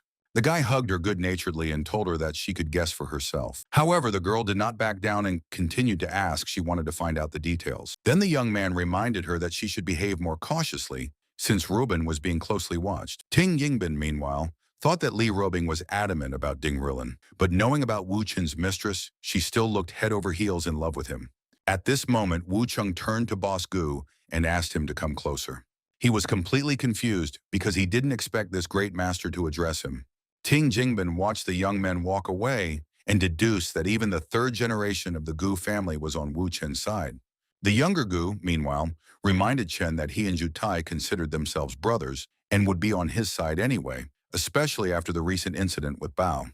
Chen patted him on the shoulder and told him that he had already been of considerable help, but Gu was surprised because he was sure that he hadn't done anything significant. The guy explained that it's hard to put it into words. A good attitude is already very important. The support of Gu Ribo, Sun Yuzhang, and Li Rubing allowed him to act at full strength and not hold back in the upcoming fight. This was what was supposed to affect Mr. Tang's judgment and eventually lead him to a conclusion that he himself would not immediately believe. At that moment, Jutai came up to them and informed them that Rulin had already arrived and was waiting for Chen below. The guy smiled and said that Gu could be free now, while he and Jutai would proceed as planned. Down below, Ding Rulin tried to go inside, but a guard blocked his path. The man said that he was acting on the orders of the boss and was obliged to detain him. It was only after Ding Rulin handed over all the weapons he had on him that he was allowed to go inside. Major Curtly told his men to wait for him outside and headed for the door. A moment later, the guy entered the hall and greeted the audience with enthusiasm. However, what he saw instantly sent him into a state of complete shock. Sun Yuzhang greeted him with a good-natured smile and greeted him calmly. Then he introduced Rulin and Ribo, who appeared to already know each other. Not only did the two of them know each other well, but they also had business in common, so the meeting in Donghai was clearly unexpected for them. At that moment, Rubin noticed the watch on Chen's hand that she hadn't noticed before, and Chen explained that it was a gift. The lady jealously said that they were completely unsuitable for today's outfit, and suggested that after dinner, we stop by the shopping center and completely update the wardrobe. Wu Cheng casually replied that it would depend on his mood after dinner. Ding Rulin glanced nervously in their direction and clearly felt a sense of inner tension, and Sun Yuzhang asked to at least greet the young master. The guy greeted him good-naturedly and held out his hand to shake. But Li Rubing, meanwhile, continued to hold her beloved Chen's hand and completely ignored Ding Ruilin's presence. Major felt very uncomfortable and held out his hand for a handshake, but received nothing in return. Wu Cheng looked at him lazily and asked him why he had come to Donghai in the first place if he felt so uncomfortable here. At this moment, it was obvious to everyone present that Wu Cheng had deliberately taken the initiative and was openly provoking Ding Rulin right in front of everyone's eyes.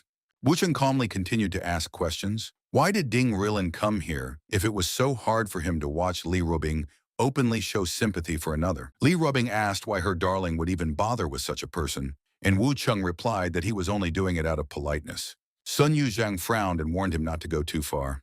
But Li Rubing immediately seized the initiative and coldly stated that if third uncle was displeased with her fiancé, then they could leave without any problems. Sun Yuzhang angrily replied that she was just trying to deliberately make him lose his temper.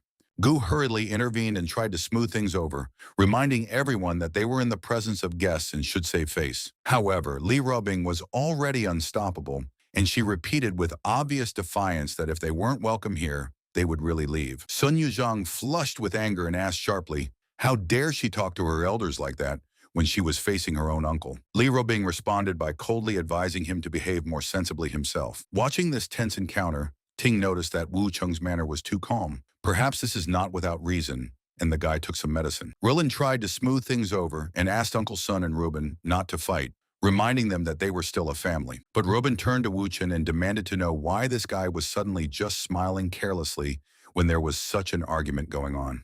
Gu noticed with a touch of irony that Mr. Chen was really talented, since Sister Tai was so keen on him. At this moment, Ting Jingbin was looking at these people with growing shock, and gradually he came to the conclusion that everyone here was playing a different role, and this whole performance was aimed at confusing and deceiving Rilin. Wu Cheng meanwhile turned to Boss Tang and offered to discuss the matter related to Jutai.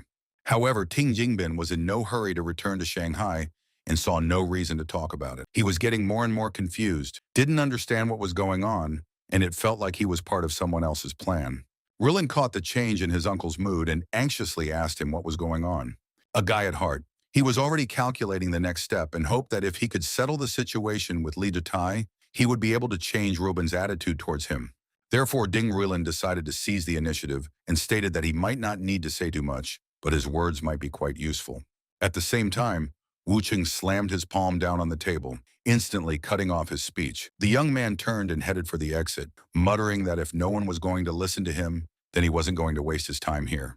Riley was overjoyed and decided that he had only made the first move, and this weak opponent had already retreated. Sun Yuzhang was completely confused and didn't understand what was going on. How could Li Rubing even let her companion leave so easily, abandon the guests, and frame the entire family? Li Rubing, meanwhile, asked Wu Qin to go ahead and assured him that she would join him soon. Wu Qing gently ran his hand over her head and said that everything was under control, and he understood her intentions perfectly. The hero noticed a small group of people at the entrance out of the corner of his eye and instantly identified Zhang Hongguang, one of Ding Rilin's confidants, among them. At this very moment, Yang Hongguang's phone vibrated, and the message he received knocked the ground out from under him. The text explicitly stated that his machinations were uncovered, including a trip to Shanghai with embezzled money. The man froze at the realization that someone had gotten to the bottom of his bribes for running errands for the young master. Keeping an appearance of calm, he excused himself to his friends and hurried to the bathroom. As soon as he was inside, he dialed the number and demanded an explanation to find out who was behind this. In response, he was informed that there was a magnetic card on the sink that would allow him to go up to room 1029 on the 10th floor. After hearing the voice, Zhang Hongguang instantly understood and was finally convinced of who he was dealing with. He thought back to the 6 million he had embezzled and realized that if he was discovered, it would lead to disaster. So he gritted his teeth and decided to comply. This was his only chance of survival. After some time, the man went up to the 10th floor, found the right room, and loudly called out to the person who called him here. But in response, silence. No one answered his call, and no one came. The man frantically dialed the number immediately, but instead of answering, he heard the cold voice of the answering machine saying that the caller was unavailable. This completely threw him off balance, because if this is blackmail, then the person has a goal, money, or conditions. But then why does he not get in touch? Realizing that it was pointless to stay here, Zhang Hongguang went back to his colleagues and said that he had a stomach bug, so he stayed late. Soon everyone was back in their seats at the table. Tai was having a casual conversation, and in between he thought about Rilin's 9 million lost and said that his friend was very lucky. At this time, Wu Cheng looked completely calm and calmly continued to eat. But the young man managed to send a message addressed to Zhang Hongguang without being noticed, with a new request for a meeting. When the man saw the text message, his heart clenched sharply and the tension hit him again. He had to wriggle out of it again, pleading a sudden pain in his stomach, but in fact his stomach was clenching with fear. At this moment, Wu Cheng slowly turned around and stared at Ding Rilin, sitting next to him with obvious disdain. The man frowned and asked sharply why they were suddenly looking at him so intently. Wu Ting noticed that he was just curious if Rilin had a problem with his head, since he even seemed to enjoy being made a fool of and cuckolded. Li Rutai looked at Wu Chen from under his brows, trying to figure out what kind of crazy game he was playing. Li Robing also looked at him warily, but she was sure that this remark was part of the plan. Sun, on the other hand, brightened up and thought that the real show was finally starting and that it was worth waiting all day for. Meanwhile, Wu Chen continued to mock that Rilin even seemed to like the role of being led by the nose. Ding Rilin flushed with rage and harshly demanded an explanation from Li Rubing as to who this guy who was constantly hanging around her and acting like he didn't respect her at all was. But the young man continued to laugh. Apparently, the unfortunate Rulin still didn't understand how he had been led by the nose all this time. Ding Rulin thought that this brat was deliberately provoking him, trying to expose him in front of everyone and force him to break down in front of everyone present. So he pretended that everything was fine, smiled tightly, and said with a show of calmness that it seemed that the alcohol had finally revealed Wu Qin's true face, so let him broadcast his drunken delirium to the end. Wu Qing said that it was best to start with Lu Xiao, who was Rulin's mistress, but was also dating Tang Wu's bodyguard and had a very close relationship with him. Ding Rulin confidently stated that this wasn't true, and he didn't want to think that something like this could have happened behind his back. Wu Qing calmly added that if he didn't believe it, then he had been deceived for a very long time. Li Rubing leaned closer and tried to stop her friend, because he had obviously gone too far and might have had too much. Wu Qing only gave a small wink in response. This evening would not just end in a bad mood for Ding Rulin, but something much more painful. As the guests began to leave, Sun detained Ting Jingbin for a separate conversation. Meanwhile, Ding Rulin went to his men to find out the truth. He stopped in front of Tang Wu and angrily demanded to know what his relationship with Liu Xiao was and what happened on the night of his birthday. Tang Wu was confused and tried to evade the question, saying that it was too long ago and he didn't remember anything. This answer only served to increase his suspicions, and Rulin gritted out that such an excuse sounded too weak. In the next moment, he pulled out a gun and decided to use the weapon as an argument. The guy shouted that maybe it would help to refresh his memory and remember the necessary details. Tang Wu couldn't stand the onslaught, fell to his knees and panted, claiming that he didn't know who had said what, but he didn't do anything of the sort. Rulin ordered him not to forget his own words and picked up the phone. After that, he dialed Liu Xiao's number without hesitation and asked her the same question, thus checking if her answer matched what he had just heard. At this point, Liu Xiao tried to justify herself, saying that nothing happened after the party. Tang drove her home and then just left. Ding Rulin, not satisfied with her words, insisted that the lady remember everything carefully and reported that Tang had already told her how she had taken the initiative herself. The girl tried to prove otherwise and claimed that Tan forced her, but then she was afraid to admit the truth. Tang Wu, at a loss, claimed that none of this was true and that nothing like this had happened between them. But to Ding Rulin, it didn't matter who took the initiative first. The fact remained that they actually spent the night together. Tang Wu fell to his knees, begging for forgiveness and trying to convince him that he was wrong, but ready to make amends. Ding Rulin didn't hesitate to point the weapon at him, and his hand didn't even flinch. At that moment, several people entered the room and heard the commotion. Enraged, Rillin shouted that Tang could only ask for forgiveness in front of his mother. Then the gun slipped out of his hand and exploded in midair. Those present sat down in panic and couldn't understand what had happened in complete shock. On the street, people saw the fire and started calling firefighters. It soon became known that the source of the fire was located in room 1029. The only person who came in and out of it was Ding Rulin's man. Li Rutai ordered everyone to hurry up and save the guests, while Li Robing warned them to keep an eye on the reporters so that they didn't film anything. Sun Yuzhang apologized to Tang for the incident and asked him to accompany them today. Soon news came that Ding Rilin had killed someone, was injured himself, and was rushed to the hospital. Ting Jingmin was surprised to think that the fire, killing and injuring Rilin were all arranged by Wu Chen, and it was incredibly interesting to see how it would end. Sun Yuzhang said that the first thing to do was to check on Ding Rilin's condition and find someone to go to the hotel to see for themselves. Li Rutai said indignantly that he just wanted to settle the situation here, and he didn't intend to deal with Ding Rilin's affairs. At this point, Wu Cheng turned to Mr. Sun and said that he could leave, and Tai would stay with them to help organize further actions. Li Robbins said that she didn't play the most important role in his plan, but she would like to help him with further actions. Li Jitai asked what they would do next. Wu Cheng ordered 2 groups to be formed, the first going to the hotel where Rulin is staying to clean up all traces related to him, and the second going to the hospital to look after Zhang Hongguang. Li Jitai said he understood and praised the plan, which looked great. At this time, the guys in the corridor were confused and did not understand what was going on. Suddenly, the hotel fire was repeated, and their boss would again be dragged into trouble. Zhang Hongguang was in a dangerous situation. He was called to this room twice, but no one showed up, and now he was blamed for the arson. This caused them to worry about what was wrong with this geezer, how many times during the evening he ran to the toilet. Meanwhile, Zhang hurriedly made his way down the corridor and tried to get out of sight. At that moment, when the man was already going up to the next floor, he was abruptly grabbed. Meanwhile, Li Jitai informed Wu Chen that everything was under control and each group was busy with their own business. Wu Ding replied that Tai's business was finished and he could rest while he and the others went to Ding Rilin's place to continue their work. The injured Rilin was already in bed, and Old Man Sun and Tang were looking after him. The young man reassured everyone, said that everything is not so bad, at least his hands and fingers are in place. The next moment, Li Rutai literally stormed into the ward, barely able to contain his rage, and was about to lash out at Ding Rulin for setting fire to his hotel. Sun Yu and then explain everything in order, on what basis the accusation was made.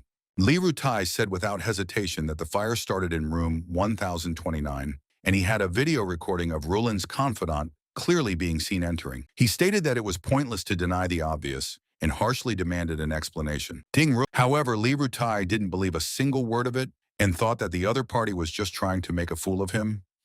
He demanded to immediately raise Zhang's financial transactions and call details for the past month, separately highlighting the contacts he contacted yesterday afternoon. Ding Rulin kept his cool as he urged everyone to be reasonable and reminded them that Zhang Hongguang had left twice the day before, checking the messages on his phone as if he was receiving instructions from someone. The guy remembered that the man had never used the phone in front of them, so he needed to check the number that Zhang had contacted to see who was behind it. But under intense pressure, Rulin still reported that this number belonged to the phone used by Zhang Chuan. Hearing this, Ding Rilin froze for a moment, not hiding his shock. Li Rutai instantly concluded that everything was obvious now, and what was happening was Rilin's doing. However, he immediately objected and said that this is impossible because Zhang Chuan has long disappeared, which means that they are clearly trying to frame him. Sun Yuzhang tried his best to stop him, warning him that this was not the time to act rashly and not give in to emotions. In the end, Sun Yuzhang managed to contain the situation and promised to take Li Bai away, while Ding Rilin was given time to recover and thoroughly investigate what had happened to the hotel and the cause of the arson. On the street, he apologized to Tan and said that today's events were far beyond the usual. The old man suggested not to escalate the situation and returned to the discussion the next day with a cool head. The next day, everyone gathered in the hall again to see how much Rilin was involved in what had happened. He added that the situation looks too obvious, as if someone is deliberately setting up Rilin, although it is possible that he himself could have planned all this in advance. Ting Jingbin noticed that the case was extremely complicated and there were too many unknowns. Therefore, he suggested that the investigation should be left to the Ding family, since they would still have to give an explanation. And now you need to focus on your own affairs and not get involved in someone else's conflict. Wuding reminded that just yesterday, Boss Tang was talking about how the young master was almost beaten to death. Just a little more, and there would be no one else to talk to, so the best thing to do now is to give him what he wants. Sun Yuzheng realized that Wu Chen's influence in the Li family was much stronger than it seemed, and that if he wanted to, he could put the Tang family in a desperate situation. Wu Cheng said that Li would generously compensate Tang for her losses and offer a gift, which could make a difference in the face of a conflict with Liu's family. Sun Yuzhang frowned, surprised that Wu Cheng knew about the long-standing conflict between Tang and Liu, so he cautiously asked what he was getting at. In response, Wu Cheng placed a USB stick on the table, and if the contents are found to be valuable, the Li family is willing to team up with the Tang family and stand together against the Liu family. Mr. Tang couldn't help but wonder if they were seriously willing to start a war with the Liu family just because of the incident with Tang Xingbao, which looked insignificant against the background of the great family's confrontation. What was going on in his mind was what this Wu Cheng was up to, and why the target was the Liu family and not the Ding family, which Tang had a direct conflict with. The man took a quick look at Sun Yuzhang, but he noticed that he was ready for any decision this guy might make. Therefore, Ting Jingbin turned to Wu Chen and demanded proof of the truthfulness of such serious statements. Wu Cheng replied that there was no trust in him at the moment, and this was quite normal, and suggested that he make one call to clarify everything and avoid unnecessary misunderstandings. With that, when the phone was picked up, Wu Cheng asked for confirmation that the Li family was ready to move against Liu. The conversation ended quickly, and there was a moment of heavy silence in the hall. And the dirt recorded on the flash drive was in the hands of this brave hero. Ting Jingbin was completely taken aback and hurriedly stated that he had trusted Chen from the very beginning and didn't doubt him at all. He held out his hand, smiling ingratiatingly, and said that he only wished that he had met him sooner because Brother Li was really lucky to have such a son-in-law. Wu Cheng smiled and said that in general the agreement was reached, and the old man asked not to focus on the nuance with young Master Tang, because it was just a misunderstanding. Wu Cheng countered that it was unwise to ignore this situation. Sooner or later, Mr. Tang's arrival in Donghai would become known and attract public attention. In this case, it would seem that the Tang family is inferior to the Li family, which would damage their reputation and make others wonder if there are any problems within the families. Bao Boyko said that he understood everything and didn't need to be told twice. In the end, the conference was a success, and the situation that had been teetering on the edge of conflict until recently turned into an unexpected alliance. Li Rutai was sure that the main good news was that Ding Rilin had escaped from Donghai, since they now had some space to act, but he was still tormented by the question of how the gun could have exploded. Wu Cheng only replied thoughtfully that it wasn't easy, but he didn't go into details. A few minutes later, his phone rang, and he took the call. And Menglin got in touch and apologized for the sudden disturbance. The girl admitted that she really liked those two songs and suggested that Wu Cheng could try his hand at the entertainment industry. However, the guy refused because such plans do not interest him now. Menglin did not back down and insisted on at least a personal meeting. Wooden thought for a moment and still agreed that it was possible. At that moment, Li Jitai called out to him and reminded him of his sister's upcoming party. Meanwhile, and at this time, the festive evening was already in full swing. Li Jitai greeted everyone with loud applause. At this point, Zhuan said that she needed to leave immediately on a very important matter. It was about her business and music remained her real goal. She met up with An and talked admiringly about the amazing man named Wu Cheng. And Menglen was also interested in discussing this guy in more detail. Ms. Song said that Wu Chen's family owned an ordinary noodle shop, and there was nothing special about it, but there were circumstances that bothered her. And Menglan said that they were alone, so it was okay to speak frankly. Xuan agreed, but demanded a promise that what she heard would not go beyond this conversation. After that, the lady said that Wu Chen has a certain rich adult woman who has incredible power. The girl recalled the conversation with her on the phone. The woman's voice was cold and hard. She probably had suspicions, and there was an uneasy connection between her and Wu Chen. And Menglan doubted it, after all. She had personally met this guy and didn't notice anything. Ms. Song pointed out that Wu Cheng used to live modestly, but 2 months before graduation, he became very rich, starting to wear expensive clothes and drive a luxury car.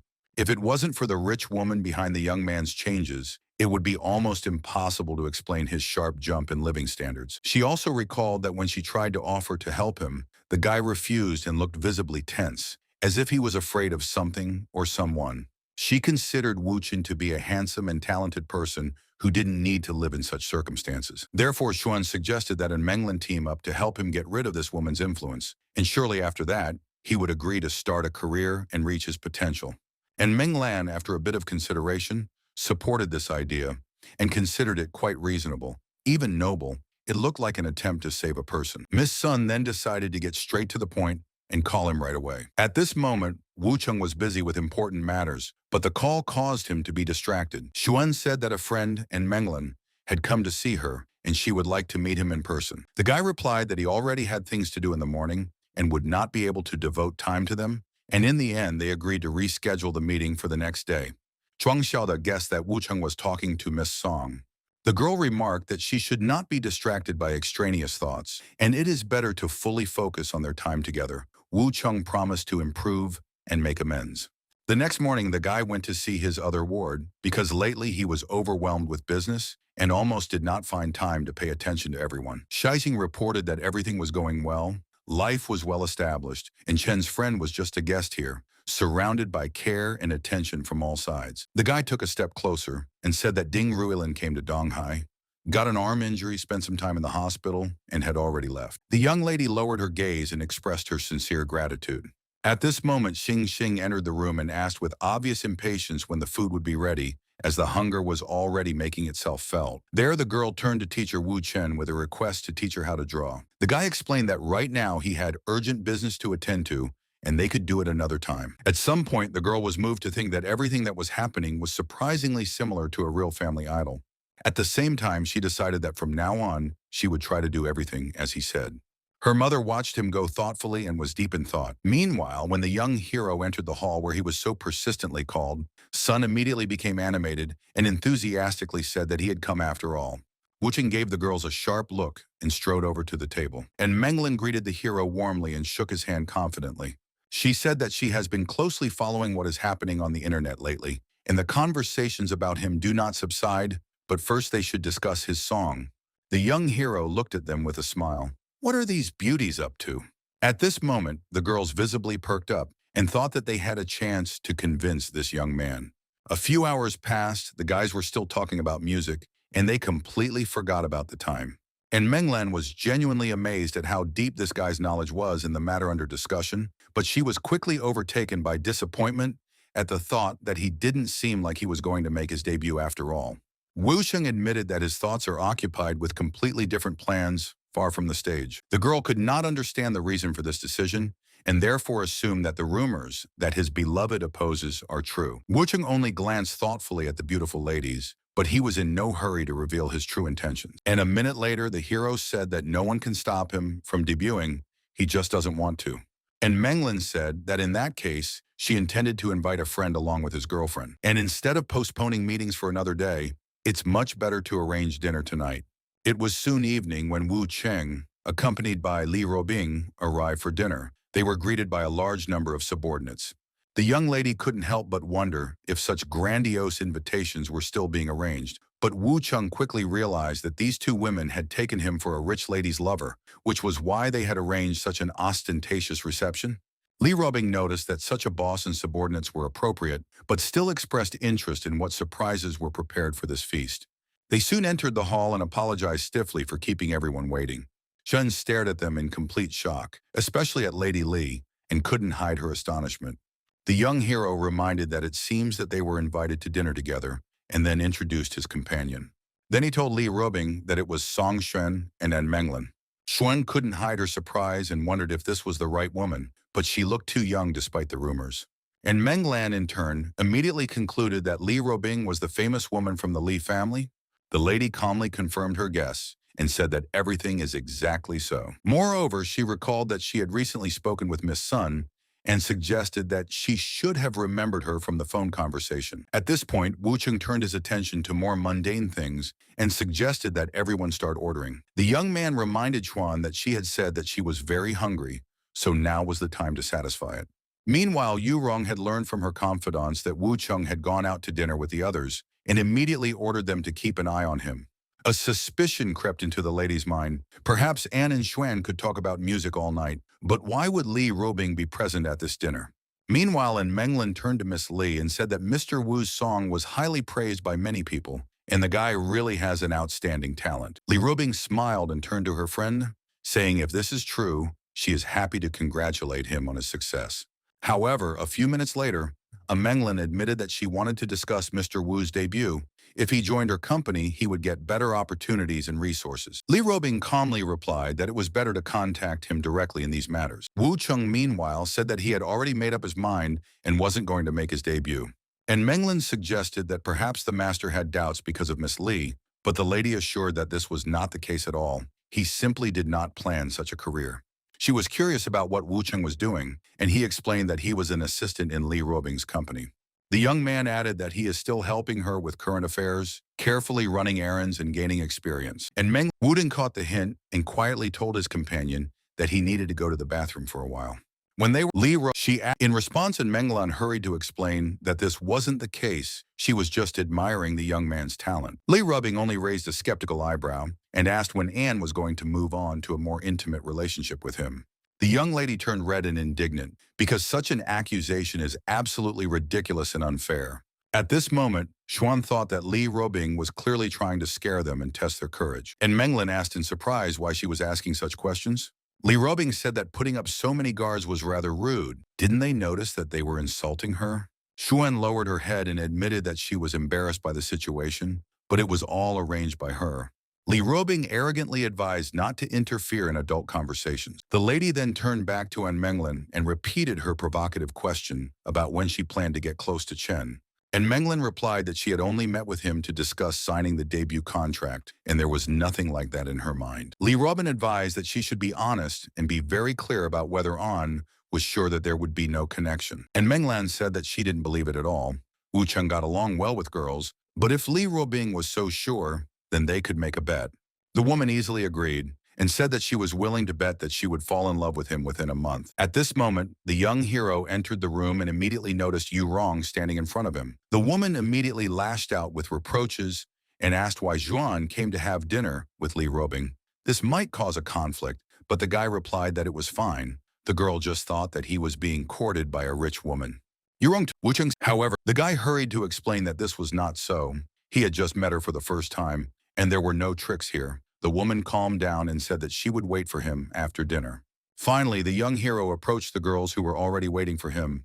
Everyone's faces were serious and focused. Quen stammered a little as she began to explain what had happened and tried to find the right words. But In Menglin firmly stated that Miss Li was making an argument, betting that she would fall in love with Chen, and even dared to directly ask when they would spend the night. Wu Cheng asked with interest what the bet was on. For sure there was something special there. An confirmed that if she lost, she would be obligated to publicly apologize while kneeling in front of Miss Li. Wu Chung held his head in shock and thought that these girls were too boring and overly dramatic. Li Robing retorted that she had only given An a friendly notification and nothing more. It was unlikely that An had realized yet that Wu Chen's ability to get along with women was so clear that it would be better for them to avoid the trap of not seeing each other at all for the entire month. And Menglin thought angrily that this girl had really tried her best to avoid getting close to Mr. Wu, but she wasn't going to give up and let herself be tricked. So the lady approached him and said that even if Mr. Wu didn't make his debut, they would still collaborate with Miss Xuan on song lyrics, which meant that there was no way to avoid meeting each other. The young lady was sure that their cooperation would be pleasant, but nothing more. No romantic expectations. At this point, Sun turned to everyone and reminded them that the food was already getting cold. It was time to sit down at the table.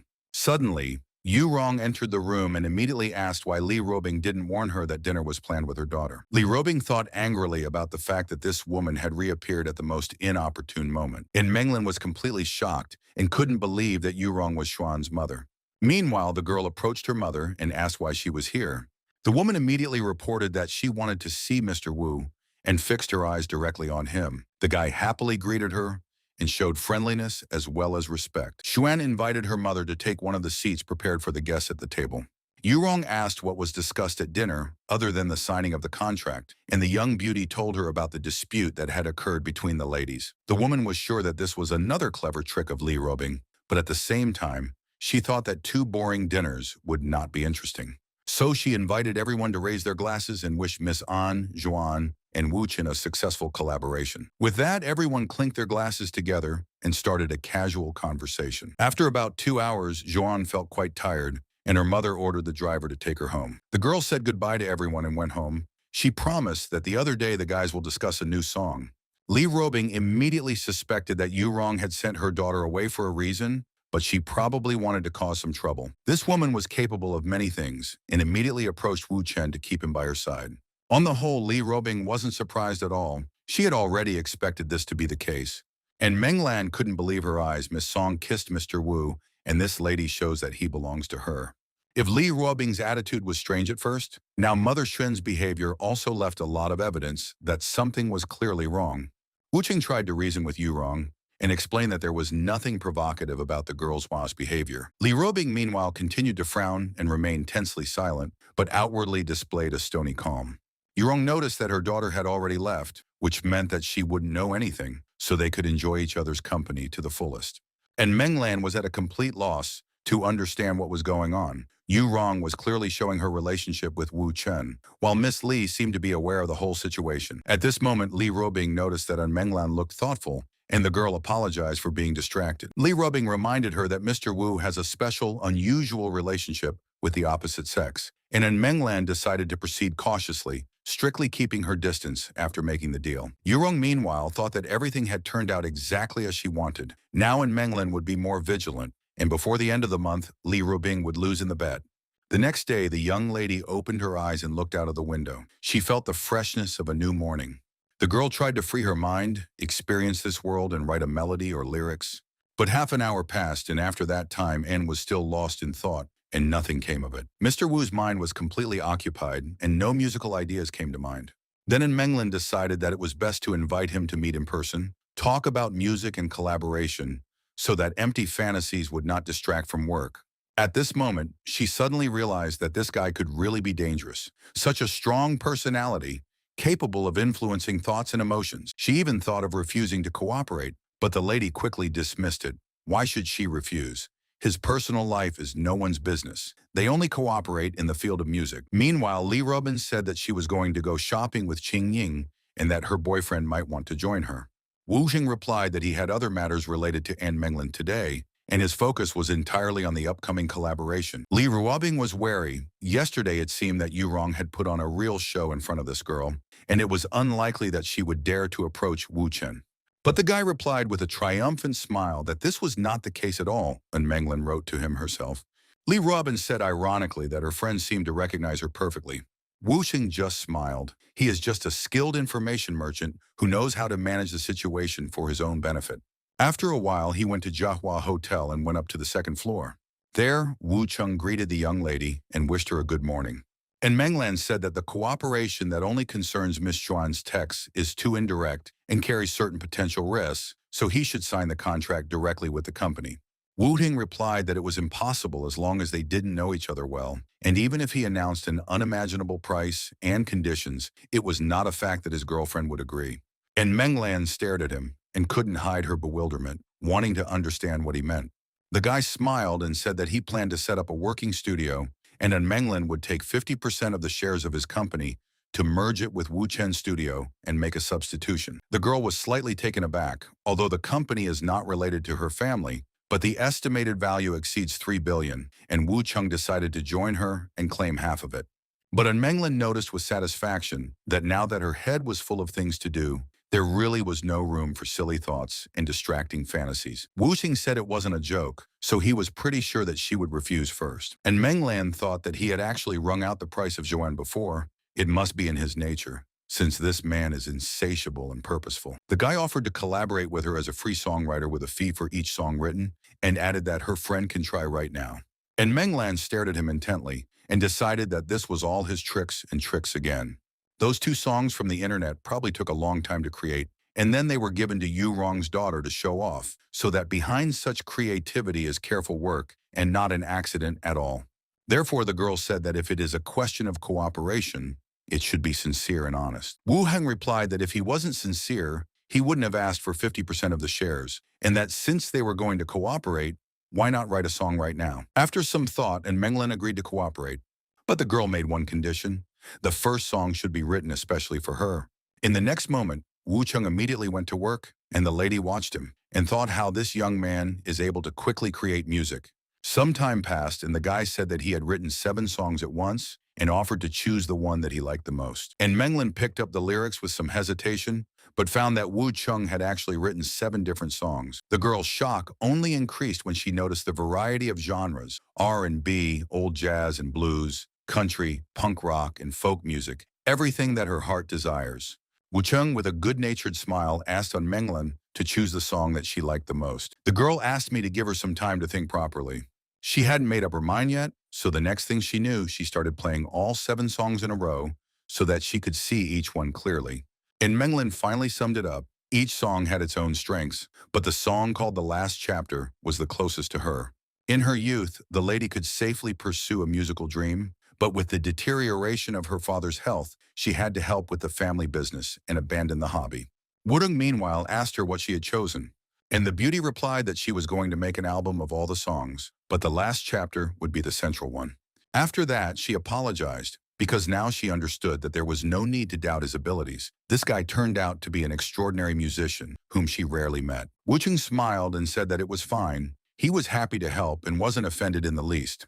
In response, the girl offered to drink to the creation of a new album, and they raised their glasses together. The two kids spent time drinking wine, playing instruments, combining music with lyrics, and chatting about their childhood, and without noticing it, the evening came very quickly. And Menglan decided to ask her friend a personal question about how he started communicating with Miss Li and Yu Rong. The lady assured him that she didn't have to answer, but she wanted to know how Wu Cheng was going to spend the evening. Perhaps his passions will not be happy with the fact that the guys spent so much time with each other.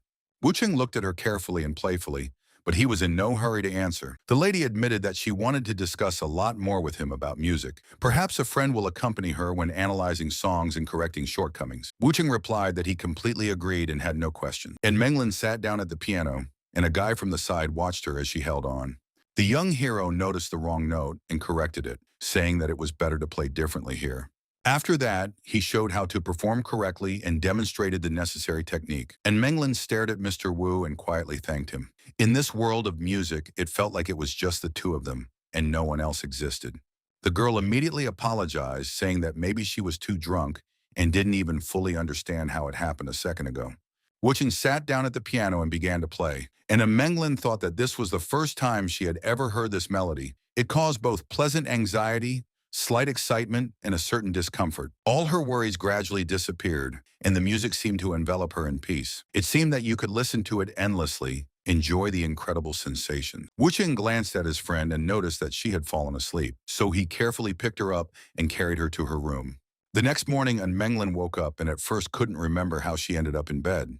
After a moment, she was surprised to find that she wasn't wearing any clothes. She started to remember that Wu Cheng had held her in his arms earlier, and she couldn't figure out if anything else had happened between them. At that moment, Wu Cheng entered the room and invited her to have breakfast, as calmly as if nothing had happened. And Menglan immediately realized that her concerns were not in vain. This guy stayed here, so he didn't go home.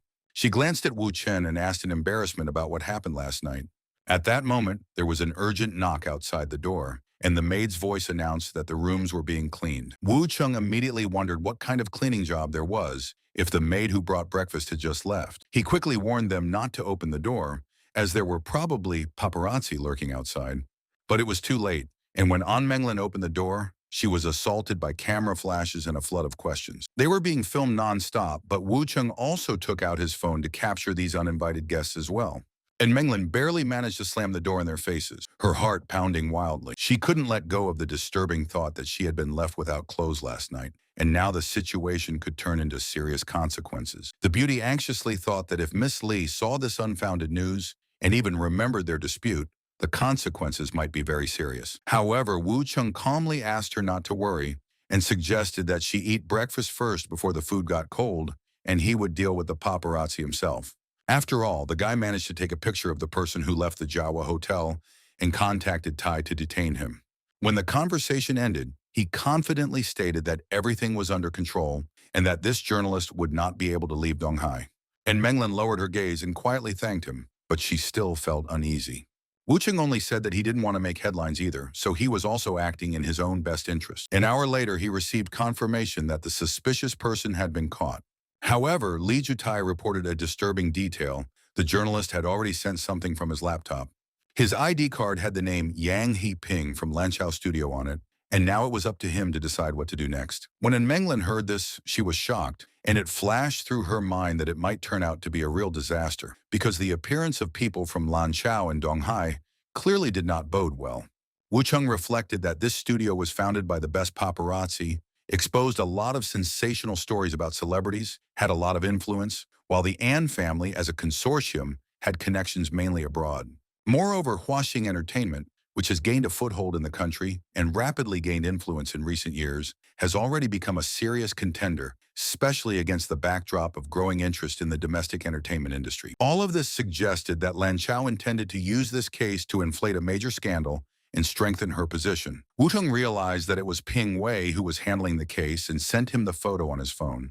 A minute later, the guy called him without hesitation, and he immediately picked up the phone, as if he had been waiting for this call. Wu Chung said that Peng must have already seen the picture, so there was no point in pretending that he didn't understand who it was. He demanded to delete the photo and promised that in this case, everything can be considered as if nothing happened. The young man added that he does not want his face to appear in the media and become the subject of discussion. Peng Wei haughtily asked why he had to do this and why he had to delete anything at all. Peng Wei listened to the young man introduce himself as Wu Chen and gave a stern explanation of the situation, then added that the editor-in-chief was free to do as he saw fit. And Menglan thought uneasily that it was not customary in show business to push the paparazzi, but then decided that it wasn't that important. Wu Chung didn't move in those circles anyway. With concern, she asked what her friend was going to do next, but the guy only gently advised her not to worry. The young lady still didn't understand his calmness. News travels like lightning, and she thought it was strange that he wasn't in a hurry to act, so she offered her help. Wu Chung looked at her and asked how she was going to get the provocative photos back. She paused, realizing that even she wasn't really sure she could do it. The guy replied that, unlike his girlfriend, he was confident in his abilities and would figure it out on his own. At that moment, there was a knock on the door, and Li Robing was there to greet Wu Chen and An Menglin. The boys turned to look at the door, and An Menglin wondered why she had come here just now. Wu Chen opened the door, and Li Robing walked inside confidently, as if she already knew what she was going to see. At the door, Li Robing and An Menglin exchanged brief but expressive glances, with more fire in them than words could convey. Li Robing asked how Mr. Wu slept with a smile, and continued to stare at the two of them intently. Wu Chen calmly replied that everything was fine in general, and deliberately did not attach much importance to the question. Then the lady clarified how she liked the bed. It should be soft and comfortable on it. The guy answered without hesitation that the bed was quite suitable and suited him. Li Robing instantly deduced that he had spent the night here, and her gaze became a little more intense. The woman practically stated the fact that they spent the night together. And Menglin, slightly embarrassed, replied that she had had too much alcohol yesterday and didn't remember much. However, Li Robing was in no hurry to believe these words, her gaze clearly showing doubt. The beauty confidently repeated that everything really was just like that. She tried her best to dispel the tension that had arisen.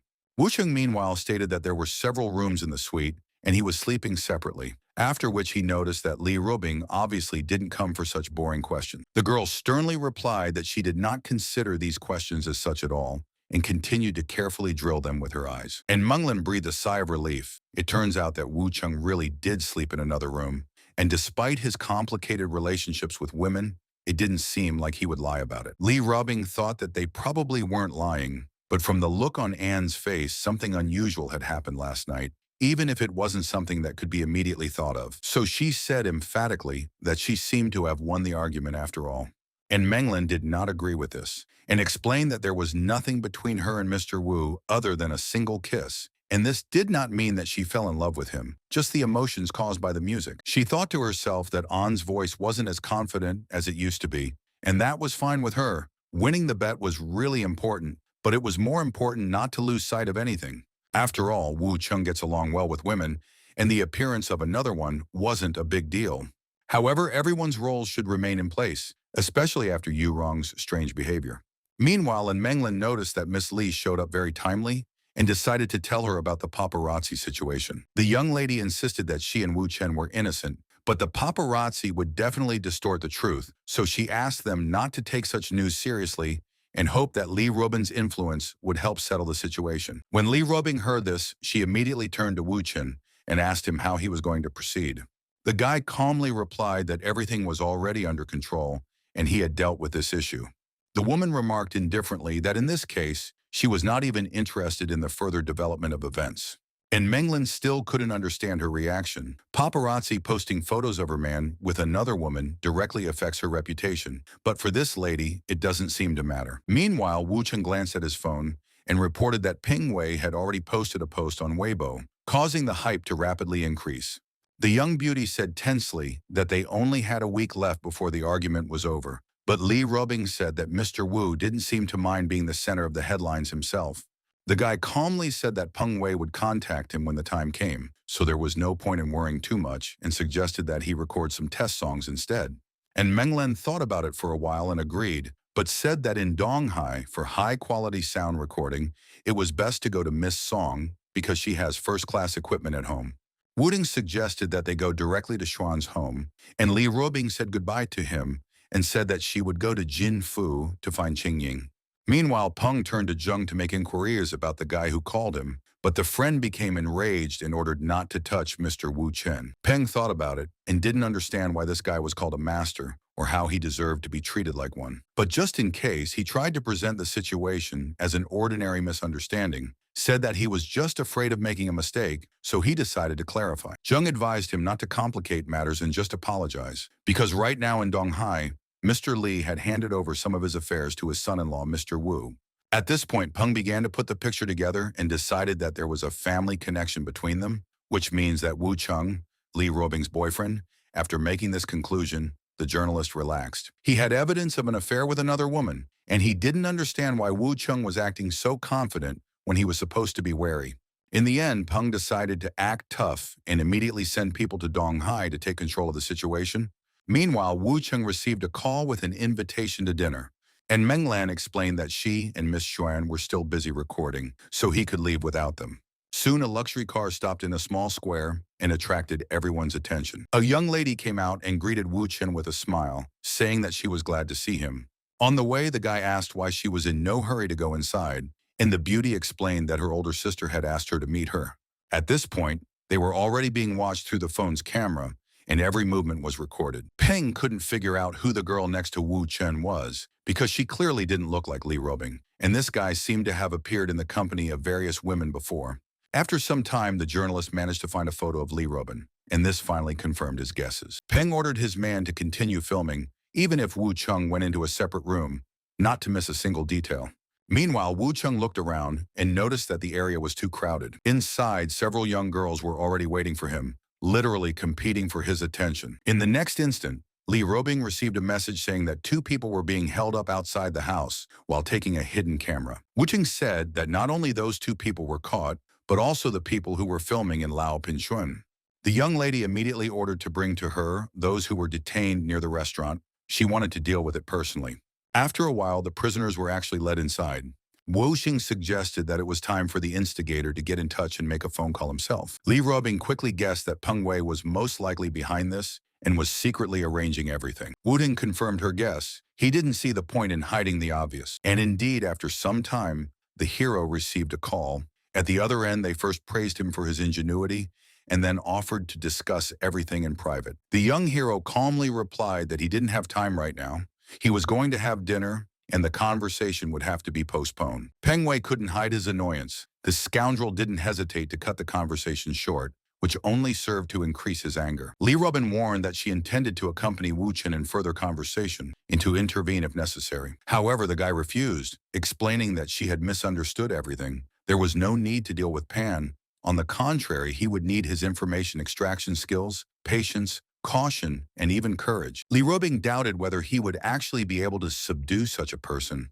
Wu Chen confidently replied that it all depended on how much impression the fairies present would make. The girls immediately perked up. Clearly ready to do whatever he asked, they had a premonition that something interesting was about to begin. Li Ruobing couldn't help but ask him not to delay and finally explain everything directly, without riddles. Meanwhile, the boy asked Qing Ying, Jia Jia, and Xiaodi to come over and kiss him. Li Ruobin was annoyed and asked why her friend didn't call her. To this, the hero replied that it is the mistress who is the most important here. She will have to fix all this. With a grim expression on her face, the girl still agreed, although it was obvious that this decision was not easy for her. After a while, the scene was recorded, and everything looked exactly as Wu Cheng had planned. Li Ruobing, not hiding her curiosity, asked what exactly he was going to do next and what move he had prepared. He just smiled enigmatically and warned her that she wouldn't like it. After some time, the guy went to a private house where the journalist was already waiting. Peng's first order of business was to demand that his men be released immediately. Wu Cheng agreed, but made a condition that he first show sincerity and hand over all the recording devices, including the phone, voice recorder, and other things. The journalist threatened that Wu Cheng probably didn't want Li Ruobin to see these photos, but the guy specified which photos he was talking about. After that, he showed a picture in which he was surrounded by girls. Peng confirmed his guesses. This guy really has connections on the side, but his confidence looked too strange. Wu Cheng, with a malicious smile, asked which of the photos, in the opinion of a dear friend, would be more appropriate to show. Peng stared at him intently, not wondering if the guy was all right in the head because he was acting too calm. In response, Wu Cheng only stated that they would find out soon and sent the image without hesitation. The man was sure that this was just a demonstration, because in reality, Chen would not dare to show such a thing to Miss Li.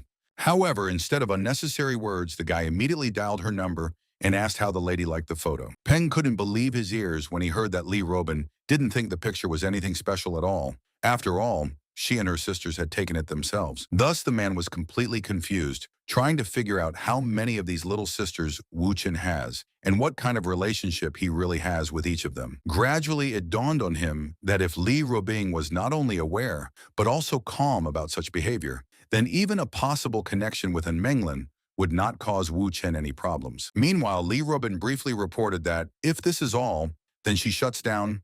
The company has enough to do. Wu Cheng replied that he would not detain her any longer and ended the conversation. Then he looked at Pan and said coldly that he didn't like being threatened, and those who did usually had a bad ending. The journalist finally realized that powerful families like the Li family acted very differently from ordinary people, and he had intended to use Li Ruobing against Wu Chen, but he had miscalculated. It was now clear that hitting Wu Chen meant hitting the entire Li family, and it was extremely dangerous to cross their path. Realizing this, Peng decided to change tactics and present everything as a misunderstanding, offered to settle the conflict over a cup of tea and compensate for the psychological damage caused. Wu Cheng looked at him with interest and asked him how he was going to do it, with money. Peng quickly realized that the conversation was moving in the right direction and offered to name the amount that he wanted to receive. Wu Chen said thoughtfully that Peng's annual income seemed to have already exceeded 100 million. The reporter was dumbfounded. Not only did the man know about his business, but he spoke with precision, as if he had seen all the reports, and Peng couldn't help wondering how much he was going to get out of him. The man was quick to say that he didn't have that kind of cash, but Wu Cheng just laughed and said that he wasn't going to extort anything. Pen was completely confused, not understanding what they wanted from him and what this conversation was about. Then Wu Cheng explained that it is not necessary to invent too much. Recently, he has been thinking about creating a business in the entertainment sector, and it is quite possible to cooperate with them. The journalist couldn't believe that Wu Chen didn't want money or his life, just a partnership. Realizing this, he quickly agreed to work together because he could not miss such a chance. Wu Chen said that he was going to start a company, but before that, several conditions must be met. Peng didn't hesitate to do whatever it took, no matter how difficult it might be. Then the hero voiced the first demand. Peng must apologize to Miss Anne and compensate for the damage caused at his own discretion. The second condition turned out to be even more interesting. Wu Cheng promised to pass on the information that Zhou Shenglong was cheating on Wang Yaoyao, and this information would need to be made public. The journalist realized that he was talking about the same superstar, Zhou Shenglong, a man with huge influence associated with Hezhong Media, where he is not only the face of the company, but also a minority shareholder, and such an exposure could turn out to be a real disaster. However, on the other hand, he thought that perhaps Wu Cheng was just testing him and giving him a chance to prove himself. Looking at it soberly, the loss of Heijin Media's patronage was already a serious blow in itself, but working with Wu Chen meant getting closer to the Li family, whose influence was much stronger and more reliable. After weighing the risks, Peng still decided to agree and make the material public. He understood that a sensation like Zhou Shenglong's affair on the side would require really convincing evidence and high-quality pictures. Wu Cheng said that this week it will be possible to get the necessary personnel. Peng confidently replied that there was no need to worry about this. This was their first collaboration, so he would do everything at the highest level, and he had already arranged a meeting with Miss An to settle the matter with her. Wu Cheng nodded and said that in that case, he would not detain him. An hour and a half later, Miss An arrived at the meeting place, the lady maintaining an outward calm, but inwardly preparing for a difficult conversation. Pen greeted her politely and said it was a pleasure to meet her, trying to sound friendly. However, and immediately said that she was not in the mood for unnecessary conversations and demanded to get straight to the point. The man said that he came to apologize, his people scared her, but he hopes for forgiveness and promises that this will not happen again. An couldn't understand what this clown was getting at because the emphasis on not doing it next time sounded strange, like he was preparing to raise the price of silence. Therefore, the lady suggested that we skip the formalities and finish this question as quickly as possible. Peng also thought that he had more important things to do. The preparations for Zhou Shenglong's return to Shanghai required attention, so it was best not to delay. He named the sum 30 million and hoped it would be enough. An was surprised. The amount seemed even too modest because she had expected much more serious demands and without hesitation agreed. Peng mumbled that Miss Anne was really a nice person, but the next thing I knew, I was wary when I saw her reach for her purse. The girl said that she would write a check, but Peng stopped her and said that he would transfer the money himself and only asked to indicate the account. The young girl didn't understand what Peng was talking about at all. His words sounded very strange. The journalist explained that he wanted to apologize and pay compensation for non-pecuniary damage, as they had already agreed on this with Mr. Wu. And Menglen was confused. She couldn't understand when exactly this was discussed and how the person who had been demanding money until recently suddenly became the one who was offering it himself. So she asked if he was talking to Wu Chen or someone else, and Peng said that the conversation was entirely private with him and it was better to find out the details from Chen himself. She couldn't believe that this guy had handled such a situation on his own, without the direct support of the Li family, and she decided that she would definitely discuss it with him personally. After a short pause, the lady said that she accepted the apology, but she did not need the money as long as she was not bothered by paparazzi in the future. Peng breathed a sigh of relief. Not only did he fulfill the conditions, but he also avoided paying out a huge sum. Standing up, the man said that they probably wouldn't meet again, and that was the end of their conversation. Meanwhile, Menglen called Wu Chen and told him about the meeting with the journalist and noticed that everything went completely unpredictably. She suggested that we meet for dinner to discuss everything in person and not to make any omissions. After a while, they met in a cozy cafe where the atmosphere was conducive to a frank conversation. The lady said that Peng behaved very strangely, apologized, and even wanted to give her money. But after talking with Chen, everything changed. Wuding replied that nothing special had happened, he just set strict conditions. An still couldn't understand why Peng had obeyed his words so easily and quickly. The young man noticed that it was a little difficult to discuss and suggested that we move on to more mundane things and just enjoy the conversation. They both spent a pleasant evening talking about music and their personal lives, laughing and sharing their impressions. An found herself thinking that talking to him always brought a lot of joy, and she felt that she could endlessly discuss various topics. Besides, the last time she kissed him was when Li Robing was in the hotel room, and Li Robing didn't react at all, so the lady decided that if she did it again, it wouldn't be a big deal. With a smile, the girl suggested that they play the piano together again to prolong this warm mood. After a while, gentle melodies were heard in the room and filled the space with comfort and light romance. Woochung was leaning against the wall and listening to them, enjoying the music and their moment together. An confessed that he was really a great musician, and the melody that the friend wrote was very touching. With that, she stood up and approached him, feeling both warm and excited. Wanting to understand why their paths had crossed, what had led to this meeting, she stared into his fathomless eyes. Woochung also continued to stare at her, and said that they had known each other for a long time, but even now it wasn't too late for new beginnings. An nodded her head, completely agreeing with his words. She felt light and hopeful in her heart. When morning came, she opened her eyes, saw Wu Qin lying next to her, and remembered the events of the previous night. She knew that yesterday, under the influence of alcohol, she had crossed the line that she usually set for herself, and now she felt a mixture of shame and embarrassment. An honestly admitted to herself that she just wanted to kiss him again, but she couldn't help it. Now she felt terrible, even though she knew that the action was driven by emotion, not intent. The image of Li Robing appeared in Anne's mind, and now the beauty was completely confused. She didn't know how to look Wu Chenyu in the eye and how to behave when meeting Miss Li. Meanwhile, Wu Chung peeked into the room and noticed that Miss An had already gotten out of bed. The girl looked directly at him in confusion, trying to hide her embarrassment. He calmly inquired what was the matter and noticed her tension. An asked him not to tell Miss Li about the events of the previous night, as she was afraid of the possible consequences. Wu Chung smiled and assured that it was fine. Li Robing wouldn't even ask about the incident. The most she would do was probably visit Anne and have a little chat. This information calmed her down a little, but the thought of Li Robing coming after all was still frightening. The lady decided that it was best to keep a natural attitude when they met, since Robin had no proof. Wu Chung meanwhile smiled cheerfully and asked why she was so scared. Anne quickly replied that she wasn't afraid at all, and pulled him into her arms. An hour later, the girl said that she planned to return to Shanghai after lunch, but Wu Chung suggested that she rest for a day. The lady objected, because she thought she should get back early to start recording the album. The young man agreed, and said that he would come to her in a few days to work together on the material. So 3 days passed. The hero was in the company of Li Robin. They talked about business. Suddenly, Wu Chung received a call from An Menglan, who said that the source of her new song was known, and this had already caused a small stir. The young man asked where it became known about him in order to understand the scale of dissemination of this information. Li Robing showed a page on the internet. The information spread really too widely and quickly.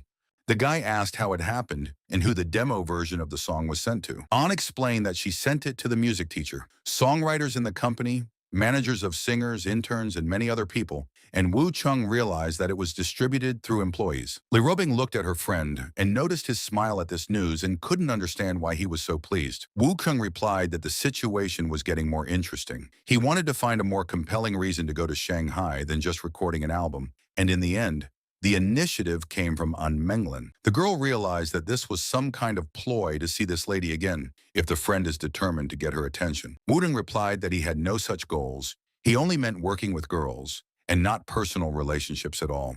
Lee speculated that in fact the buddy might have wanted to promote the An family to add another power for influence in upcoming cases involving Ding. The An family had already made progress in their business, so the woman decided to accompany Wu Qin and prepare for the upcoming trip, paying attention to the body and appearance. The young man approached her, looked her straight in the eye, and asked her with a smile if she was jealous. The lady objected at first, but then looked at him with interest and asked what he would do if that was the case. Wu Qing didn't hesitate and approached her and kissed her. Li Robin asked her friend to behave. They are in the office. The lady felt embarrassed and tried to push him away. Half a day passed, and Wu Chung called Peng to make inquiries about some people and specify addresses. He planned to send a group to collect information and photos. Bao asked Mentor Wu to make sure to come to them after completing the tasks. Meanwhile, there was a whole team of people gathered in the office who were discussing Ms. An's orders and couldn't understand what was going on. And the girl was happy to see Wu Chung arrive and hurried to meet him in person. One of the employees chuckled softly. He expected to see an experienced adult in his 40s or 50s, but it turned out to be an ordinary young youth. An turned to the staff and asked why they hadn't greeted him yet. Completely at a loss, the people finally greeted Teacher Wu Chen in unison. The guy waved to everyone and suggested that they go upstairs to talk quietly. Wu Ching asked what the situation was and what was found out. The lady said that after checking all the cameras, they had 5 suspects. Watching noticed that this was quite a good result, and they were obviously lucky. And Menglin said that there was only one criminal, so she did not arrest everyone else. All the employees are talented, and it would be wrong to undermine their trust. Wuching said it doesn't matter. He already knows who the culprit is. On the computer screen, he showed a man named Su Lei, who worked as an internet singer, a vocal teacher for interns, and the deputy head of the intern department. The lady said that she personally interviewed him, and in 2 years he became a mid-level employee, which makes him a very promising executive. She didn't understand why Wu Chung had chosen him as a suspect. The guy said with a smile that it was a bit difficult to explain, and suggested that Sule should be called in to ask questions, and eventually he would confess. After a while, Sule knocked on the door and hesitantly entered the bossy office. And Menglin reported that Wu Chung wanted to ask him a few questions. The man looked at Wu Chen in dismay and felt the tension in the whole situation. The guy approached and said that he would give him the opportunity to voluntarily confess. Otherwise, he would call Xia Xiaobing and check with him. Sule was speechless for a moment, but he understood the incredible seriousness of such a threat. Zhuang Xiao thought about Xiaobing, the boss of the paparazzi workshop, and a kind of Rubik's Cube that was almost as good as Peng, and now it was clear how Sule was related to him. The man adjusted his glasses, looked at Wu Chen, and asked him to explain what he was getting at. The hero noticed that Sule still decided to deny it, but it was useless. His phone number was known, and the money was transferred to his mother-in-law's card. Sule frowned. He actually contacted Rubik's Cube over the phone yesterday, and the money ended up on his mother-in-law's card. But technically, he had the right to talk to anyone and perform operations as he pleased, so these two circumstances alone are not conclusive evidence. Sule firmly stated that if he was suspected because of such personal matters, and the boss didn't trust him, then there was no point in lingering in this company. Wucheng coolly looked at the man and noticed that he wouldn't leave so easily. Sule asked if he was going to be held against his will, and said that if there was any doubt, you can call the police, but you can't restrict your freedom without permission. An looked at the employee carefully and assured them that they would find out the truth anyway. But the man strongly continued to deny any connection to the incident. Wucheng said that no matter how much he denied it, it was useless, and said that he would go to his workplace to check the computer. Sule was calm after all.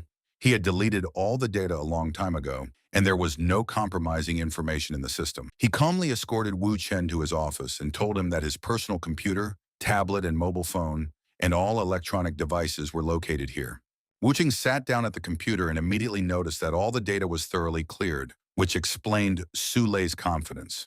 The man said that since there is no evidence, there is no point in continuing nonsense, and asked to stop checking, and anxiously turned to her friend and asked how to proceed now. Wucheng calmed her down, said that there was no need to worry, and started typing something on the computer. About 20 minutes passed, and anxiously asked what he was up to. The guy explained that he had installed a program to recover deleted files and had already finished the process. Soon he found a sent email, which he managed to open. And after that, Sule finally got scared, admitted his guilt, and begged for mercy, and realized with anger that this man was the culprit. Sometime later, the police took Sule away and closed the case.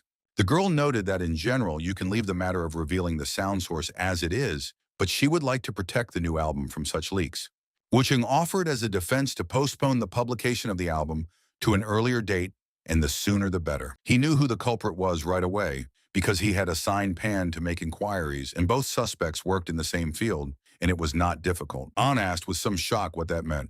Wucheng revealed that she will be able to record a song that will capture the music industry and release it today as a measure of protection against audio source leakage. An still wasn't sure if that would completely resolve the situation. Soon, Zhuang Xiaoda noticed that Mr. Wu's new song had already taken the first place in terms of search queries, 40 million views, and a huge amount of discussion. An also noticed that articles about the controversy surrounding Chen's new song and discussion of his speech speed appeared in the third and fourth places in the search results.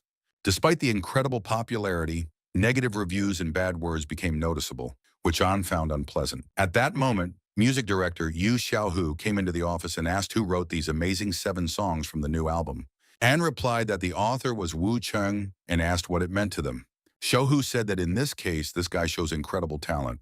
An wanted to know what kind of success they were talking about. The director replied that now the whole internet is arguing about Wu Chen's new album. People doubt that it was he who wrote the songs. Although this is true, and realized that Wu Cheng had stirred up the public with his own efforts, made the internet discuss and scold him. This simultaneously attracted attention, added fame, and put everyone in a trap. People wanted to test his talent. Her new album is due out soon, and the fact that all the songs were written by Woo Chen will prove his skill, and the controversy on the internet and the high-quality sound of the album will prolong the current popularity and protect against leakage of the sound source. The girl decided that she should definitely apologize to Wu Chen for reproaching him for his promiscuity the day before.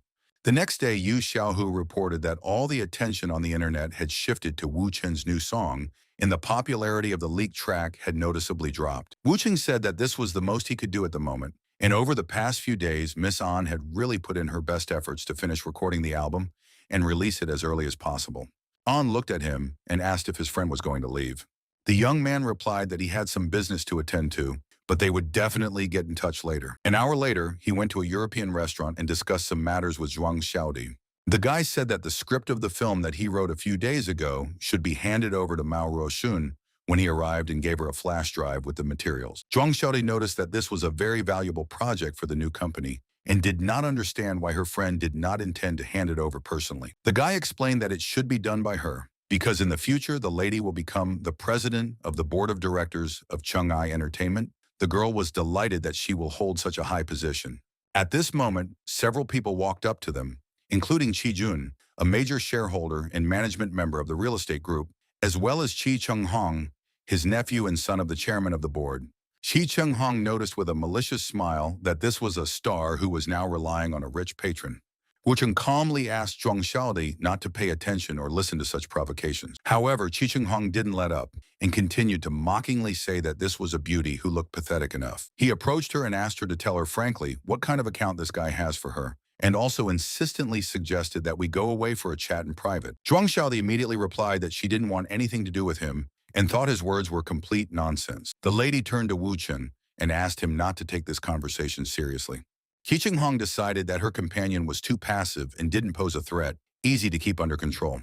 Wu Ting meanwhile looked at his friend and said with confidence that she was capable of handling him on her own. After that, he only smiled reassuringly. Xiaoda could no longer contain her anger. In the next moment, the lady didn't hesitate to throw a glass of water at the annoying Qi Chenghong. The guy was completely wet and clearly did not expect such a turn of events. His face twisted with anger, and he snapped that the girl would regret it. In the next moment, Qi Chenghong felt a powerful blow that caused him to lose his balance. He was thrown violently and the scoundrel hit the table, right in his face. His uncle hurried to help him up and anxiously asked if everything was all right. The guy barely came to his senses and said that someone had hit him. They turned around in confusion, but they couldn't figure out who exactly did it. Suspicion immediately fell on Wu Chen. It was too timely, and it looked as if he was acting unnoticed. However, the young man denied everything and said that no one had seen the blow, and without evidence, these are just empty accusations. He suggested checking the security cameras to clarify the situation, and Qi Jun agreed, as he was about to do so. But Wu Chung had warned them that their table was in a blind spot, so checking would only take time. The man took it as a hidden admission of guilt, but Wu Chung, with a straight face, suddenly told Boss Qi that his nephew was going to die soon and needed help. Qi Jun walked over to his nephew in confusion and tried to bring him to his senses. Wu Chung advised him not to waste any time and send him to the hospital as soon as possible. Before leaving, Qi Jun said that he remembered this guy's face well, and in the future they would meet, then there would be consequences. When they left, a shocked Zhuang Xiaodi turned to Wu Chen, but he only said that it was all right. They were bad people. The girl worriedly reminded that Qi Chenghong had huge connections, and his family's fortune exceeded 10 billion, and he had always acted with impunity in the university, so no one dared to do this to him. Wu Chen looked at her carefully and briefly asked her what it meant. Zhuang Xiaodi admitted that she was worried that her friend might have serious problems and he might be in danger. The young man replied that it was not her fault, forbade her to think so, and said that he was ready to take responsibility for everything he did. These words finally calmed the girl. She could not hold back the tears and vented the accumulated emotions. 3 hours later, Zhuang Xiaodi suggested that Wu Chen relax and give him a massage to take his mind off the tension. The next day, Wu Cheng decided to send Zhuang Xiaoda to Chang'ai Entertainment and instructed Mao Ruoxun to go with her to a course for further development. At this moment, several bandits approached them, clearly set up for a showdown, and did not hide their aggression. Wu Cheng said that he didn't understand who sent them, but that he had too much to do today to waste time on such a thing. Without another word, one of the bandits rushed forward and tried to hit him. However, Wu Chen dodged easily as if he knew the trajectory of the strike beforehand. In the next instant, he retaliated with a quick and precise kick that knocked the opponent off balance. The bandits were completely shocked, and they didn't understand how he was moving so fast and confidently. Wu Cheng curtly told Zhuang Xiaodi to move back, as he didn't want her to get hurt. Then he unleashed another powerful punch, which put the opponent out of the fight. This attack was followed by the next one. The guy did not give the enemies a chance to seize the initiative. The leader gritted his teeth and thought that this guy fights much better than they expected. But he still had one last trump card that he needed to use. The man abruptly grabbed Zhuang Xiaodi and took her hostage. Wu Cheng paused for a moment, his gaze growing colder as his hand slowly slid into his pocket. In the next moment, the hero abruptly pulled out his phone from his pocket and, without hesitation, threw it forward. Zhuang Xiaode watched in bewilderment as the bandit was hit in the face with his phone, lost his balance, and let go of her. Wu Cheng was immediately at her side, examining her carefully to make sure she was okay. Only then did the young man turn his attention to the downed opponents and try to find out who had hired them. Quickly checking his phone, he found Jun's name in his contacts and realized that he was the one behind it. Zhuang Xiaode felt guilty and apologized for causing trouble. Wu Cheng only thought that these people had once again dared to harm her, and this time, he wasn't going to let it go without consequences. After a while, he went to see a friend of his, Ting Jingbin, who immediately realized that such a visit could not be accidental.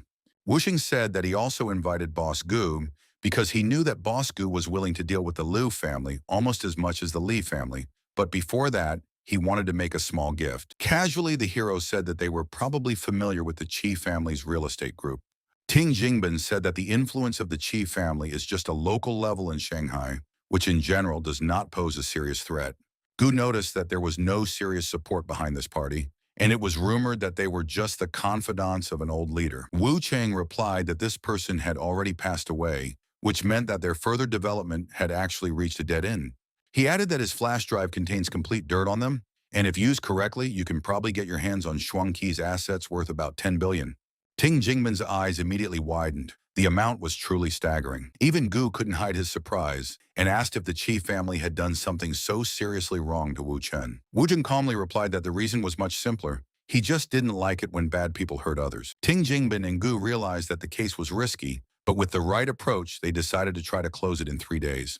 Wu Cheng approved of this deadline and added that if everything goes well, it will make them at least half allies. Ting Jingbin noted that in general, everything is clear. In business, they act according to the rules of profit, and there is nothing personal here. After that, he turned to Mr. Gu, offered to drink for cooperation, and confidently stated that they would handle this case, and such a result would bring him weight in the family. Gu replied without hesitation that Second Master could always count on his support. Wu Cheng warned that the Gu family should not directly interfere in Qi's affairs, as rumors of a takeover and Tang and Li's involvement would not cause the Ding family to change their position. Gu said thoughtfully that there was clearly a much deeper calculation behind this. Ting Jingbin added with approval that at such moments, it is especially clear how much foresight Wu Cheng has.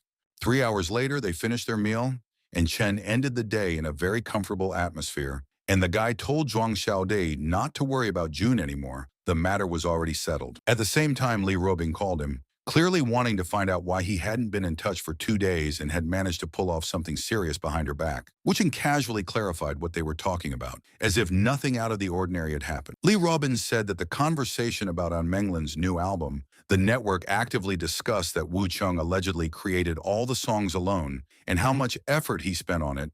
Did he really think about debuting? Wu Cheng replied that he was so busy that he didn't even have time to check the news and didn't know that the album was already published. The woman advised him to finish things and return home. They are waiting for him there, and even something important is planned.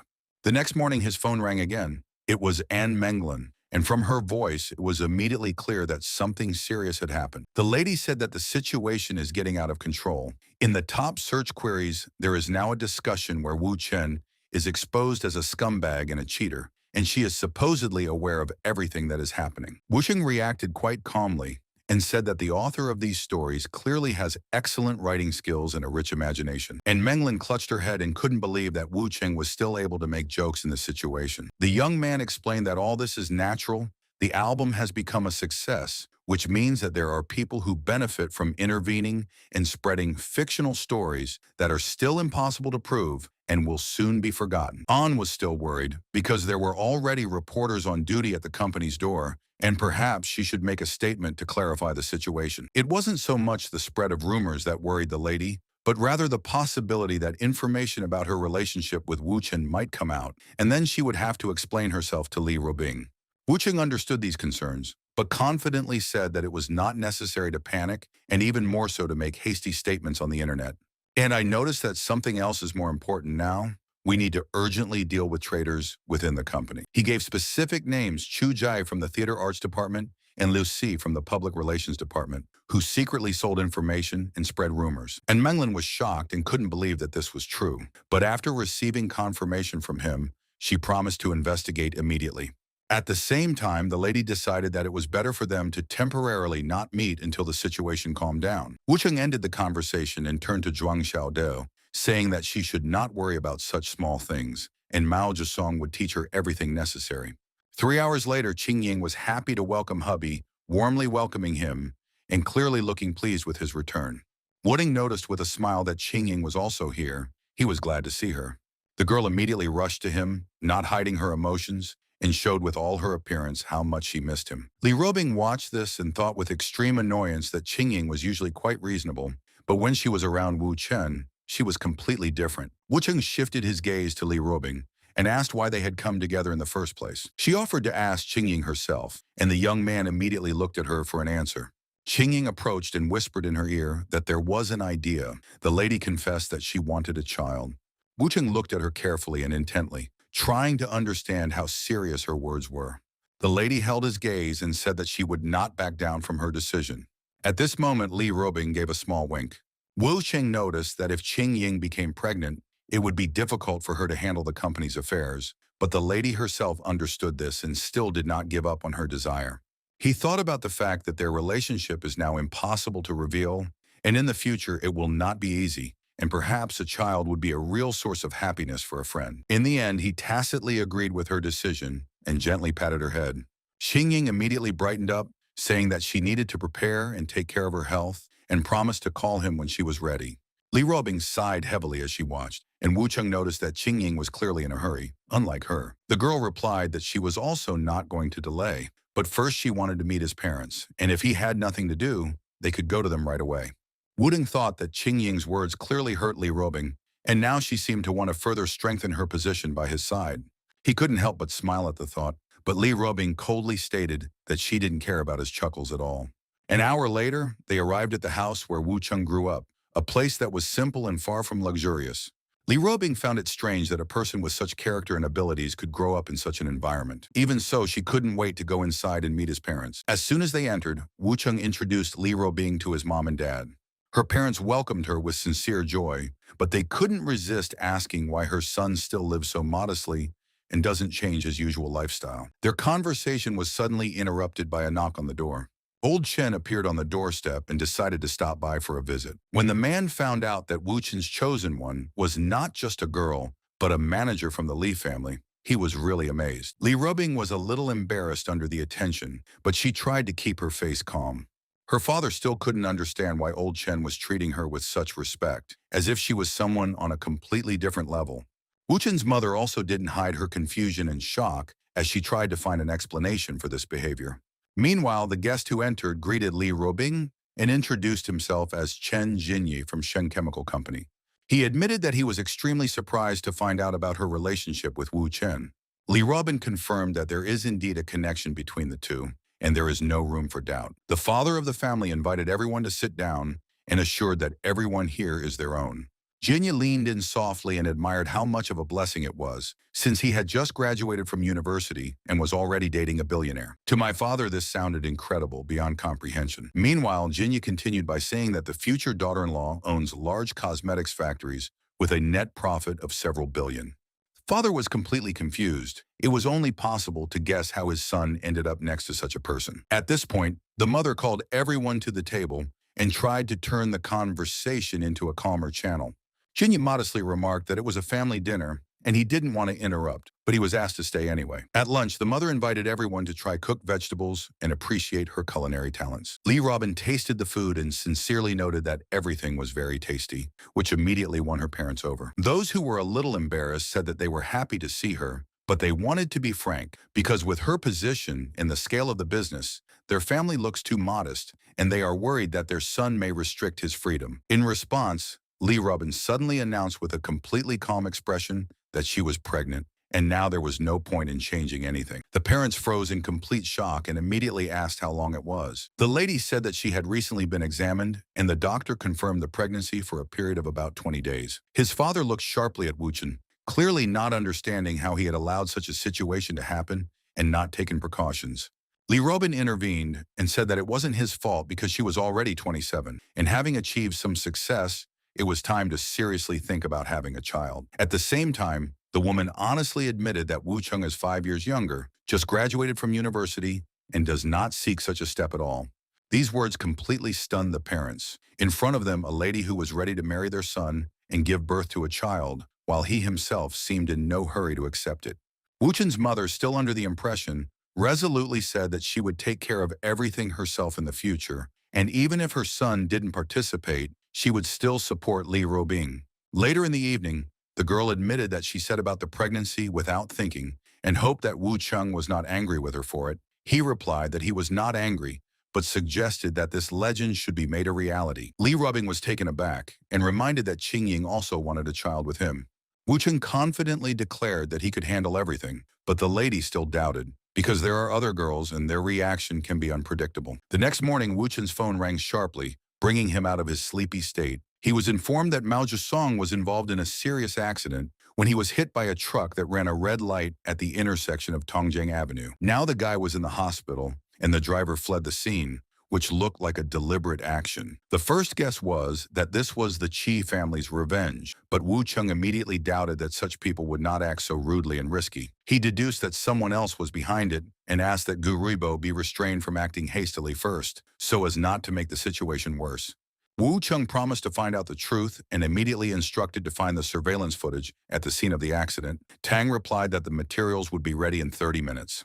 After some time, Wu Chung received the surveillance footage and quickly established that it wasn't the Qi brothers who were behind the accident, but Chao Liangping from Shanghai. Li Robing offered to check on everyone involved, but Wu Chung said that he had already found out that about 80% of the traffic at the accident site was controlled by Cao's group of people. The young lady asked in surprise how he had managed to find out so quickly. Wu Xing replied that he was an information specialist and knew how to track connections between powerful people and their vehicle. After that, he immediately called Guribo and gave clear instructions to check Chao Liangping's calls before and after the accident, and if necessary, press him, but make sure to get a confession. Gu Ribo didn't hesitate to do it properly. After half a day in Shanghai, the situation was clarified. Chao Liangping admitted his guilt and said that he organized the attack on Mao Zedong. The man began to beg for mercy because he knew that he had gone too far. Gu was finally convinced that everything had happened exactly as Wu Cheng had predicted. Therefore, the guy ordered his men not to release the prisoner yet, and also to cover the costs of his treatment. Meanwhile, Wu Cheng was driving down the road when he received a call from An Menglan, and Li Robing picked up the phone herself. The girl was taken aback when she realized that she wasn't talking to him, but to Miss Li. She arrogantly asked her to explain the reason for the call and tell her what she needed. An reported that the problem had already been solved, the culprits had been found, and now she wanted to discuss with Wu Chen their previous conversation, in particular, his demand for 50%. Li Robing was confused as to what this meant, since it was really about 50% of the profit. The lady genuinely didn't understand why An Menglan made such a decision. An explained that their conversation had been unsuccessful last time, and she would like to have a more detailed conversation with Mr. Wu, but now she was only asking when he would return. Li Robing pondered and came to the conclusion that since Anne had agreed to such outrageous terms, she must have already fallen into a trap. After that, she said that Wu Chung would be busy in the near future, but offered to leave a message for him, but Anne refused. Li Robing couldn't help but wonder that just 2 days in Shanghai was enough for An Menglan to be willing to give up half of her company. At this point, Wu Chung asked to temporarily postpone the matter with An Menglan and informed that he was going to meet Su Qingying. The lady noticed that he was in too much of a hurry with her desire to have a child, but the hero replied that he was more interested in other things right now. Lee Robing said that he once again had some hidden plan that a friend was going to carry out. 40 minutes later, Wu Chung stopped in front of a large office building, and he thought that if Su Qingying became pregnant, he wouldn't be able to hide it for long. He knew that even with her father's poor health, the truth would come out sooner or later, and the consequences could be extremely serious. Wu Chung was sure that Su Qingying would not reveal the name of the child's father, but it might cause Mr. Su's anger and put him in danger. In addition, the rumors will bring down the shares of Jinfu Group, which will allow competitors to buy up assets and deprive the company of control. This will pose a threat to Su Qingying and her child. That was why Wu Chung had come here today, intending to prevent such a development. After entering the office, he asked the receptionist where Miss Su was, but she first asked who he was. At this moment, Su Qingying appeared and happily greeted her friend. She instructed the receptionist to go to the finance department and check the Huangkul Cosmetics Company's accounts for the past month. The employee, although surprised, still agreed to carry out the assignment and left. After that, Su Qingying closed the door and didn't hide her emotions anymore. The lady threw herself into Wu Chen's arms, expressed her joy at their meeting, and reminded him of their plans together. However, Wu Xing said stiffly that they were in the office and asked them to keep up appearances. Just then, the door suddenly opened again, breaking their privacy. Mr. Su Roiwen appeared on the doorstep and immediately turned to Su Qingying, saying that the documents from the morning leak needed to be finalized. At this moment, Qingying blushed deeply, and her embarrassment did not go unnoticed. Su Roiwen thought that his daughter was acting strange and guessed that it might be due to the young man's presence by her side. Su Qingying introduced them to each other, and she called them Wu Chen. Then she introduced her father, Mr. Su Roiwen. His face showed some surprise and bewilderment. The man immediately realized that this was the same person who had earlier taken his daughter away from golf. It also occurred to him that Yu Rong had a clear liking for this young man, and Lu Gongyan considered Chen a sworn brother and would fight anyone who dared to touch him. In addition, the master remembered the recent conflict between the Tang and Li families over Zhao Guizi, a situation that almost cost someone their lives, and it was Wu Chung who played a key role in reconciling them. So Su Roiwen said that he had heard about Mr. Wu, but did not understand what he was doing in the company of his daughter. The guy explained that he came on behalf of Li to hand over the documents. Wanting to make sure, Su Roiwen asked Qingying to show these important papers. The girl replied that she would find them now, but her behavior looked too fussy and worried. The man immediately noticed the absurdity of the situation. The documents had just been delivered, and she was going to look for them, but decided not to go into details, ordered to formalize cooperation with Huangkul, and entrusted it to Qingying. He also invited Wu Chen to come into the office for a private conversation. Qingying tried to protest, but Wu Chen thought that she was worrying unnecessarily, and with a smile he winked, indicating that everything was under control. The young man added that he would be happy to discuss everything with Mr. Su. When they were alone, Su Roiwen asked without further ado what the other party's purpose was. Wu Cheng replied that Mr. Su was the richest man in the city, and there was no point in hiding anything from him. The man was sure that Wu Chung had only come to see his daughter under the pretext of handing over documents, and Qingying herself was trying to hide it, but he wanted to understand what was really going on. Wu Dong replied that Qingying was helping him keep a secret. There was an agreement between them, and since he had helped her, she couldn't betray him. The gentleman approached and sternly asked what secret he was talking about. Wu Cheng evasively replied that he couldn't reveal the details, but Li Robing asked him to come over to help Miss Su solve some problems related to the Jinfu Group. Su Ruiwen pondered and doubtfully said that it was strange to hear about the company's problems from Li Robing, even if he, as the chairman, was not aware of them. Wu Cheng briefly mentioned the name of the second shareholder, Xu Chuanyuan. However, Su Ruiwen argued that Xu remained loyal to the group, even if he had a difficult character, because among capable people, there are rarely completely calm personalities. Wu Xing noticed that it wasn't his actions at all. He hadn't done anything wrong at the moment, but the problem was his continued presence in the company. These words truly shocked Su Ruiwen and made him wary. Wu Ring went on to say that since Miss Su has already secured the support of the board of directors, the master should speed up the process because Qingying will be able to replace her father in the post this year. Su Ruiwen narrowed his eyes and asked if Xu Zhuanyuan could be unhappy with Qingying becoming the chairman. Wu Deng replied that Xu would definitely become a threat to Miss Su's future, and in order to avoid power struggles and conflicts within the group, it was better to eliminate this problem in advance. The man frowned and asked how he proposed to solve such a serious issue.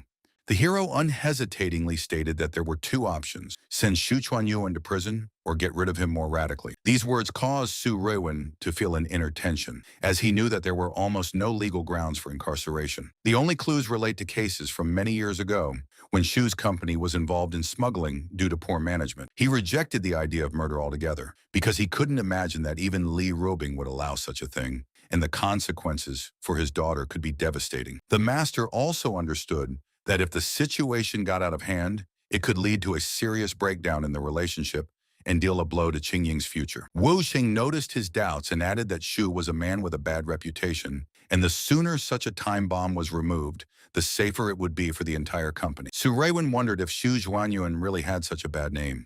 Wu Ting said that in Mr. Xu's eyes, Su Xu looks like a man who once got involved with the criminal world, but then reformed and worked hard for the company. But behind the scenes, he is much more dangerous. For example, a classmate who was once close to Xu was paralyzed and had to drop out of school because of his criminal connections. Also, the driver, who was first cut off on the road and then severely beaten, after which he is still in the hospital.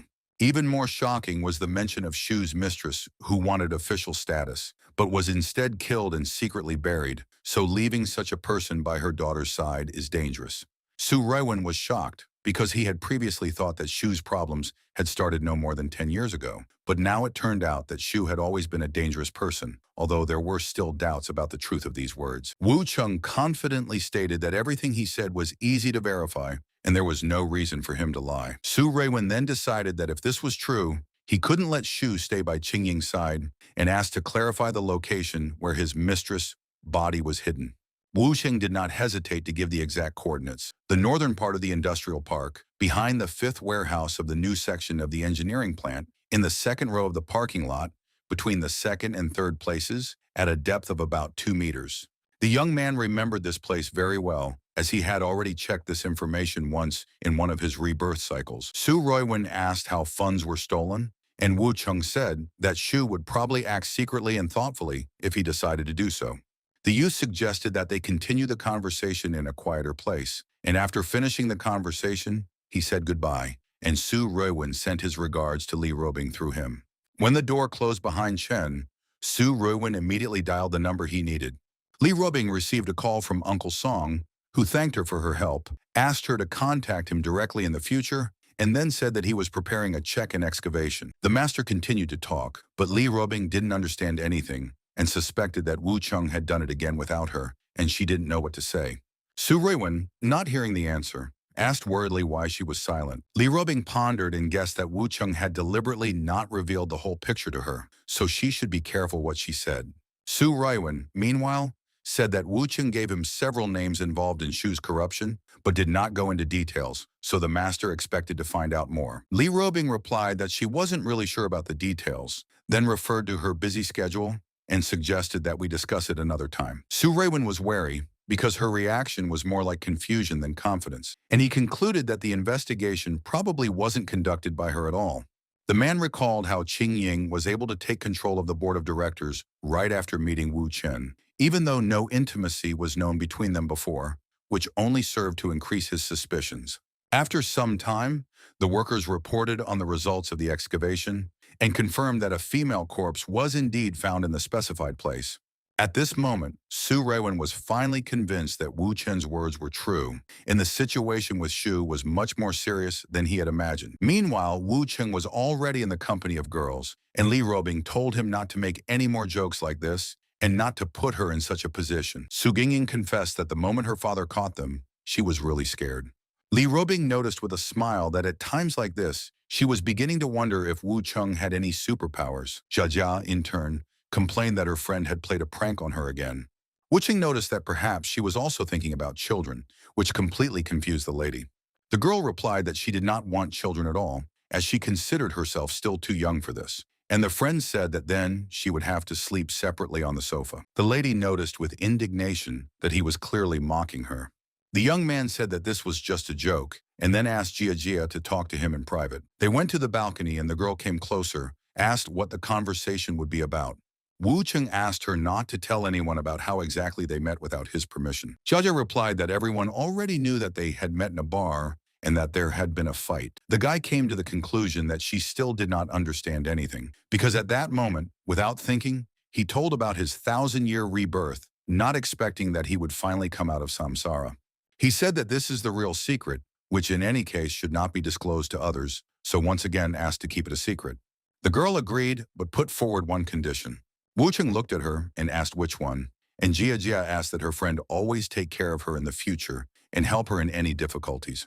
The guy replied that he would have done it even without her asking. In this case, the girl happily declared that they had made a deal. However, Wu Cheng added that, even so, she will still have to sleep in her room as Qingying is determined to have a baby. This news made Jia Jia a little sad, but there was nothing she could do about it. After a while, Wu Cheng said that everything was almost ready and suggested that Qingying take a break. However, the young lady replied that she wanted to continue and was not in the mood to stop. She changed into a suit and offered to continue their wonderful game. Wu Cheng thought about what Jia Jia had said just a while ago, that they couldn't play today, but it seemed like he was too quick to say it. At this time, Li Robing, who was in the next room, heard a distinctive sound. Jia Jia also noticed this and thought that little brother Chen was probably there. Meanwhile, Su Ruan returned home after the body was dug up. His wife anxiously asked him why he was back so late, and he said he was fine, but he wanted to know where their daughter was. The woman said that Qingying went to see Miss Li and Wu Chen and still hasn't returned, and the girl wrote about it in the family chat during the day. The father replied that he hadn't seen the message because he was busy with business, but now he was wary because his daughter might have gone to Wu Chen's place to talk to him. The wife noticed that Miss Li was also there, and Qingying probably went to see her, since the guy himself is often absent due to business trips. Mr. Su thought about it and remembered that Lu Gongyan was going to have a wedding with his mistress in a week's time, so he decided to take this opportunity to find out as much information as possible about Wu Chen. So a week passed, and Wu Cheng and Li Robing went to the wedding. At the entrance, they were met by a young man who happily greeted the guests. Li Robing recognized him as Wu Chen's nephew and noticed that he had already matured noticeably. The young man replied with a smile that his aunt was simply not used to such changes, because everyone has their own preferences, and it is not necessary to follow the words of their father.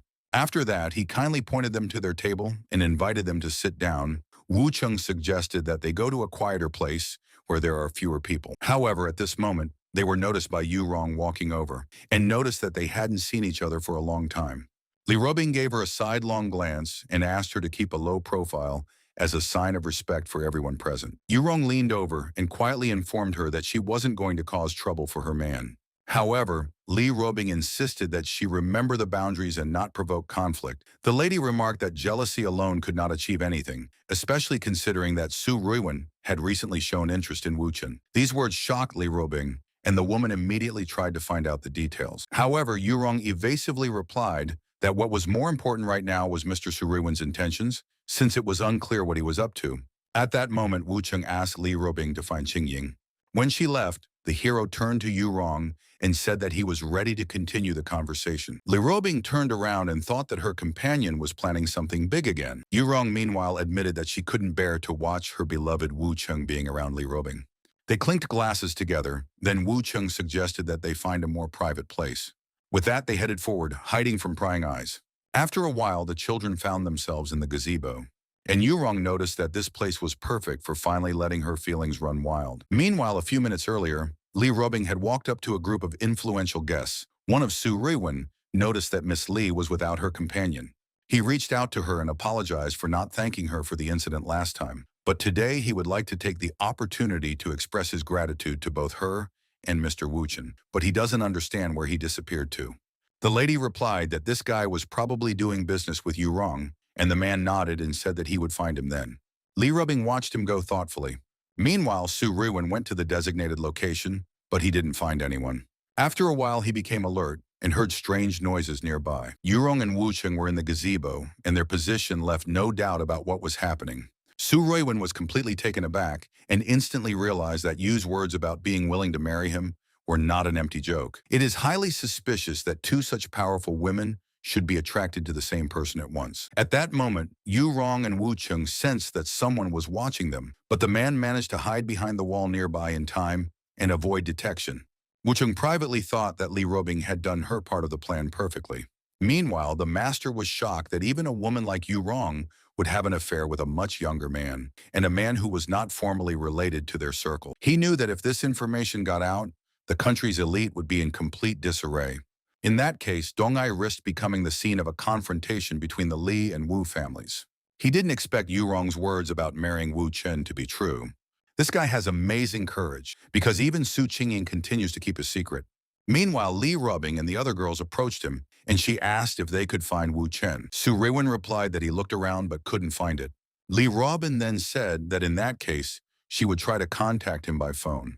At this moment, there was a sudden uproar among the guests. Everyone was discussing the breaking news that had appeared on Weibo.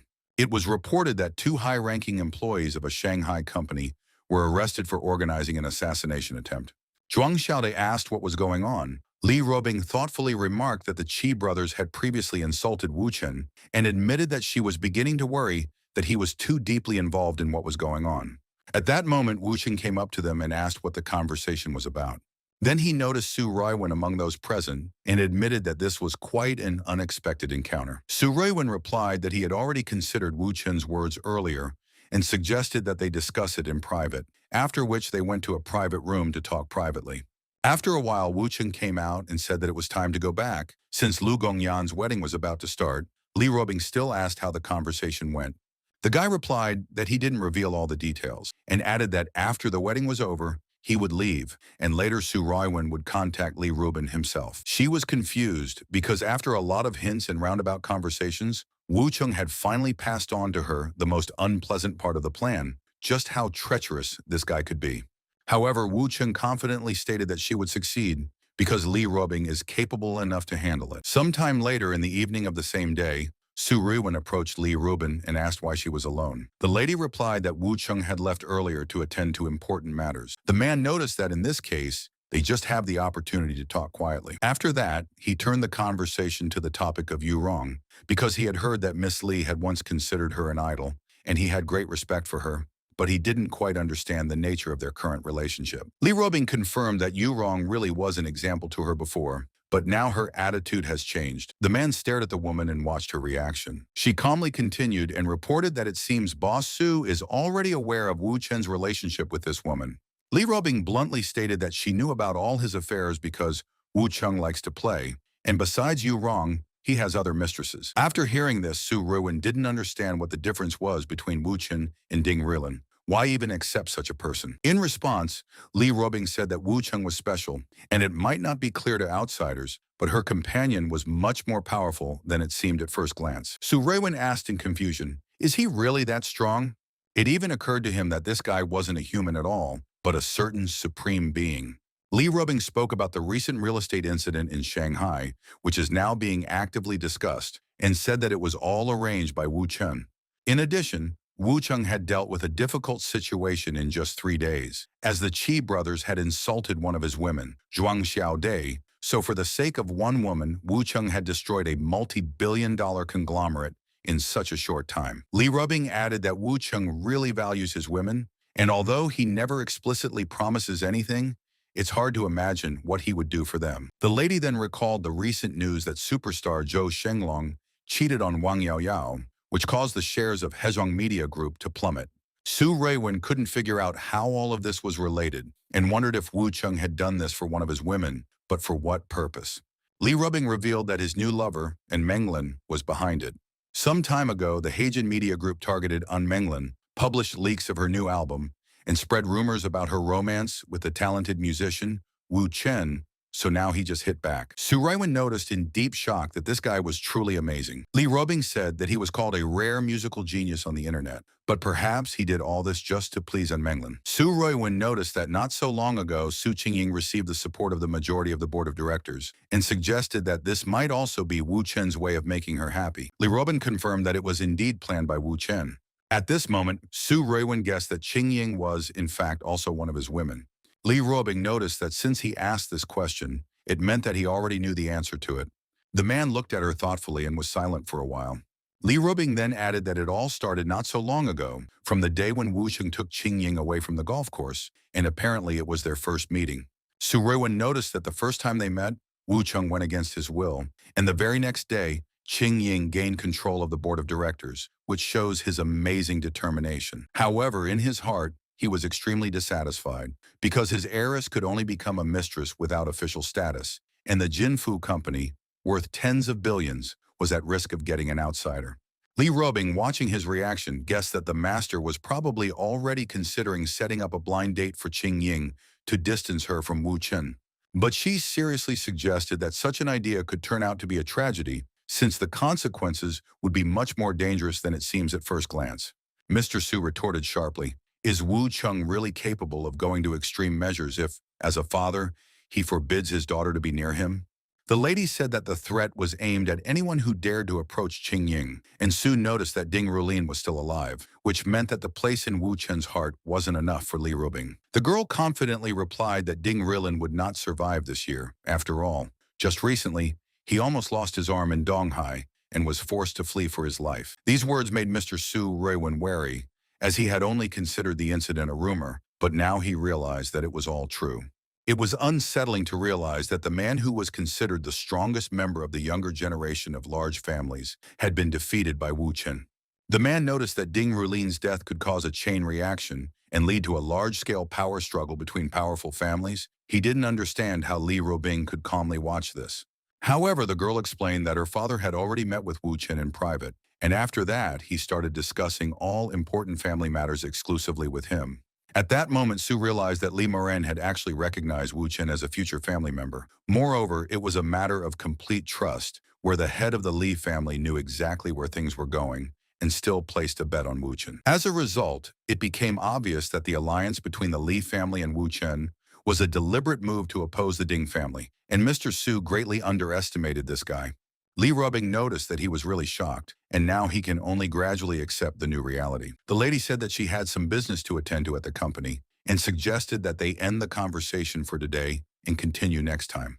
Left alone, Mr. Su Ruiwen was lost in thought and came to the conclusion that he couldn't blindly trust what he was hearing, so he decided to personally investigate and find out who Wu Cheng really was.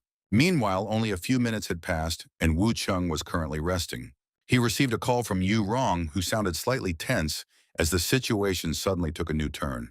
Since Li Rubing had already revealed everything to Su Ruiwen, now he had invited her to dinner, but it was unclear how to behave and what to say.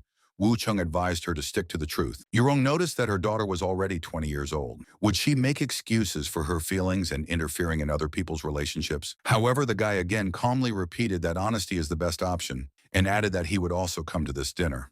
The woman was surprised and suspected that he had anticipated this turn of events in advance and had deliberately arranged everything so that the three of them would be at the same table. A short time later, at exactly 1940, they actually met at the big table, and Yu Rong and Su Ruiwen started talking about the memories of their first meeting as children. Su Ruiwen recognized that the years were taking their toll, and he didn't have much time left to prepare Qing Ying to run the company, so he decided to find out how Wu Cheng was able to influence his daughter so much. Yu Rong, with a dreamy smile, noticed that Wu Cheng was simply incredibly handsome, as if that was the main answer to all questions. The man immediately retorted, because she was always a woman with ambitions and rejected even influential magnates and oil princes, so her choice in favor of an ordinary young man cannot be explained by appearance alone. The lady thoughtfully advised her friend not to act rashly, because any questions can be resolved by talking if you do not give in to emotions. However, Su Ruiwen took this as an attempt to keep him from directly clashing with Wu Chen and became even more wary. Back then, Yu Rong had already stated more seriously that she valued their long-standing friendship, but if the situation got out of hand, she couldn't guarantee that she would take his side. At that moment, footsteps rang out, and the conversation stopped for a while. Wu Cheng approached them, clearly arriving just in time for the most tense moment of the conversation. Su Ruiwen decided that this was just as well, since it was now possible to discuss things as they were. Wu Cheng greeted him and remarked that there are some truths once heard that cannot be forgotten, and one must be prepared for the truth. The man took this as a threat and concluded that Wu Cheng did not consider him an equal opponent at all. So I asked an unexpected question about what Wu Chenyu knew about the scar that appeared on his body. Wu Chen carefully looked at this mark and noticed that the wound was from a very long time ago. Su Ruiwen had never spoken about the history of his scar And only he, his wife, and Tang Dian's brother knew about it, so Wu Chen's words immediately made the master wary. Yurong quickly realized that this was a kind of test, the outcome of which would determine Su Ruiwen's final attitude towards Wu Chen. Wu Chen, meanwhile, began to recount the events of 30 years ago, naming the exact date, place, and circumstances as if he were personally present. The youth described how young Su Ruiwen went to the North Mine with his brother, where he was drawn into a dangerous situation due to a conflict with another group of buyers. He then went on to say that they were attacked that night, and if Su hadn't taken the knife on himself, it might have ended in tragedy, after which he had to shoot in self-defense. Su Ruiwen couldn't deny that this was exactly what had happened, and the murder incident was still a deep wound in his memory. However, what struck him the most was how accurately Wu Cheng knew details that couldn't be learned from the outside. He couldn't help but wonder how many other secrets this young man knew about him. Wu Deng replied that he knew a lot and gave the name Yi Meihuan as an example. This person had even more personal secrets. Yurong was shocked because she was talking about a representative of an influential family in the capital, whose level was not inferior to the Li family, and such a mention is simply unthinkable. The lady realized that there was a story behind this that even close people might not know about, and decided to leave so as not to become an unwitting witness to other people's secrets, which can destroy a long-term relationship. After she left, Wu Cheng suggested that we continue the conversation and discuss this situation. He revealed that Su Ruiwen met He Meihuan 12 years ago, and their relationship lasted for about 4 years until it finally ended 8 years ago. Su's calm and confident personality attracted her, and their relationship grew stronger over time, but in the end, he refused to destroy his family for her. Therefore, the man broke off relations with He Meihuan, passed on some of her business secrets to competitors, because of which she was forced to focus on her career and leave her personal life. Su Ruiwen admitted that the company, its market value, and stability have always been a priority for him, and for this he is ready to go to any, even the most harsh and unattractive measures. The master asked how Wu Cheng was able to find out such details that should have been kept secret, and the young man replied that he was just investigating. This made Su Ruiwen even more puzzled. After all, this was only a 22-year-old youth who had somehow managed to get to the bottom of the carefully hidden facts. At that moment, Wu Cheng changed his tone and warned him not to even think about acting against him, because he really liked Qingying and wouldn't drag her into a conflict. Su Ruiwen couldn't accept this and asked if Wu Cheng was really going to leave his daughter as a mistress with no official status. However, the young man answered evasively that they would solve everything in a manly way, observing the traditional approach where respect for elders and certain unspoken rules are important. There was a subtle implication in these words, as if he was already putting himself in a position close to a family member, which didn't escape Su Ruiwen's attention. As a result, he decided not to escalate the situation and said that while he was still alive, he would closely monitor him, in fact recognizing the young man as a serious and influential person. Meanwhile, an hour had passed, and Yurong, who had remained on the sidelines, was starting to get visibly nervous, and she didn't understand why Wu Cheng hadn't contacted her yet. Yurong couldn't help replaying the worst-case scenario in her mind, where the conflict between Su Ruiwen and Wu Chen escalated, and then she would have to make an impossible choice. The thought that he might have to take Wu Chen's side, even at the cost of an old friend's life, was like a cold needle running through his mind and made his heart clench. At that moment, Wu Chen walked up to her, noticing her pensive, intense state. He asked her what she was thinking, as if he already knew what she was thinking. Yurong was relieved to admit that Wu Chen was fine, and declared that he was not allowed to go anywhere today. The beloved one belonged only to her. The next day, the hero opened his eyes, turned to Yurong, and noticed that she had clearly recovered from yesterday.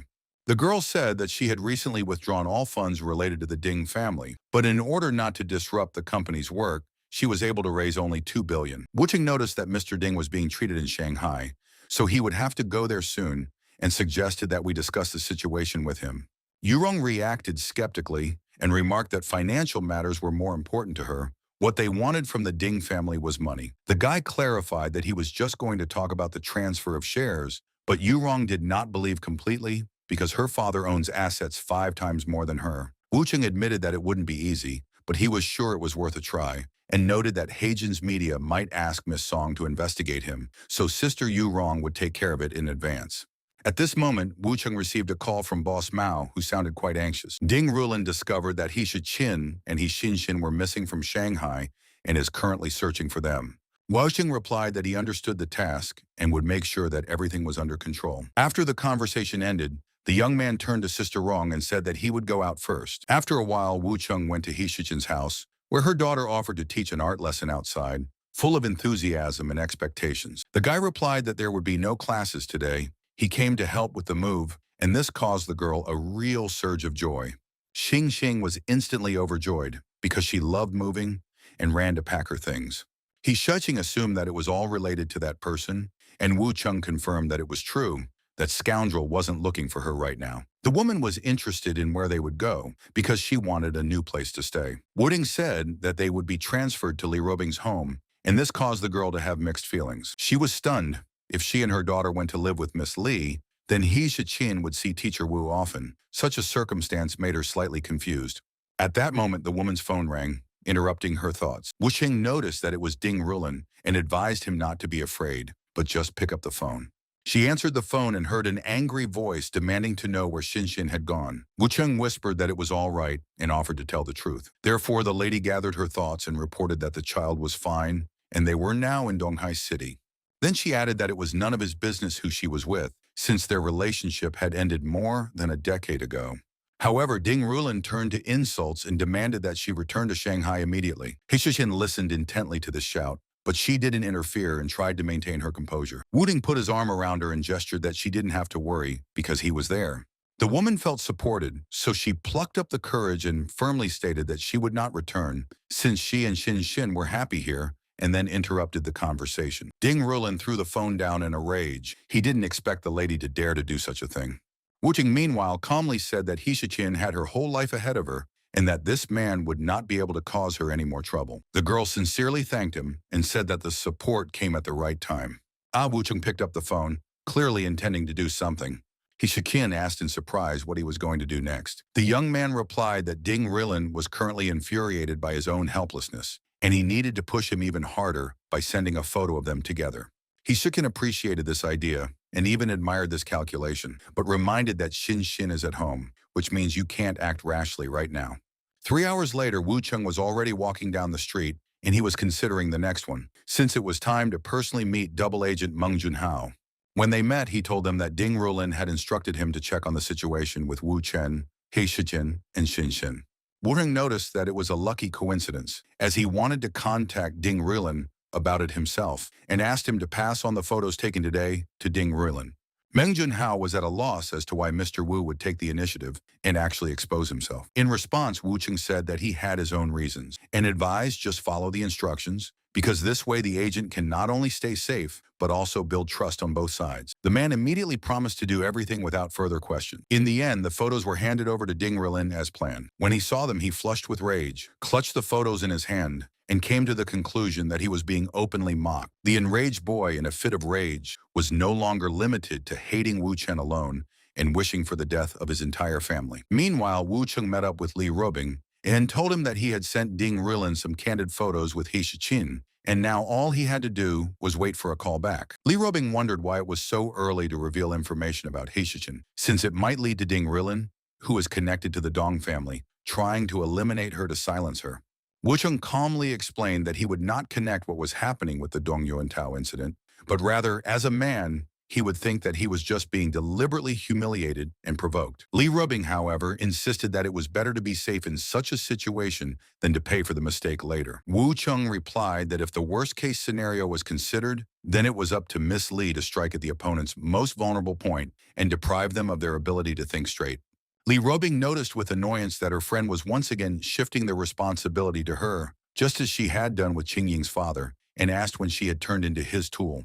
In response, Wu Cheng made it clear that there was a mutual connection between them, and their actions were aimed at a common result. But Li Robin demanded not to speak in riddles and tell what the plan was. The young man said that Ding Rilin will inevitably start to behave unstable, being under pressure, as it happened earlier in the story with Dong Yuantao. Li Robing assumed that his goal was to lure the enemy to Donghai City and deal with them there. The lady said that the enemy was coming with the intention of killing, but Wu Cheng remained completely calm, which made her not understand what he was counting on.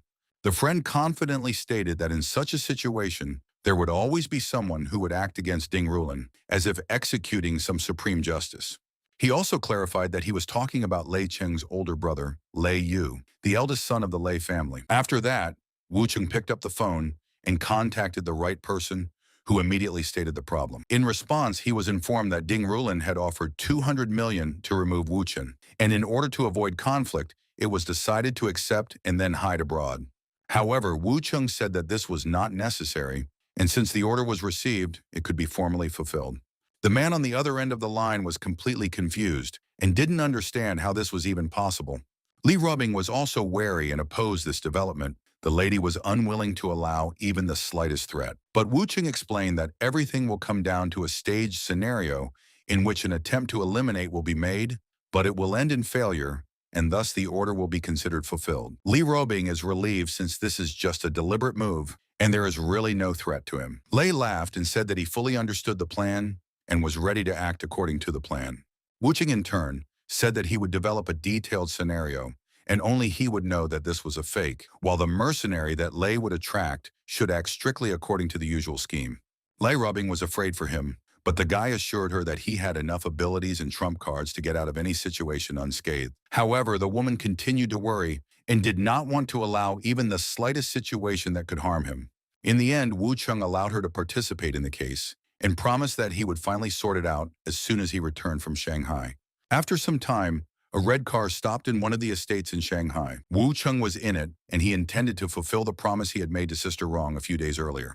There, the hero met with Wei Dong, Yu Rong's father, who immediately noticed that Mr. Wu's name had recently become known, and the man also stated that he had heard rumors about Wu Chen's relationship with his daughter. He explained that Yu Rong originally didn't want to bring up the subject, but he felt that her father had a right to know the truth, as the situation was too dangerous and would inevitably affect everyone involved. Wei Dong thought that this might just be a cocky young man, but he still let him continue the conversation. Wu Ching explained the situation, detailed the hunt for the Ding family by the Li, Tang, and Gu families, as well as the involvement of Yu Rong, Lei Chung, and other figures. Wei Dong noticed that his daughter had deliberately avoided this topic, but since Wu Chung had brought it up himself, it meant that he had his own goals, and now it was important to understand exactly what kind of game this young man was playing. Wu Chung explained that he was facing a respected person and the head of the family, so he had to tell everyone everything without hiding the details, and also expressed the hope that the company's shares could be transferred to Yu Rong.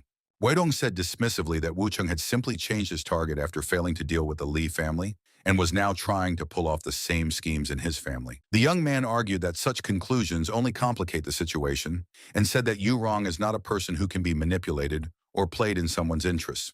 The man suggested that all this was happening was just another love story, where Wu Chung, playing his role in the Li family, at the same time seeks to link fate with Yu Rong. Wu Ting replied that there was indeed mutual respect and feelings between him and Yu Rong, but they couldn't be reduced to mere benefits, and since the lady was currently making serious plans, his goal was to increase her chances of success. His father gave him a withering look, but the hero gave the reason for his visit. He came personally to ask Wei Dong to transfer the shares in the name of Yu Rong. The question now was whether the head of the family was willing to take the risk for his daughter's future. Since Yu Rong has two brothers who have been feuding for many years, at this critical moment, they are capable of joining forces with other forces, and the pressure on her can turn into a real disaster. Wei Dong listened to this and fell silent for a while as he considered what he had said and weighed the possible consequences. After a pause, her father acknowledged that Wu Chen's words were reasonable and suggested that he come with Yu Rong next time, because he was more concerned with her safety and life than with business matters. Thus, the conversation actually came to a resolution, and Wu Chung wasted no time in going to see Menglin. The girl greeted him with joy, but there was a clear sense of excitement and inner tension in her behavior. Wu Chung immediately noticed this and asked what had happened, and Yang Menglan said that Hezhong's media started retaliating after the Zhou Xinglong scandal, and the situation escalated dramatically. The lady added that Xu Weilai, a rising star who was actively promoted by Huaxing Company this year, couldn't stand the pressure and ended his life, which was a serious blow to everyone. The girl admitted that the leak of information about the album indirectly led to the tragedy, which is why she feels a strong sense of guilt. Wu Ting then asked what steps the Huaxing group and her father in particular were going to take to resolve the crisis. And Menglin replied that Peng Wei had stopped his actions and that an agreement with Hezhong had already been reached, so the conflict was not expected to escalate further. Wu Chung thought that the Huaxing Company was forced to accept the loss of a person today, but Menglin shouldn't have been so quick to negotiate since it wasn't in his plans. After thinking about it, the young man decided not to change course and confidently told An Menglin not to worry. Everything is developing as it should, but her father should be told that her partner refuses to cooperate with Heijin. Finally, Wu Cheng remarked that the tragedy with Shu Weilai was due to his oversensitivity, but there would be no such incidents in the future. About an hour passed after this conversation. Shang Yunlu was in one of the apartments with his girlfriend. It was the deputy director of the advertising department, Hezong. Just when the man was about to spend time in a relaxed environment, he was suddenly interrupted by a phone call. He was accused of having an affair with a woman of his immediate superior, Guan Honggrong, and threatened with death. Shang Yunlu, confused and annoyed, tried to find out who was talking to him, probably Guan Honggrong's man. The woman next to him instantly turned pale and trembled in fear. Wu Cheng, meanwhile, said that Guan Honggrong is not in the course yet, but to resolve the situation, Shang Yunlu must immediately come to Shanghai. Otherwise, Peng Wei will stir up a scandal, and then the case may end in prison. The man who was standing next to Wu Chen noticed that playing on his nerves was a good way to distract the public's attention from the topic of Shu Weilai's death. And Wu Cheng suggested looking at the current trends, where director Heizong already appears, and Shang Yunlu himself may well be the next one in the spotlight. The man checked his phone in a panic and made sure that the situation was really dangerous. His confidence instantly evaporated. The intruder asked Chen not to escalate the situation and offered to discuss everything and find a compromise. At the same time, An Guohuai, chairman of the Huaxing Group and father of An Menglin, reflected on Chen's strange behavior because he continues to insist on escalating the conflict and came to the conclusion that he will have to personally go to Shanghai. And Menglin informed her father about this decision, and Wu Cheng said that it was expected because his warnings were ignored and continued to escalate the situation. The lady, still impressed, asked what he was going to say to her father when he arrived. Wu Cheng said that he wasn't going to hide anything and would tell the whole situation as it is. And Menglin, however, couldn't help but feel anxious and thought that any mistake would bring shame to the family. The young man tried to calm her down and told her that it would definitely not come to this. Everything would be fine. She imagined how her relationship with Chen would be exposed and she would have to bow down to Miss Li. However, Wu Cheng advised not to worry ahead of time, but to make preparations now. Furthermore, they had managed to gather here for a reason, but to meet Shang Yunlu. After a while, the latter actually arrived, held out a restrained hand to Peng Wei, and cast a wary glance in Wu Chen's direction. The young man calmly confirmed his name and invited everyone to sit down to discuss the problem further. After a short pause, the hero offered to explain why he had summoned Shang Yunlu, the one who impatiently asked not to delay and immediately bring the conversation to the point. Wu Cheng then remarked that Shang must have feelings for Guan Honggrong's woman, Ban Wei, and this is admirable since such romantic impulses are extremely rare. After saying that, he carefully looked at the man, deliberately pausing. The young man said that Shang Yunlu was thinking too much and worrying too much, but it was completely pointless. The man smiled nervously when Wu Cheng said that he didn't need the Heijin company's business secrets at all, but only infiltrating particularly dangerous places. The hero said that we are talking about files on the internal network server of the advertising department, which store important and sensitive information. At that moment, Wu Cheng heard him being accused of colluding with other companies. Shang was sure that he needed to get the rumors, gossip, and scandalous materials about shady dealings and criminal celebrities that Heijin had been collecting for years. Wu Cheng only demanded that the original files be completely deleted after the copies were transferred. And even if Huaxing decided to start an open war with Heizong, without the originals, the latter would have no weapons to fight back. Shang Yunlu admitted that he is not well versed in computer systems and expressed concern that even after deletion, information may surface, and traces of the operation will become the property of others. Wu Cheng explained that traces could indeed be detected, which was why he had prepared in advance and written a special program. After that, the young man clearly demonstrated how it can be used to access the company's data storage server, and thereby stated that control over the situation is already in his hands. Even so, Shang Yunlu was still nervous and worried. The man suggested that there might be additional file backups that would negate the entire plan. Wu Cheng confirmed that there is indeed a copy, and it is stored in Guan Honggrong software, but this is not really a big deal. However, Shang Yunlu was completely taken aback and admitted that he didn't have access to the system. He was actually at a dead end. Then Wu Cheng abruptly stopped these hesitations and said that there was no more time for doubts and his patience was already running out. Under this pressure, Shang Yunlu was completely broken and promised to complete the task at all costs, after which he immediately contacted Wei Wei.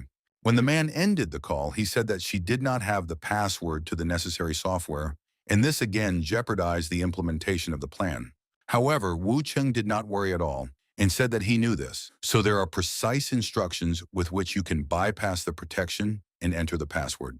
Young Wei Wei listened carefully to the instructions and began to follow each step exactly, trying not to make the slightest mistake. The girl carefully turned the handle clockwise, then performed several more consecutive actions, clearly repeating the pre-verified algorithm. After that, the beauty entered the necessary numbers that were dictated to her, and the system finally succumbed. The safe opened, and Wei Wei, with some excitement, clarified what actions to take next. Finally, she was instructed to take a picture of the contents of the safe, and so that the lady herself got into the frame and then completely delete the data from the hard drive. When everything was done, Wu Qing said that Shang Yunlu still had the option to refuse, but warned that after tomorrow's meeting, there would be no turning back. These words made him think, but in his heart, the man had already accepted these conditions. Meanwhile, Ngo Huai turned to his daughter and asked her where her partner was, because he wanted to talk to him in person. And Menglin reminded her father that there was an agreement between the two of them. She was doing her own music, and he didn't interfere in the company's business. Ngo Huai replied that he didn't care about the usual questions, but the situation was out of bounds because 50% of her company's shares were transferred to a man named Wu Cheng, and the conflict with Heijin is only getting worse. The girl protested that she was not a child and understood perfectly well what she was doing, and also noted that the exchange of half of the shares for such an incomparable genius was more than a justified transaction. These words irritated the father, and he did not understand why the daughter thinks this guy is such a great person, because before making such conclusions, you need to evaluate him. And Menglin then contacted Wu Chen by phone and informed him that her father had arrived earlier and wanted to meet him. The young man promised to show up soon and said that everything would be fine. Half an hour later, Wu Cheng arrived and introduced himself as An Menglin's musical partner, showing an incredibly calm demeanor. And Guo Huai shook his hand and said with some irony that he was glad to meet the peerless genius. Wu Ding smiled and said that such a title is just an image created for the outside world and career advancement, and you should not take it literally. The man immediately concluded that, if so, then the reputation can be greatly exaggerated or even built from scratch. Then he stared into Wu Chen's eyes and asked what his real talent was. The young man confidently stated that he has his own form of power, a tough influence that can make a person famous and raise them to a new level. The master studied him in silence for a while and didn't say a word. Then suddenly he laughed out loud because he couldn't have imagined a more desperate delirium. Ngo Huai remarked that he was one of the most confident young men, and it was commendable that Wu Cheng was able to turn that arrogance into a real driving force for how long he intended to dominate the music scene. The young man replied that he did not intend to stay at the top for long, and in the future, perhaps, he would focus on writing songs for others, allowing them to receive recognition, since for him, music is just a hobby. But the hero immediately said that they were not here to discuss creative plans and turned the conversation into a more serious direction. Chen asked in Menglin to come closer, and the lady obediently approached. The man noticed that his daughter was unusually quiet and even shy, which did not correspond to her usual character, and this made him suspect that something was wrong. At this moment, Wu Cheng firmly stated that there was an agreement between him and An Menglin to love each other for life. These words caused An Guo Huai a real shock, because such a thing is simply outrageous. The man knew about Wu Chen's relationship with Li Rubing, and now the relationship with his daughter looked like a blatantly bold move. He wasn't going to let his little girl get hurt by some crook. The master instantly flushed with anger, demanding an explanation to understand what kind of game this young man was up to. And Menglan was quick to object and said that the situation wasn't quite what it seemed, but Wu Cheng took the initiative and stated that they were indeed in a relationship. The guy added that he was going to marry Li Robing in the future, and Menglan is fully aware of this. These words sounded like a challenge to all the usual norms, and the man was furious that his daughter voluntarily decided to become the mistress of such a man. The young lady still found the courage to say that there were real feelings between them, and that Wu Cheng treated her sincerely and well. These words only angered her father, who reminded her that she had been the pride of the family for more than 20 years and bitterly resented how her daughter could be so blinded by love. Wu Cheng, meanwhile, thought that everything was going very well. Although the father had already lost all patience and was ready for drastic measures, the hero knew what to do. The gentleman abruptly grabbed his daughter's hand and told her that they were going back to Hong Kong immediately and that she would never see the man again. At this point, Wu Cheng coolly intervened and stated that since that was the case, he had prepared the bride price and offered to take a look at it. And Guo Huai assumed without turning around that it was about money and sarcastically asked what amount was being talked about. The young man noticed that the golden era of the Hong Kong market has passed, and the family needs to develop on the mainland, where competition is higher, but the company's assets have decreased. Therefore, the buyout he prepared amounts to 100 billion, and these funds can not only make up for losses, but also provide enough resources to implement business modernization plans. Ngo Huai said with annoyance that it wasn't 1,000 yuan, but a sum that his family had collected for generations. He also said with disbelief that due to her age, Wu Cheng simply could not manage such funds and throw such figures seriously. The young man expressed the hope that Ngo Huai would not refuse, because otherwise the conflict between Huaxing and Heijin will lead to mutual disclosure of dirty secrets. This will expose the entire industry to the public eye and inevitably cause the authorities to intervene. The consequences can be devastating because all market participants will be hit. And Go Huai, unable to contain his anger, accused him of plotting behind the scenes and deliberately playing a game of destruction. In response, Wu Cheng snapped his fingers, called Peng Wei, and ordered Shang Yunlu to be brought in. The latter entered with apparent caution and greeted Mr. Wu An ingratiatingly. Wu Cheng introduced Shang as someone who was now working solely on his behalf. In the next moment, the man handed over the documents and invited Ngo Huai to read their contents. Looking through the materials, the man quickly realized that in front of him was really compromising information from the entire industry, which could destroy an impeccable reputation. He appreciated Wu Chen's ability to obtain such information, but he wondered logically if the guy was able to obtain this data, then wouldn't others be able to do the same? Wu Cheng replied that all the information Hezhong had collected had already been copied and was in his possession, and the originals had been destroyed, making it impossible for others to use the same resource. These words finally exasperated Ngo Huai, and he said that he was a man who was ready to bring the industry to chaos for his own purposes, despite the previously voiced risks. Such actions put everyone at risk. The man said that he does not intend to continue participating in this, and one day they themselves will realize the consequences of their decisions. And Menglin, unable to bear the strain, covered her face with her hands and felt an incredible heaviness in her heart. Later at the hotel, the lady whispered to Wu Chen that this would be their last night, already accepting the inevitable outcome in advance. Wu Ding tried to say something, explain or stop her, but she didn't let him finish, so she decided to forget about everything for just this short moment and just live it next to him. The next morning, Menglin tearfully asked what would happen next because the conversation with her father ended hard, and he only gave them one day. Wu Qing tried to calm her down as if nothing had happened, and said that even if everything collapsed, they would still be close to each other. These words did not bring her relief, and she turned away and began to cry. He simply did not understand the seriousness of what was happening. However, Wu Cheng was sure of the opposite and believed that the conversation was not a failure at all. After all, he had given Ngo Huai all the necessary information, evidence, and even brought to light the person involved in the case. In the afternoon, the young man said that he had to leave on business and promised to return in the evening. Before leaving, he even playfully asked how she liked his outfit, but the girl was too depressed to react to such trifles. Wu Cheng, on the other hand, remained in a good mood and suggested that they watch the stars together in the evening. And Menglin only asked him not to say idle things and just come back early, her voice only sounding tired and anxious. As he headed for the door, the lady stared after him in silence and felt time slipping through her fingers. The same thought kept running through her mind. This day would end too soon, and with the night coming, everything could change forever. Unable to hold back her tears, the lady sent him a message in which she confessed that she would always love him. However, this confession suddenly became public knowledge, instantly spreading and causing a violent reaction. It turned into a real sensation. Li Robing, who read this news, coldly thought that such a move is very bold. This person is already ready to kneel down. The other girls were also stunned and completely shocked. Yurong reacted more calmly than the others, thinking to herself that this looked rather curious and might lead to unexpected consequences. Meanwhile, Wu Chen also heard rumors that Menglin had publicly acknowledged their relationship. However, he didn't think much of it, as the people present in the hall had little interest in the affairs of the entertainment industry.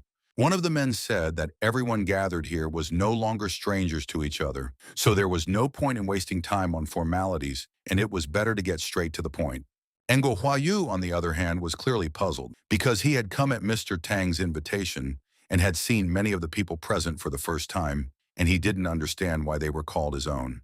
At this moment, Wu Cheng calmly placed a folder of documents on the table and began his narration. He said that Hezhong Media will be taken over by Menglin in the future, and the Sun family is also involved in this plan, although its head was unable to attend due to illness. Wu Cheng offered to read the prepared plan first, then turned to An Guo with a smile and asked if he had any questions. He was confused because this young man actually helps him build connections with large forces, but at the same time behaves as if he is the main one in this circle. And Guo had a doubt in his mind, since Wu Cheng had gone too far, but whether he would be able to hold on to this position if things didn't go according to plan. Meanwhile, one of the people present carefully examined the documents and noticed that the Li, Tang, Gu, and Sun families were willing to support the An family, but they also expected to receive 7% of Heijin Media's shares. Wuding remarked that it was a small price for Mr. An to be able to make allies among the major families of the mainland. And Guo Huai was shocked because without actually interfering with Wu Chen's actions, he could get about 70% of Heijin Media's shares and enlist the support of several influential families at once.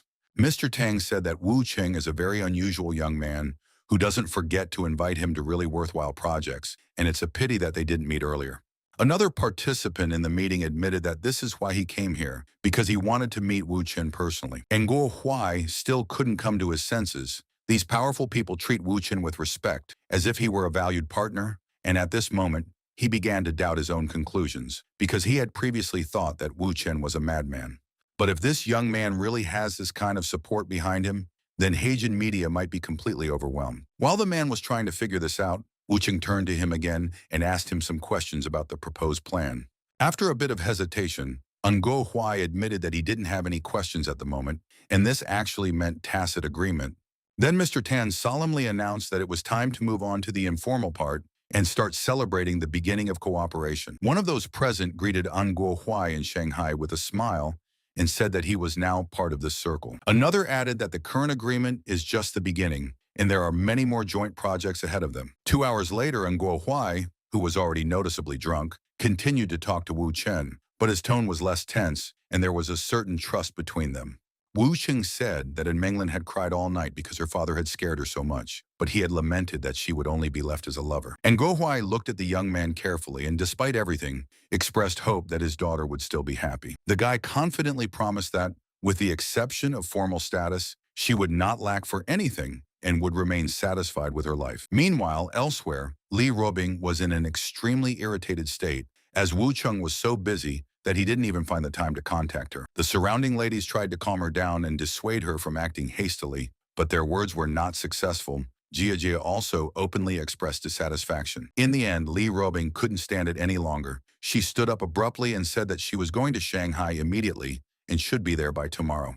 Meanwhile, Menglan listened enthusiastically to the news that her father had changed his mind and couldn't hide her joy.